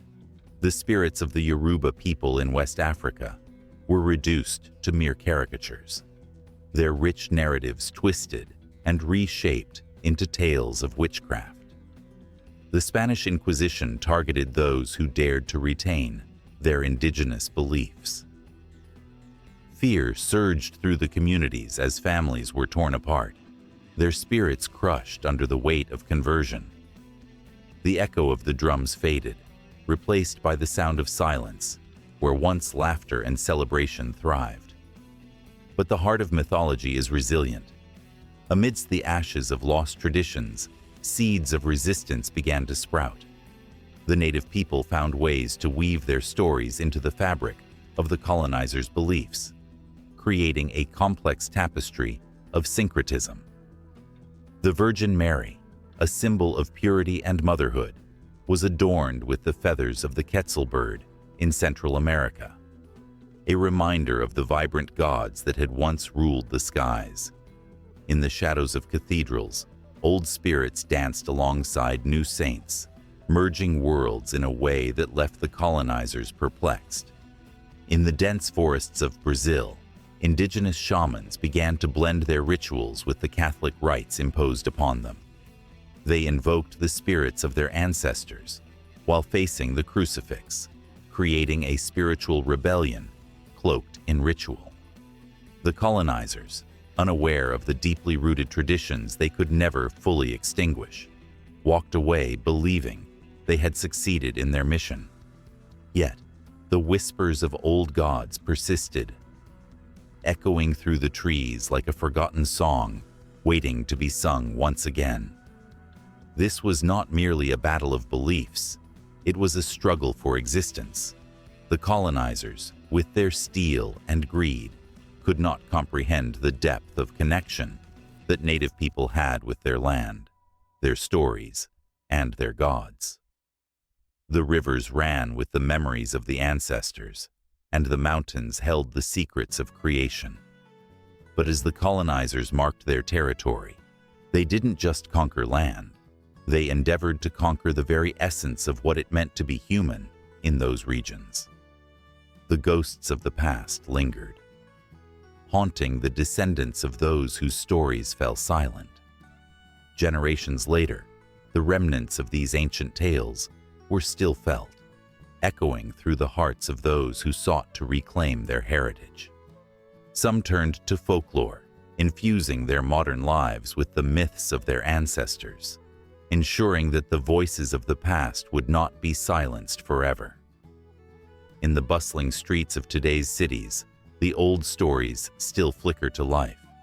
Festivals evoke the spirits that once danced in the moonlight. Rituals resurrect the forgotten echoes, and art flourishes with the colors and symbols that once adorned sacred spaces. The colonization may have attempted to erase, but it also gave birth to hybrid myths, stories that carried the weight of history and the resilience of cultures that refused to die. As the world spun on, the spirits that had endured centuries of oppression started to rise again, reclaiming their place in the hearts of those who would not forget. The air trembled with the potency of ancient narratives, waiting for the moment when they could reclaim their rightful place in the tapestry of human experience. The shadows of the past loomed large, and the fight for recognition echoed louder than ever. And in that tension, a new chapter awaited, with the promise of transformations yet to come. The stories, once lost, began to weave themselves into the fabric of a modern world that had yet to fully understand the power of myth, a force that would continue to stir hearts and summon the spirits of those who came before. As the drums began to play once more, the air thickened with anticipation, ready to bridge the past and the future, yearning for the moment when they could finally coexist in the light of understanding. The fire crackled softly, casting flickering shadows on the faces of those gathered around it. Laughter intertwined with the scent of roasted fish and sweet coconut bread, but it was the voices of the storytellers that commanded the night. They stood tall and proud, their bodies swaying gently as they spoke, their hands painting vivid images in the air. Each word, each pause, held the weight of centuries, echoing the history and heart of Polynesian culture. Storytelling in Polynesian societies was not merely a pastime, it was the very backbone of their existence. Tales of gods and heroes flowed like the tides, shaping the morals and values of a people whose lives were deeply intertwined with the ocean. Legends of Maui, the demigod who fished up islands from the sea, brought not just entertainment, but teachings of bravery, cleverness, and respect for nature. They whispered of the creation of the world, of how the stars were placed in the sky, and how the winds guided their canoes across vast, uncharted waters. These stories were not just told, they were lived. Each night, families would gather, their hearts beating as one, waiting with bated breath for the voice of the storyteller to rise above the crackling fire. The elders, with their silver hair glistening under the moonlight, wove tales that transcended generations. Children's eyes sparkled with wonder, absorbing every word, every lesson, as if the very essence of their ancestors coursed through their veins. As the fire flickered, a hush fell over the crowd. An elder began his tale, with a soft, gravelly voice, resonating with the wisdom of 100 storms. He spoke of Hina, the goddess of the moon, and her eternal dance across the sky, casting a gentle light on the world below. The audience leaned in, caught in the spell of the narrative.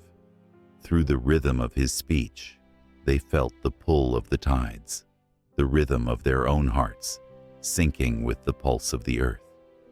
Each story carried a piece of history, a shard of identity. The voyaging canoes, which had once glided gracefully across the expansive Pacific, took form in the listeners' minds as they learned of the navigators who used the stars and the ocean currents to find their way home. It was more than just a tale. It was a reminder of resilience and ingenuity. The ancestors had faced storms that threatened to swallow them whole, yet their spirits soared like the albatross above them. Even as the stories flowed, they were woven with the threads of everyday life. The laughter of children echoed as they reenacted the clever tricks of the trickster god, Maui, while the adults nodded knowingly at the familiar lessons hidden within his antics. Laughter is medicine, one elder would say, a gleam in his eye, reinforcing the idea that joy and humor were as vital to survival as food and water. Yet, it was not all light and laughter. The air grew tense as the elder's voice took on a somber tone. He spoke of the great battles fought to protect their lands, the loss of loved ones, and the pain of separation. The stories of defeat were just as important as those of victory. They served as poignant reminders of what was at stake. As tears glimmered in the eyes of the audience, they felt a collective ache. A connection to those who had come before them, whose struggles had paved the way for their present. The tales were punctuated by the crackling of the fire, a living entity in its own right, demanding respect. With each pop and hiss, the flames danced in tandem with the emotions flowing through the crowd. It was a reminder that the stories were alive, evolving with each retelling, becoming richer, deeper, more profound. The essence of storytelling rested not just in the telling, but in the listening. The audience became a part of the narrative, their own experiences merging with the tales shared. As the night wore on, a young girl rose to tell her story, her voice trembling but fierce. She spoke of a sea turtle, a symbol of wisdom and endurance, who journeyed through storms and calm waters alike. The crowd listened with bated breath, feeling her courage radiate. She was the future, the keeper of the stories yet to be told. With every word, she stitched together the past and the present, creating a tapestry that would continue to grow long after the fire died down. The elder turned to her, pride shining in his eyes. "Your voice carries the weight of our ancestors," he declared, his words heavy with meaning. The girl's face lit up, a spark igniting in her heart. It was a powerful moment, one that highlighted the unbroken chain of storytelling that connected every generation. As the moon rose high above, illuminating the gathering with a serene glow, the storyteller's voice rose and fell like the waves crashing against the shore. Each story was a buoy, keeping their collective memory afloat amidst the vast ocean of time. They understood that their identity was not just a matter of blood or land, but of shared experiences, vibrant tales that thrived on the lips of those who dared to speak. The night stretched on, filled with the echoes of laughter, the weight of sorrow, and the warmth of hope. The stories had woven their way into the very fabric of the gathering, binding hearts and minds together in an unbreakable bond. And even as the flames flickered low, the spirits of the storytellers danced on, an eternal reminder that the power of storytelling was alive and well, ready to ignite the hearts of future generations. Soon, The stars twinkled with the promise of new tales to be told, new journeys to embark upon. The fire's glow faded, but the stories remained, waiting patiently to be summoned once more, echoing through the ages. A testament to a culture that thrived on the power of words, the strength of community, and the magic of the shared human experience. Beneath the swaying palms and the soft whispers of the ocean breeze, a world of enchantment pulses through the islands of Polynesia. Here, every wave carries stories, every shadow dances with ancient spirits, and every piece of art tells tales that echo through time. In this vibrant tapestry of life, myth and reality intertwine, crafting a profound connection between the people and their gods, their ancestors, and the land itself. As the sun dips below the horizon, casting a golden hue across the waters, the islanders gather by the fire, sharing tales that send shivers down the spine. The flickering flames illuminate intricate carvings and textiles, each telling a story of creation, of heroes, and of the divine. The rich history behind these crafts is not merely for decoration. It is a window into the Polynesian soul, a reflection of their beliefs and values, steeped in mythology, that breathes life into every stroke of the artist's tool. In the realm of Polynesian art, gods and goddesses emerge from the carvings, their powerful forms capturing the essence of the natural world. The fierce god, too, the god of war, is immortalized in bold, striking figures that embody strength and valor. His presence is felt in every warrior's chant, in every courageous act. The islanders believed that through artistry, they could invoke his spirit, seeking protection and guidance in times of conflict. Each carved figure isn't just wood, it is a living conduit of energy, a bridge between the earthly and the celestial. Then there is Haina, the goddess of the moon, whose delicate beauty finds form in exquisite textiles. The patterns woven into their garments tell stories of lunar cycles, of love, and of the nurturing aspects of femininity.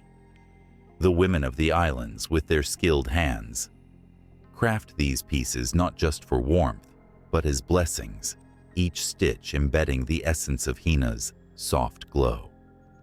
As they sew, they whisper prayers, threading hope and dreams into the fabric, adorning themselves with the very spirit of the moon. The legendary Maui, the trickster and demigod, leaps out of the stories shared, his antics immortalized in vibrant paintings and intricate tattoos. His feats, slowing the sun, fishing up islands from the depths of the ocean, are celebrated and revered. Artists capture the essence of his mischievous spirit, crafting pieces that tell tales of his adventures. Each tattoo is a badge of honor, a testament to bravery and cunning, a reminder that the impossible can be achieved. It is said that the ink carries his essence, empowering those who bear it to challenge the odds, to dream beyond the horizon. As the night deepens, the village transforms into a living gallery of myth. The elders recount stories of the creation of the world, where the god Tain breathed life into the first man, molding him from the earth. This act of creation is captured in sculptures that rise majestically, echoing the very essence of human existence. The figures are not mere representations. They embody the sacred connection between humanity and the divine. Eyes carved with precision gaze out into the distance as if they hold the secrets of the universe within. The artistic expressions of Polynesia often feature nature, a symbiotic relationship evident in every brushstroke and carving. The ocean, the mountains, and the forests inspire a wealth of imagery. Fish, birds, and waves swirl together in a dance of colors, weaving stories of abundance and reverence. The motif of the sea turtle, a symbol of endurance and wisdom, is prominent, representing the journey of life itself.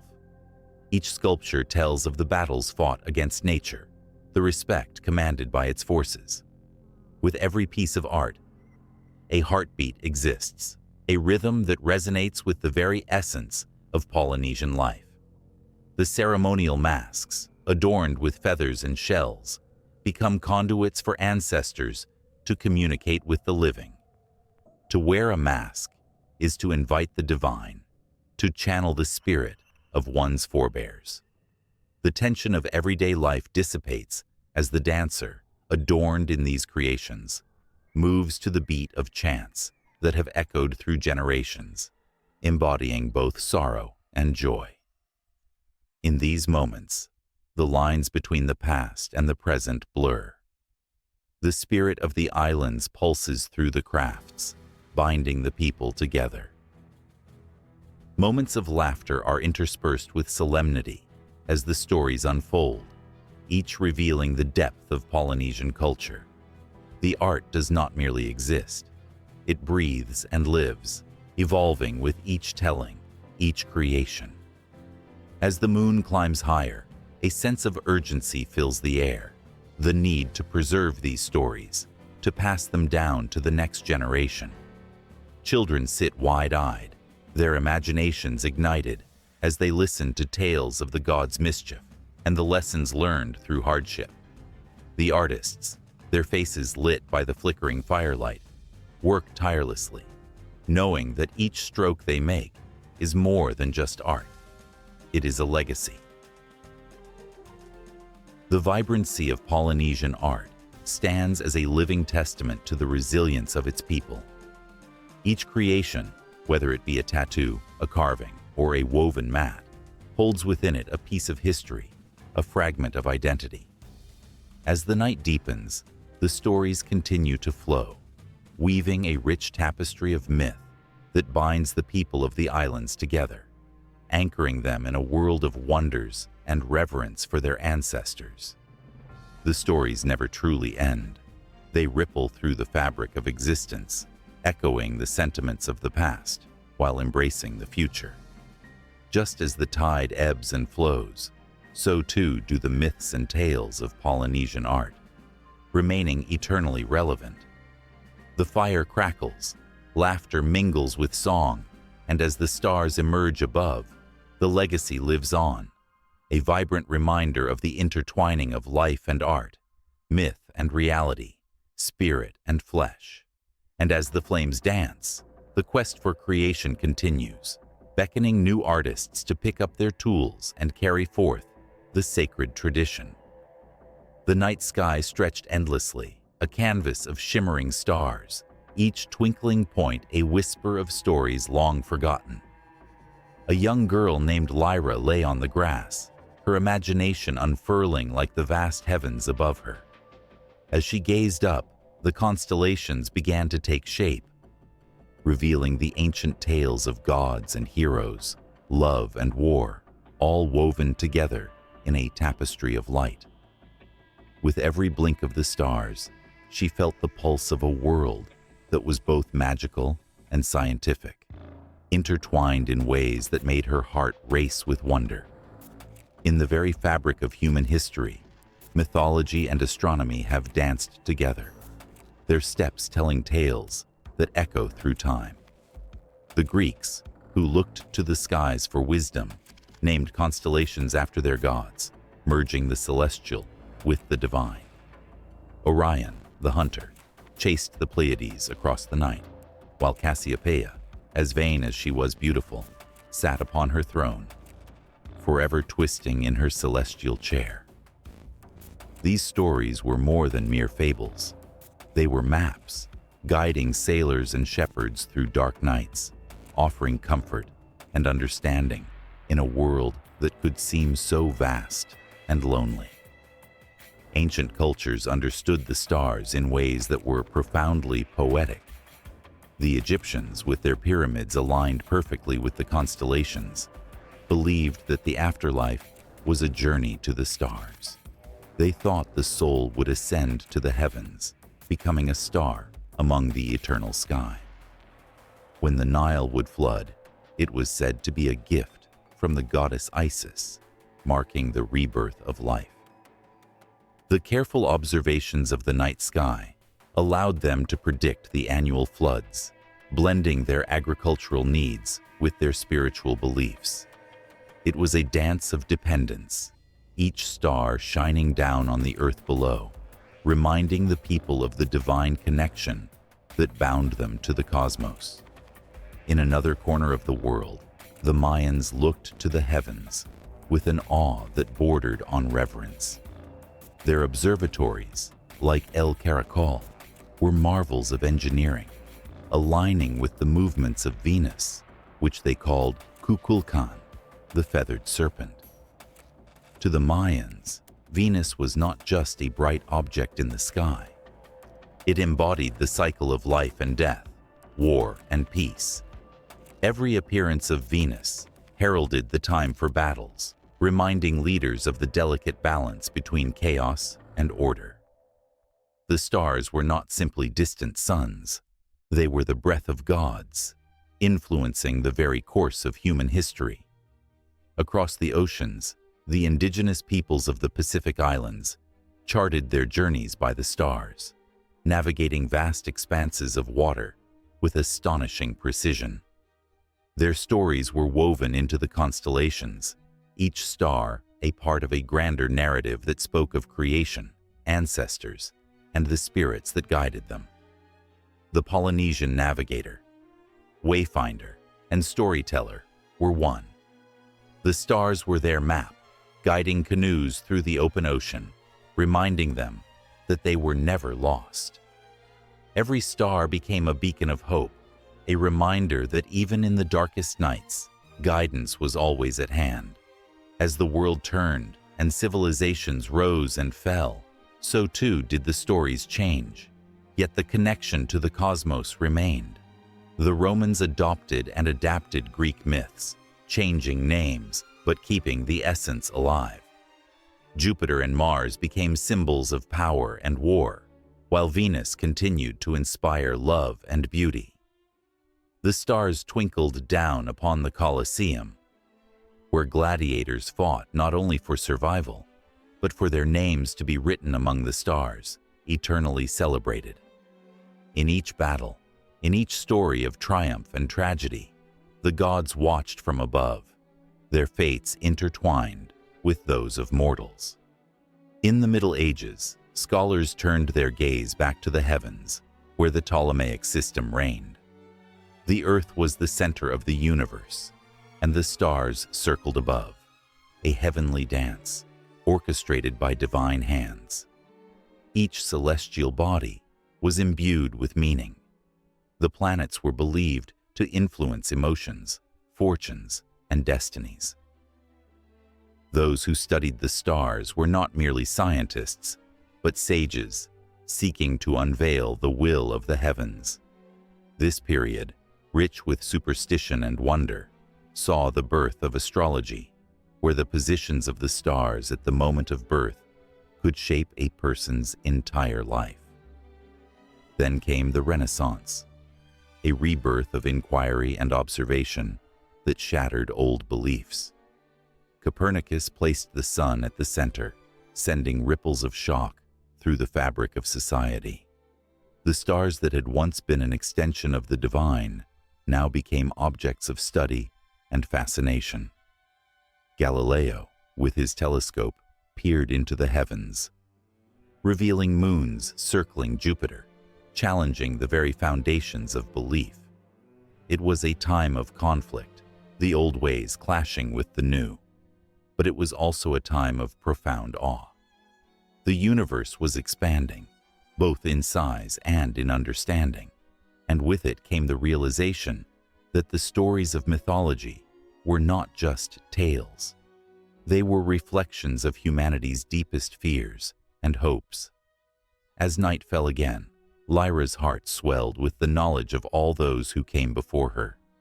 The stories of the gods, the myths of creation, the constellations that guided her ancestors, they were all a part of her, woven into her very being. She felt the pulse of history beneath her fingertips, the warmth of the earth grounding her, while the cool night air whispered secrets of the cosmos. The stars were not just distant suns. They were a bridge to the past, a reminder that humanity had always sought to understand its place in the universe. With each twinkling light, she felt connected to a lineage of dreamers, poets, and thinkers who had looked up and found themselves lost in the beauty of the night sky. Yet, as the constellations shifted, so too did the tales.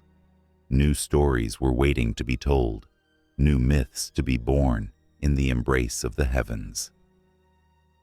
The boundaries of mythology and astronomy continued to blur, each influencing the other in a perpetual dance of exploration and imagination, leaving Lyra breathless, yearning for more stories, more stars, and more mysteries waiting just beyond the horizon.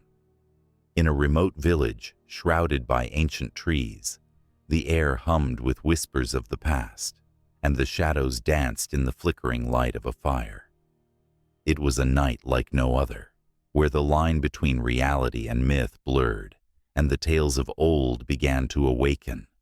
The villagers gathered, eyes alight with anticipation, as the elder, a figure draped in the time-worn fabric of memories, prepared to share stories that had been passed down through generations.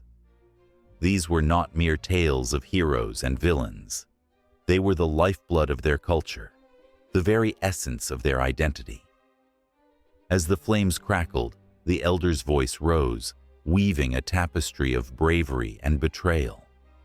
He spoke of the great flood that had once swallowed their land, a calamitous event that forced their ancestors to seek refuge in the mountains.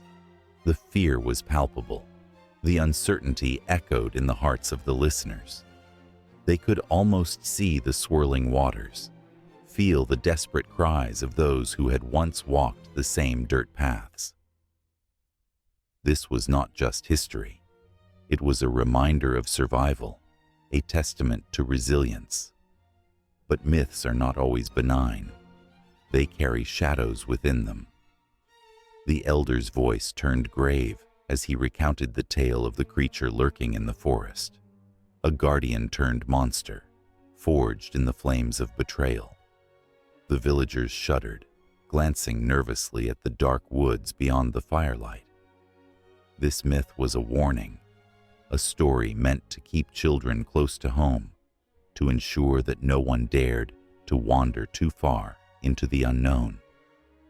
The monster, once a protector, became a figure of dread, illustrating how easily the lines could be crossed between savior and destroyer. Outside, the wind howled, a chilling reminder of the darkness that lay beyond the flickering warmth of the fire. It was a stark contrast to the safety of their gathered community, and yet it beckoned with a seductive whisper of adventure. As night deepened, the elders' tales entwined with the very fabric of the villagers' lives, binding them together with invisible threads of shared fear and hope.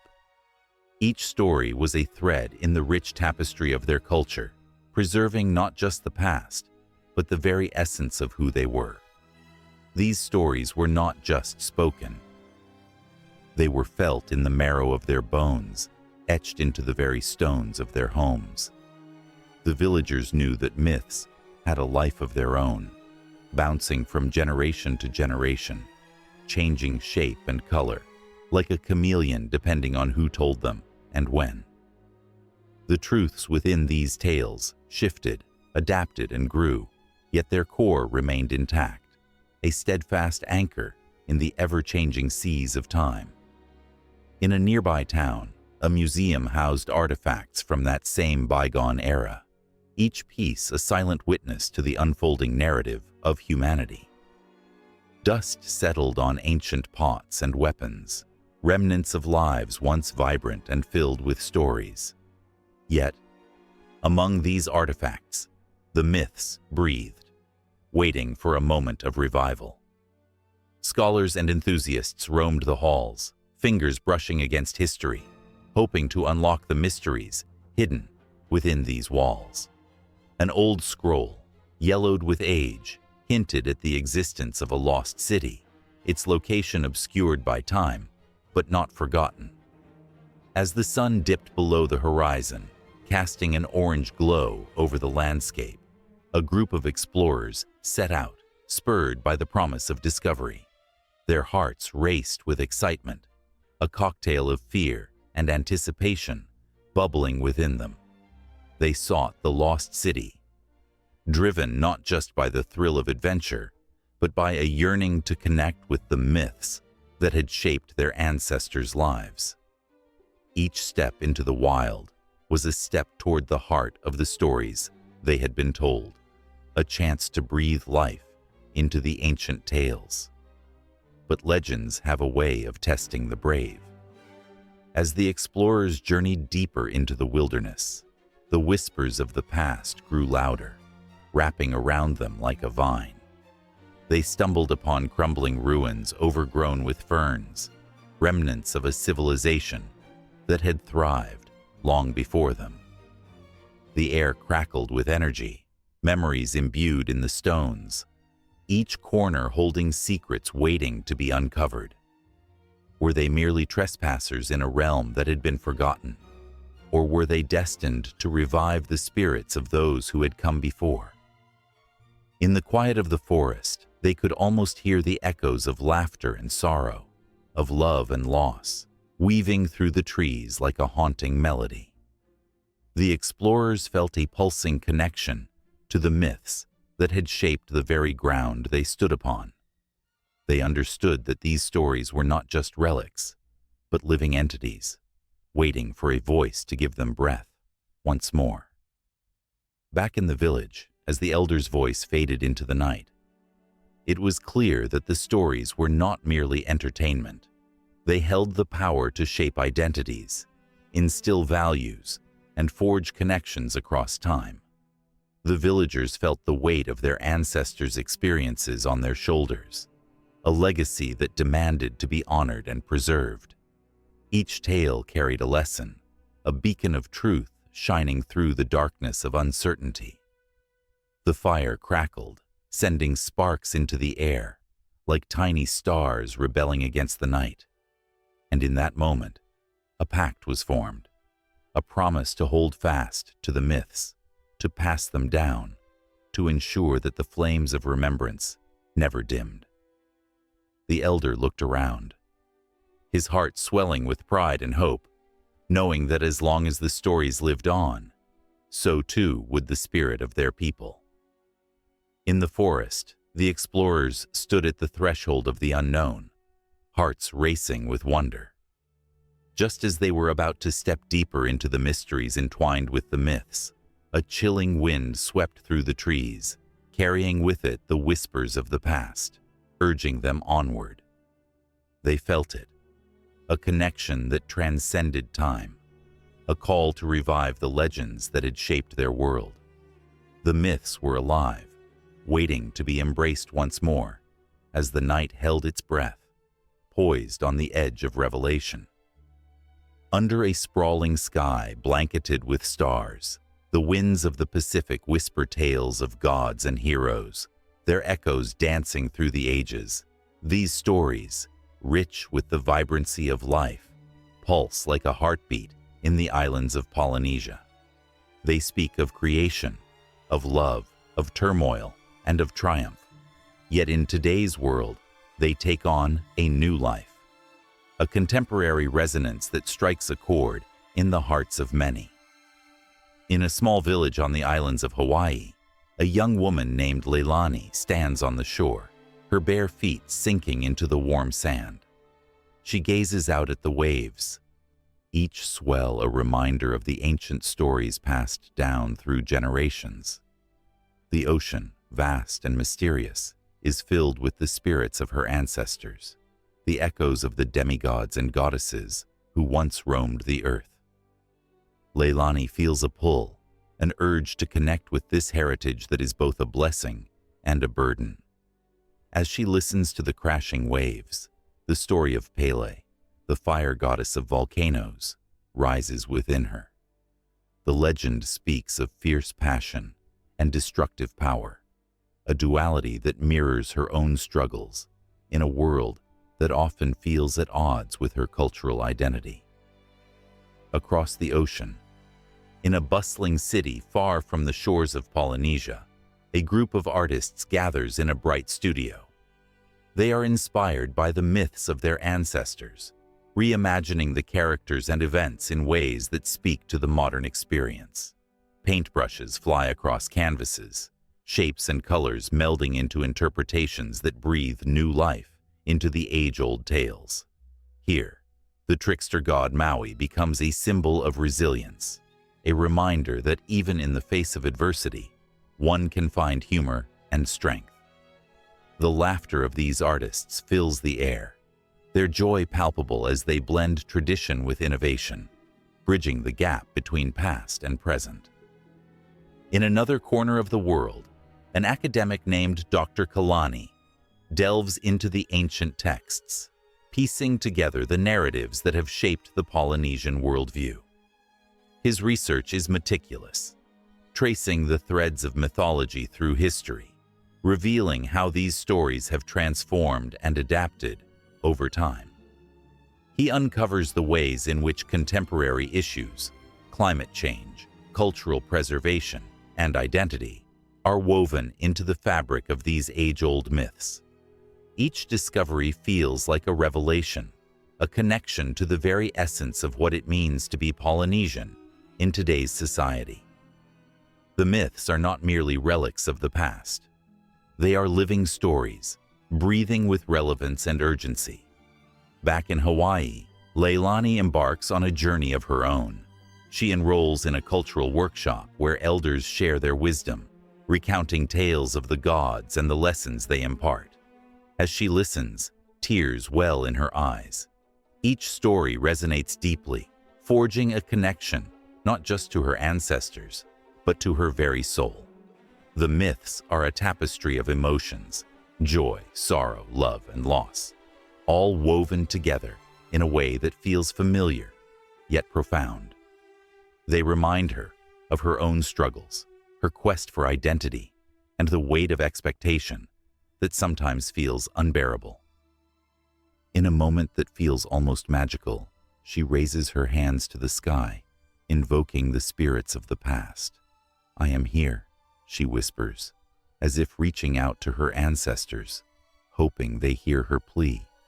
The wind picks up, swirling around her, carrying with it the scent of salt and the sound of crashing waves. It feels as if Pele herself is listening, urging her to embrace her true self and honor the legacy that runs through her veins. Meanwhile, in a different part of the world, a filmmaker captures the essence of these myths on screen. His camera becomes a vessel, transporting audiences to the sacred landscapes of Polynesia. With each frame, he highlights the beauty and struggle of the islands, the stories of creation, and the battle against colonialism. The film resonates with viewers, stirring emotions that linger long after the credits roll. It ignites conversations about cultural representation, identity, and the power of storytelling in the modern age. The myths take on new forms, inviting audiences to reflect on their significance in a world that often overlooks the richness of indigenous cultures. As Leilani continues her journey, she begins to create her own art, infusing the lessons of her ancestors into each brushstroke. She paints with abandon, pouring her heart onto the canvas, letting the stories of her people guide her. The colors burst forth, vibrant and bold, echoing the spirits of the gods she has come to know so intimately. Her work becomes a bridge, connecting her past to her present, allowing others to see the beauty of Polynesian culture through her eyes. With every piece, she feels more empowered, reclaiming her identity and sharing it with the world. And so, the myths of Polynesia live on, breathing and evolving, their meanings shifting to mirror the struggles and triumphs of contemporary life. They ignite a fire within the hearts of those who honor them, lighting the way for future generations. In the swirling currents of time, these stories find new expressions, reminding all of us that while the past shapes who we are, it is the present that gives those stories their enduring power.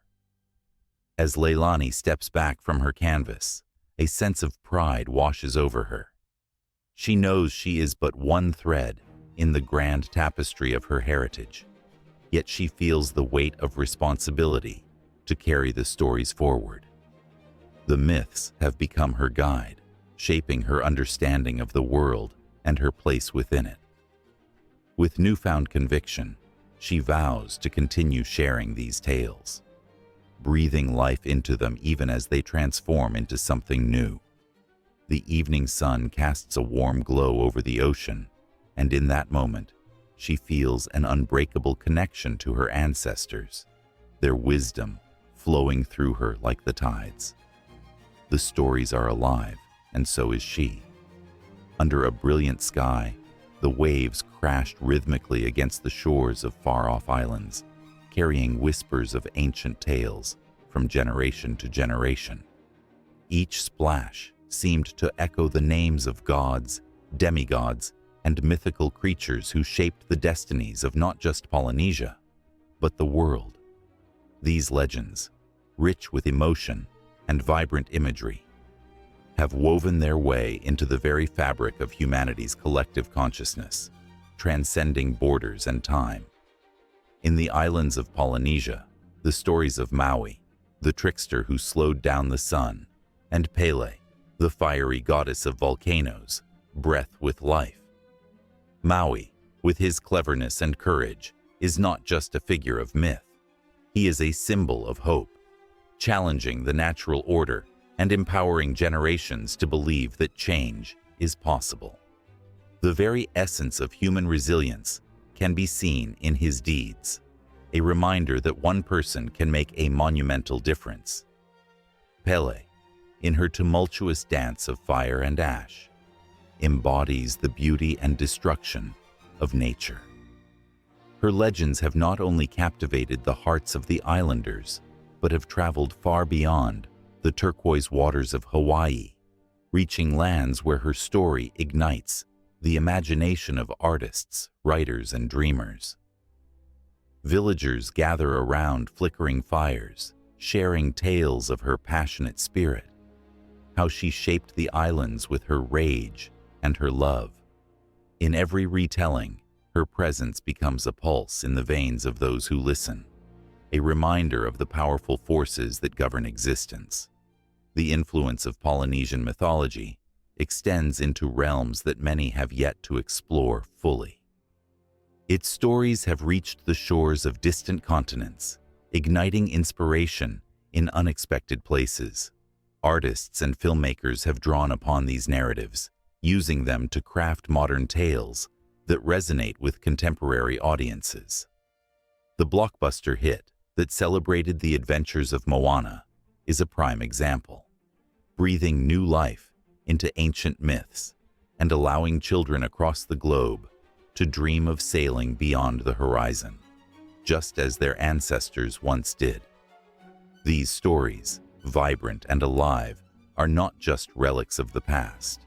They are vivid threads woven into the cultural tapestry of the world. The influence can be seen in literature, where echoes of Polynesian themes surface in works that explore identity, struggle, and the deep connection between humanity and nature. The world, in its ceaseless quest for meaning, finds comfort in these tales.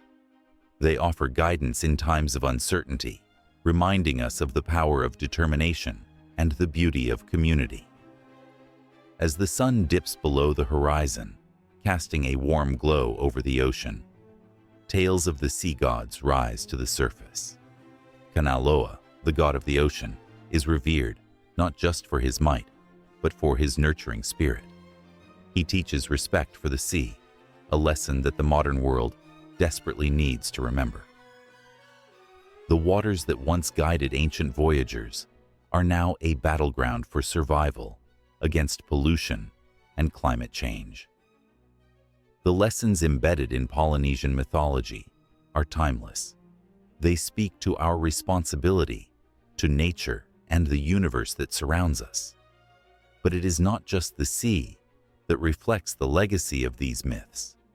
The stars, too, hold a special place in Polynesian navigation, guiding canoes across vast expanses of water.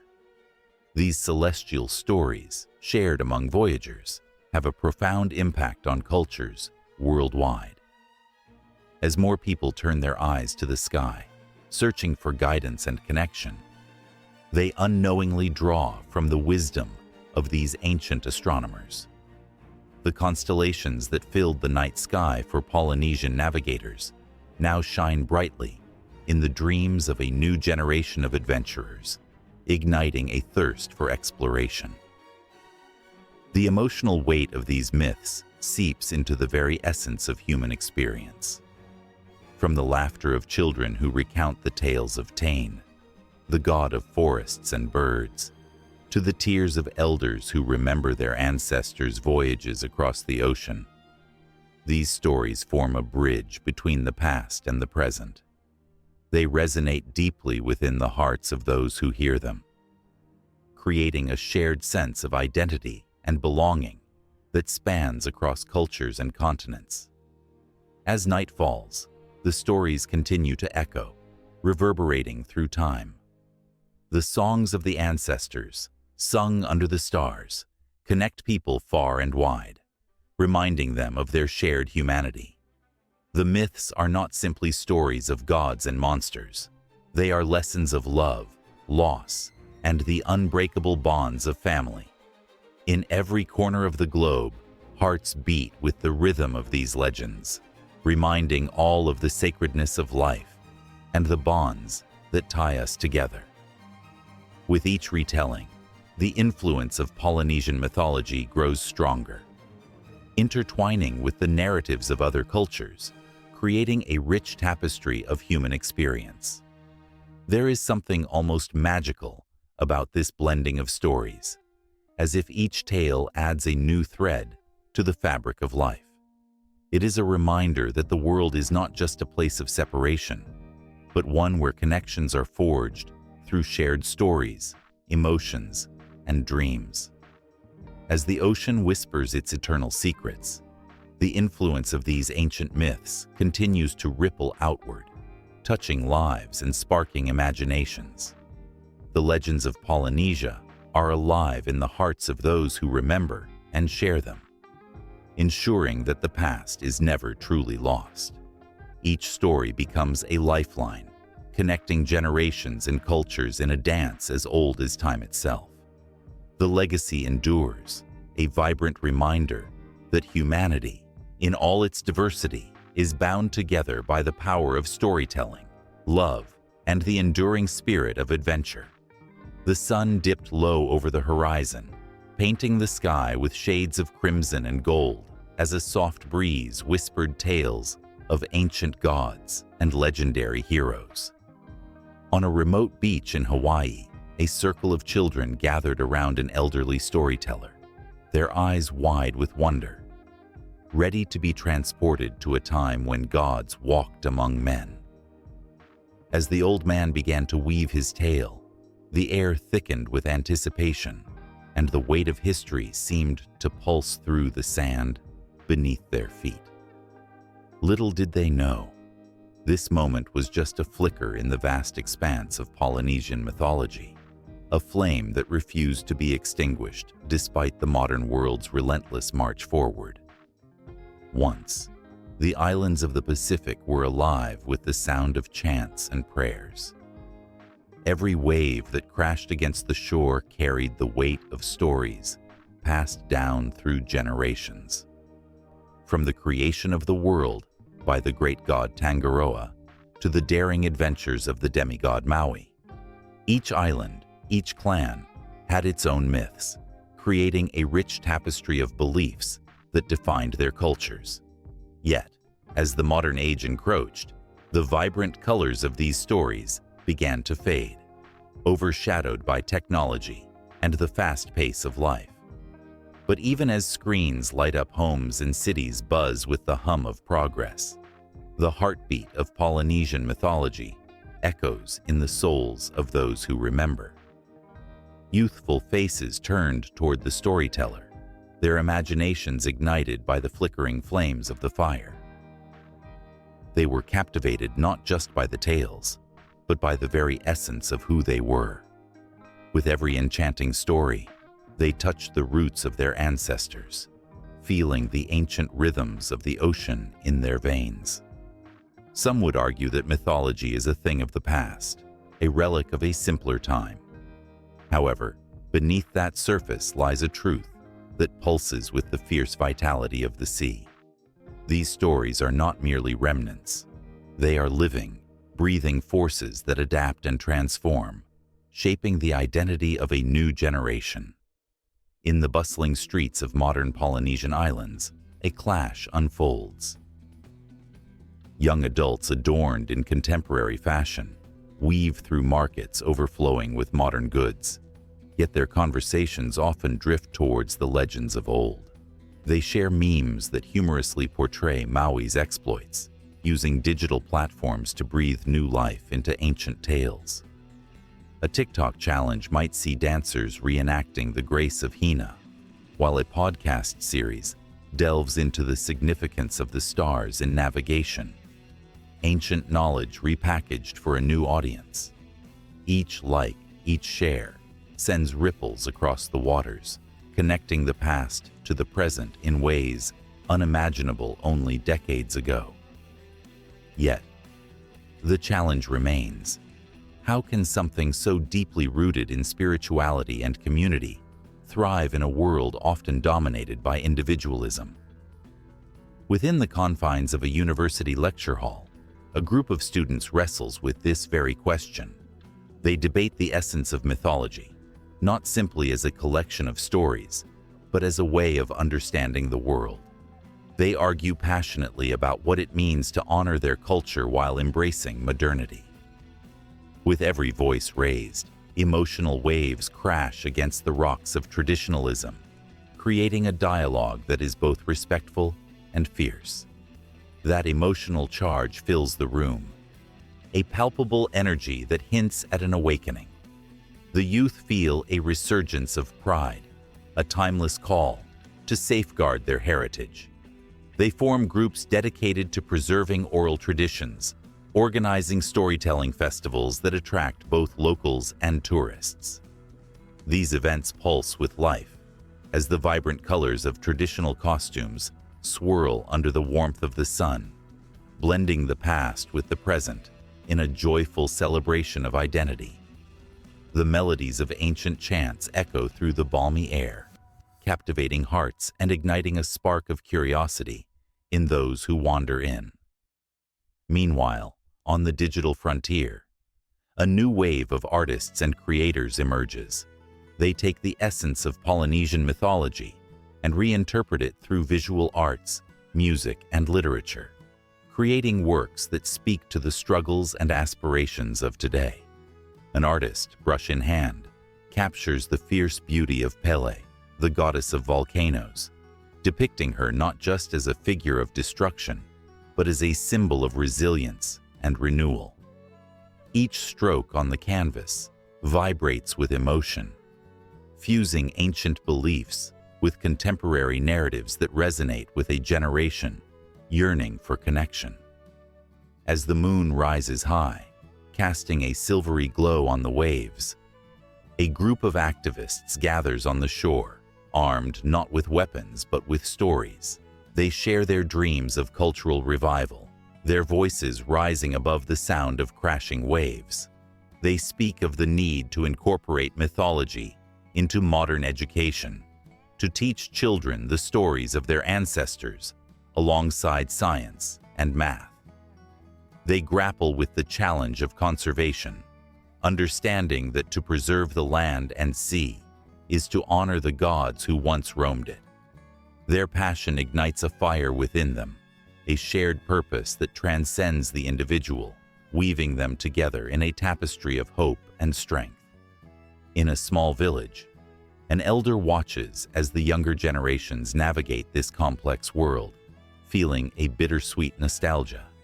It is a time of change and uncertainty, yet the elder remains hopeful. The stories may shift, evolve, and take new forms, but the core values, the connection to the land, the sea, and each other, remain steadfast. This evolution is not a betrayal, but a testament to the resilience of their culture. The flames of the past can coexist with the flickers of innovation, creating a new light that guides them forward. As the sun sets on this vibrant island, the storyteller's voice carries through the air, weaving the old with the new. The children, entranced, hang on every word, unaware that they are part of a larger narrative threading through time. They are the torchbearers, the ones who will carry these stories into the future, reshaping them, breathing new life into their meaning. The waves lap gently at the shore, whispering secrets of the past, and in that moment, a promise is made. A promise that these sacred tales will never fade, that they will continue to inspire, unite, and guide generations yet to come. The air crackles with anticipation, each child's heartbeat synchronized with the rhythm of the ocean. Standing on the precipice of a new era where the spirits of their ancestors will rise once more, alive. On a moonlit night, the waves whispered secrets long forgotten, lapping at the shores of islands steeped in ancient tales. Underneath the vast starlit sky, a group of villagers gathered, their faces illuminated by flickering torches. They were drawn together, not just by proximity, but by a deep yearning to connect with the spirits of their ancestors, with the echoes of stories that shaped their very existence. Among them, an elder began to speak, his voice low and resonant, igniting the air with a magic that transcended time. Each word was a thread woven into the fabric of their heritage, a reminder of the timeless legacies that flowed through their veins. Polynesian mythology is a tapestry, rich with vibrant colors and intricate patterns, where gods and demigods walked among mortals. It is a world where the sun and the moon were born from the embrace of divine beings. Take Maui, the trickster hero, who is both revered and playful. He is known for fishing up islands from the sea and slowing the sun to give humanity more daylight. Stories of Maui are not mere parables. They speak to the heart of Polynesian identity, instilling bravery, resilience, and a sense of belonging. As the elder recounted tales of Patea, the goddess of the wind, the villagers felt a chill race down their spines. Her whispers guided their ancestors across the vast Pacific Ocean, teaching them the ways of navigation using the stars.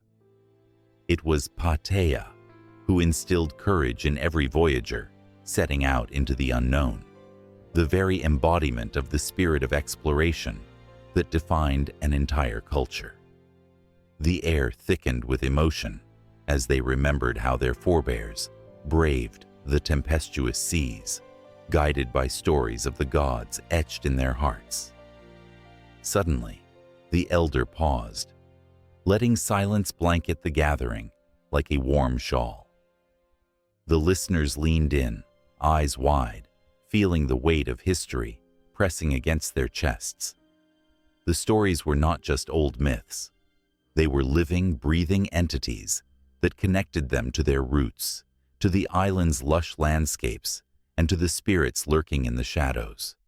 Children huddled close to their parents, their wide eyes reflecting the flame's flicker, absorbing the stories, knowing instinctively that these were not just tales for entertainment, but vital lifelines to their past. And then came the story of Hina, the goddess of the moon, whose beauty was matched only by her sadness.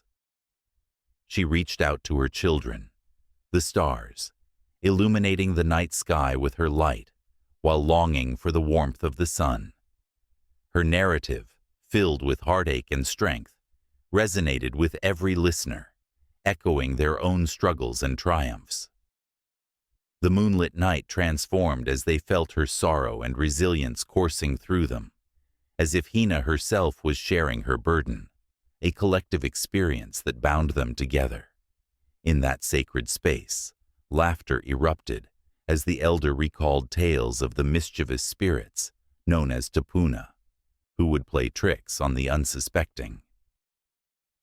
The tension lifted momentarily, replaced by joy and a sense of community that transcended generations.